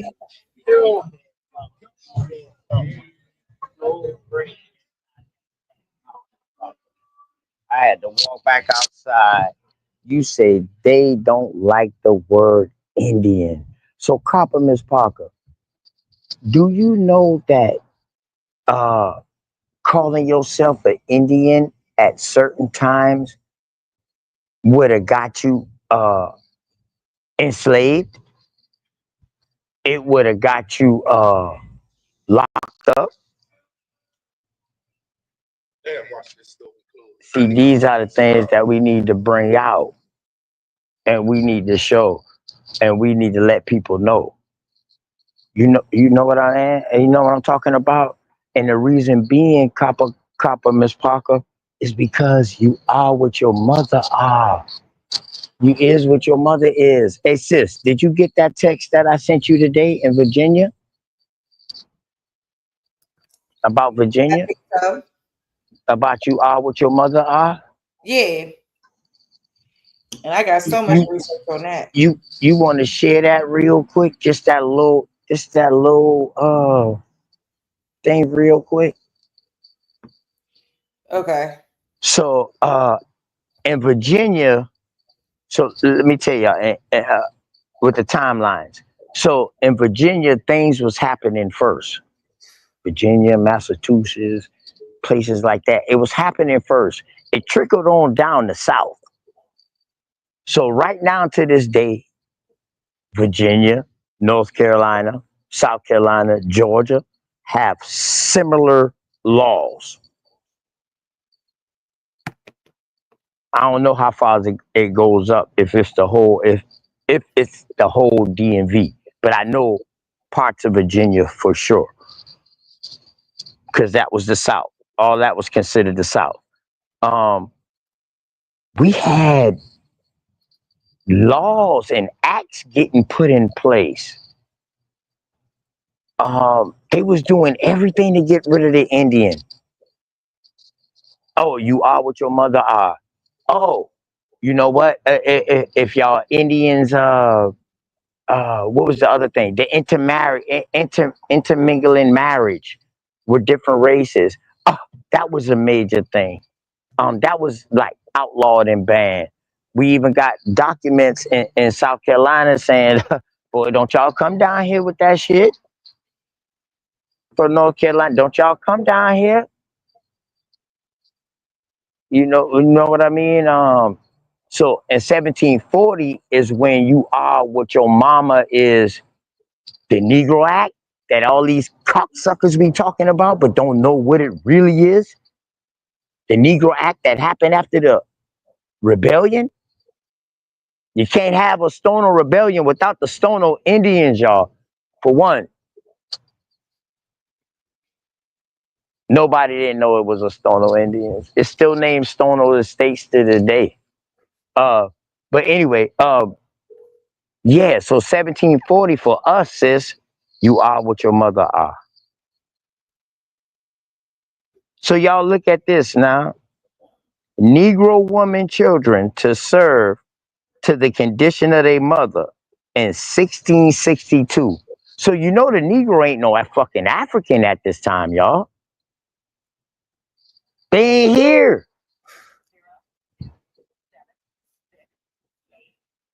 Because the people who you would think that would be Negro would not be called Negroes. They would be classified as white too because they indentured servants and they owe the crown just like the rest of the motherfuckers that came in 1690. I'm so heated right now, sis. I done dropped my damn phone. I apologize, y'all. So, shit been going on, y'all. Y'all really got to get into this research. But I advise y'all, study y'all state, study y'all city, study y'all state. Genealogy, definitely. Genealogy over everything.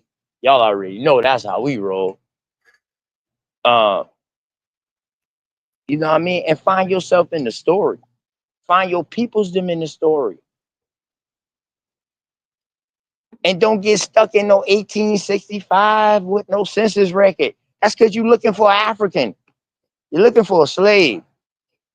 That's why you get stuck. But if you knew grandmama history, you can go farther. They can't stuck you. You're gonna go far enough to where you tie yourself into a chieftain. Huh? We gotta quit playing games out here, man. Like for real, for real. I got no time for no trans African. Shout out to Bellioso. You know what I mean? My peoples swam out there and saved you. You know what I mean? When good ship Jesus brought you. Shout out to Grandma Fufu for selling you. You know what I'm talking about? So when we get into this, we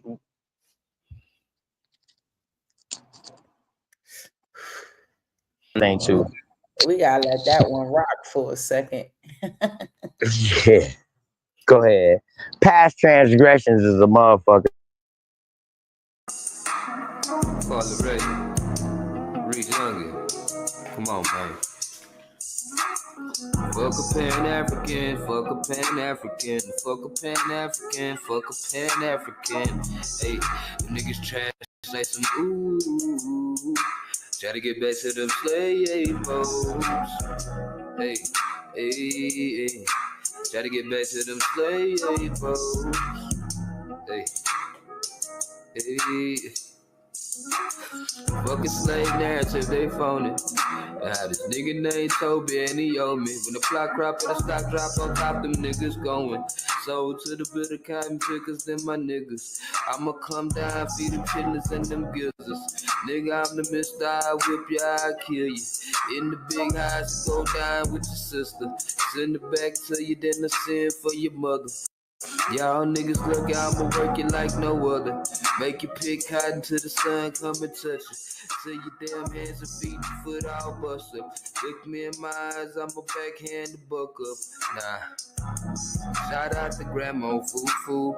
Why your man came, she the one that sold you. My crew swam to the show and got you. Good shit, Jesus, man, that nigga came through. Hey, fuck a Pan-African, fuck a Pan-African, fuck a Pan-African, fuck a Pan-African. Hey, the niggas trash like some ooh. Trying to get back to them slave hoes. Hey, trying to get back to them slave hoes.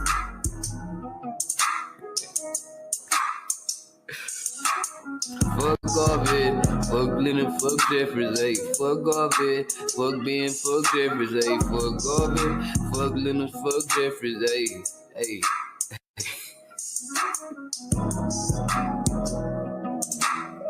Play with this shit, dude. Beginning.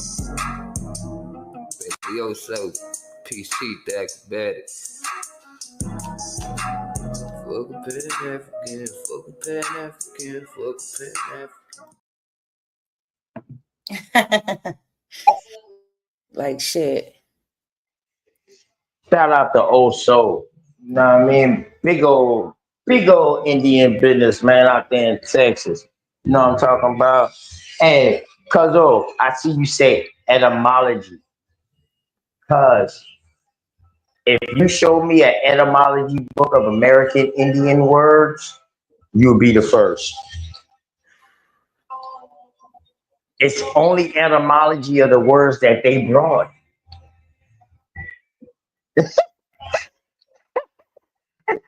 Am I wrong for saying that, sis? I shouldn't have said that, huh? Damn, I shouldn't have said that, huh, sis? My bad. Damn. I shouldn't have said that.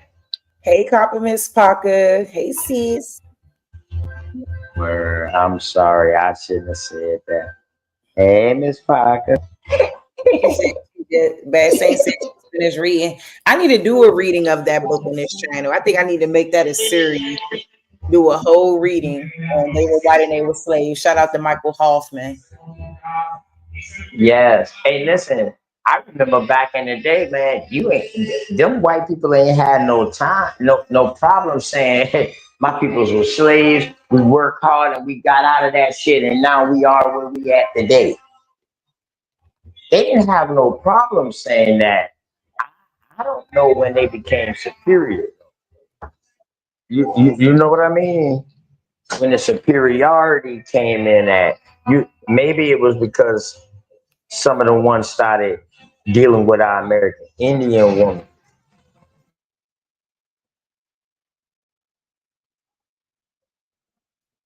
I don't know what, man. I mean, I know, but it's like, dang. So much took place. Took them hundreds and hundreds of years to do what the fuck they did.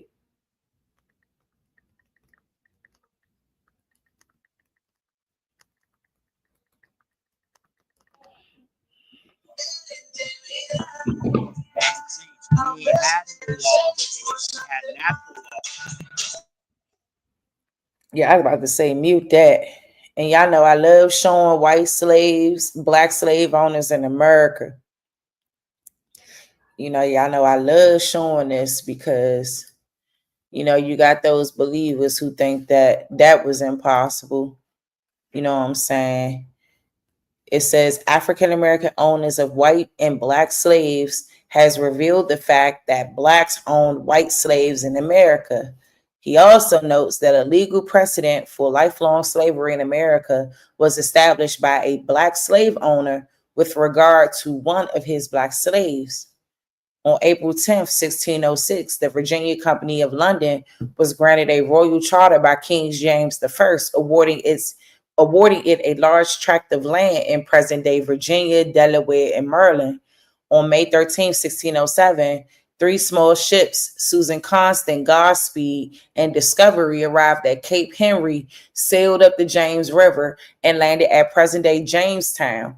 Following a 131-day voyage, crowded in damp, cold,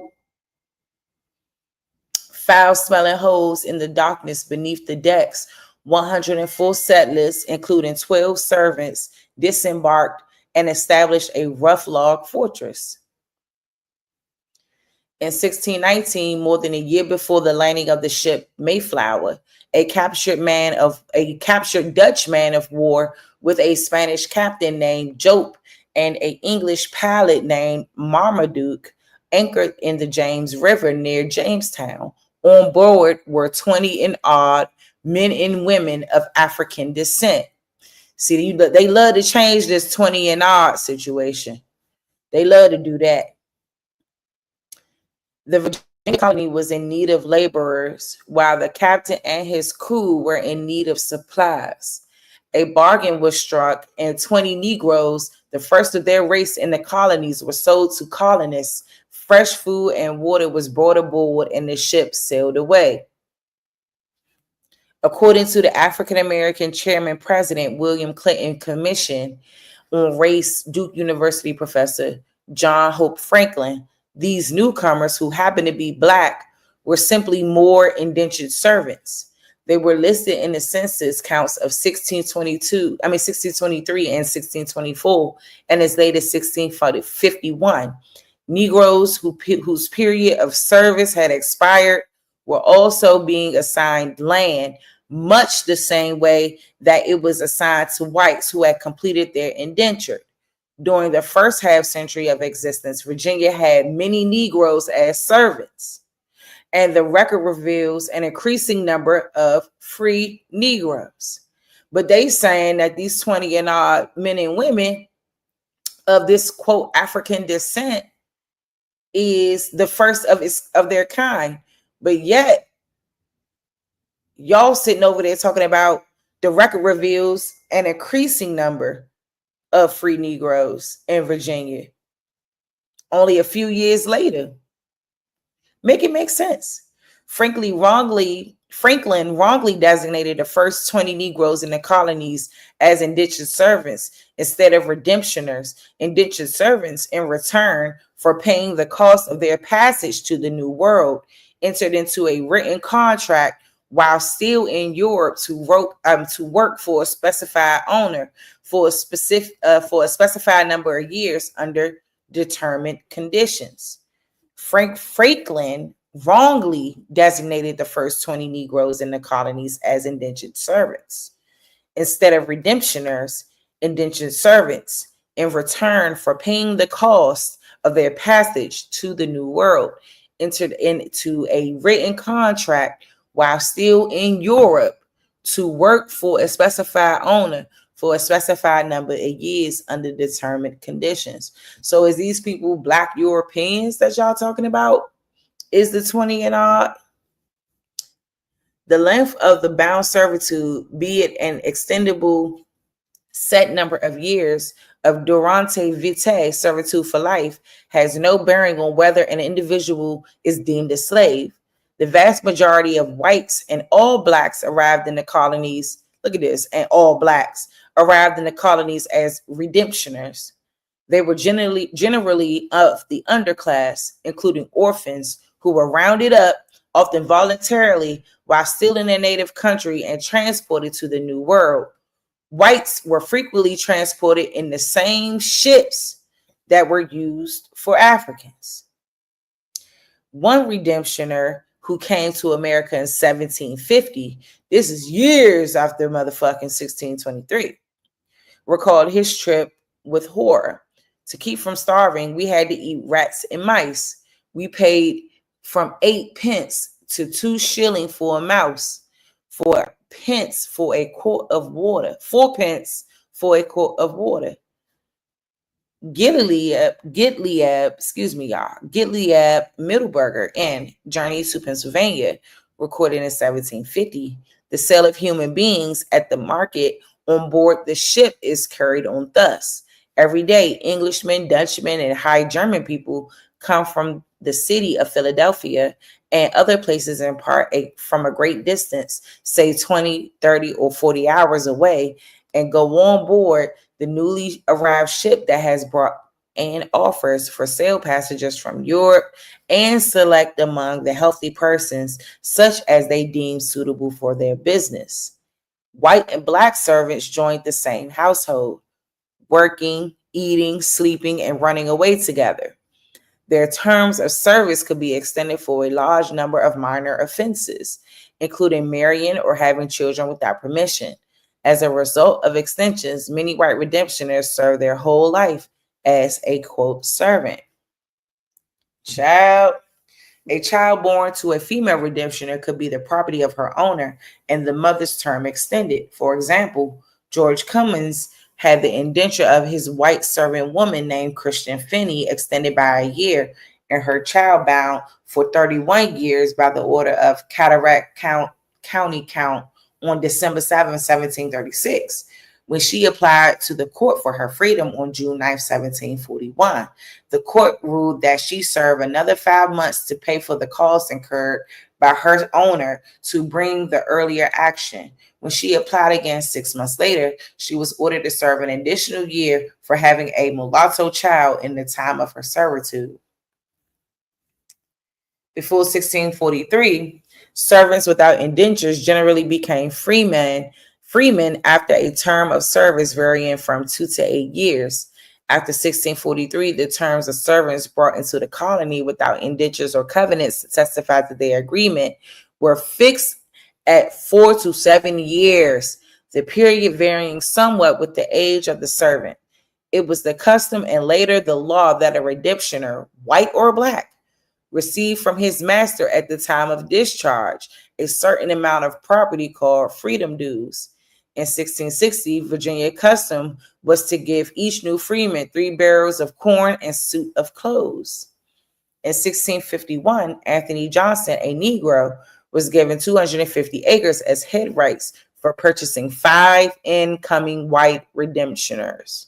In 1652, John Johnson, Anthony Johnson's eldest son, purchased 11 incoming white males and females and received 550 adjacent acres to his father. There were a number of additional land patents representing grants to free blacks of from 50 to 555 acres for purchasing white redemptioners. For example, on April 18, 1667, Emmanuel Cabot received 50 acres in James City County, and in 1668, 50 acres were to deed John Harris of Queens Creek.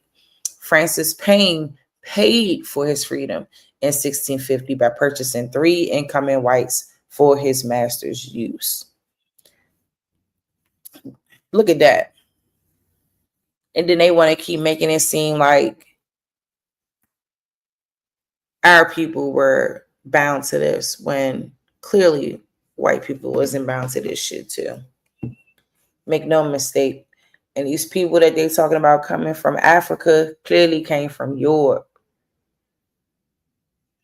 And even still, they're only being called African descent because of what? Complexion? Skin tone? Make it make sense.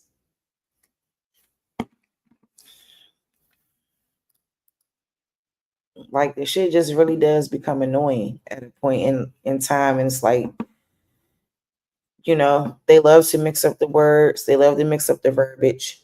And that be the problem. Like, literally, we own white people. And they don't like to acknowledge that. They don't want to acknowledge what was going on in the 1600s. The influx of these white slaves. And a lot of these people today that exist in America are descendants of those white slaves. That's why I think we're on the wrong page when it comes down to reparations and all that other stuff. Like, we really need to reevaluate that.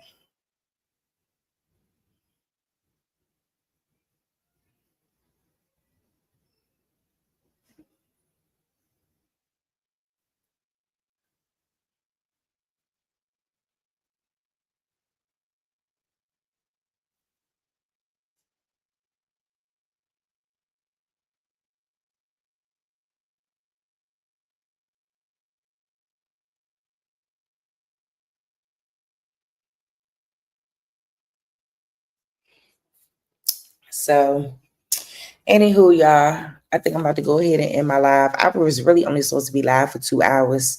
So I hope y'all rewind it back and catch the replay. I don't know what OTKs went, but y'all stay safe out here in these streets. I love y'all down. But yeah, like I'll be trying to come these next couple of weeks with some content and things like that. You know, I start my master's program on the 25th.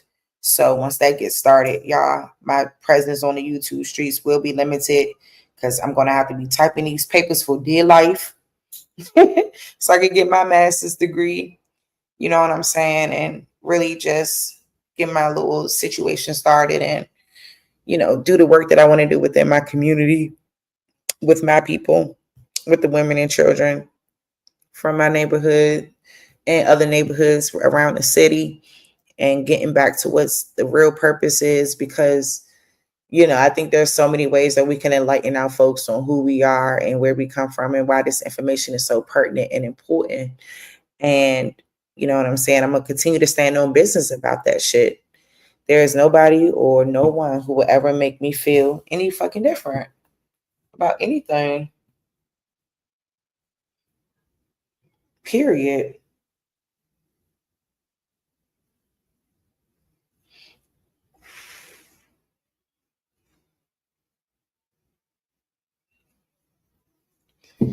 Period. If niggas only knew is right, bad saint. Shit, I probably cause I was supposed to be going live with my folks over there from the DMV, but he ain't put the link in the chat. So I ain't about to, he ain't put not in the chat, but y'all know where I'm getting at.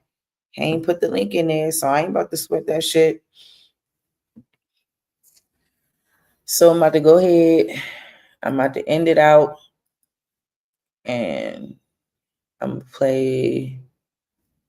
I don't know. I was gonna play some music, but fuck all that. I'm just like ready to go. So let me see. Yeah. With them wild Indians like dog. Say what? Hit 'em high, hit 'em low. Aboriginal flow. You pants best to lay low and get the wrath for show. Coming round here trying to tell us who we is, but these niggas don't know who the fuck they is. With that pseudo talk about we came on boats, chained on boats, fools can't even stay afloat. Debate league, where they all get choked out, smoked. Riding on them boards with the truth we spoke. Deplete they whole fleet, burnt mesquite, tear them out the front. Every time we bang, bing bing on they brains. Got them slumped up on the panels. Fools don't stand on candles. World all in shambles and begging for handles. Sitting at the back door for hours talking about let me in. Nah, nigga, we ain't friends. It's all about the aboriginals, wild Indians. It's all about the aboriginals, them wild Indians. Kill a pan when I see a pan. No love for them haters when I see a man. Kill a pan when I see a pan. No love for them haters when I see a man. That's what's up. Kill a pan when I see a pan. No love for them haters when I see a man. Kill a pan when I see a pan. No love for them haters when I see a man.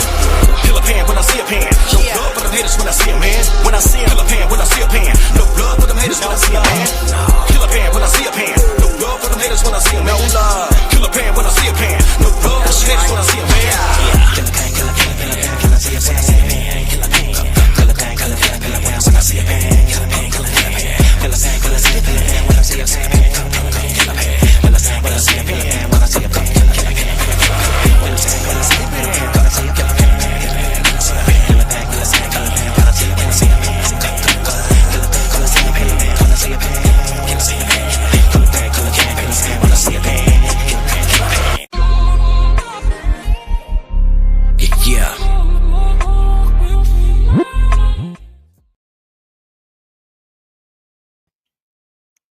All right, y'all. Let me get the heck up on out of here.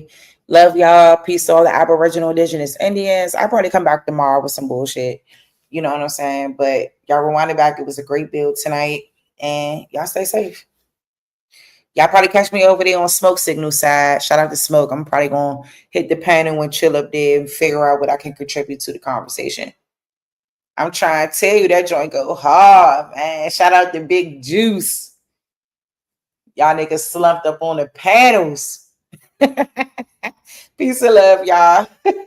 That's Big Juice. That's Juice Joint. Yep, that's Juice Joint. Slumped up on the panels. Don't got no handles. Y'all trying to tell us who we is. That ain't about to rock. Nah, we not having that no more. That's dead. That's dead. That's dead. So good night, y'all. Take care.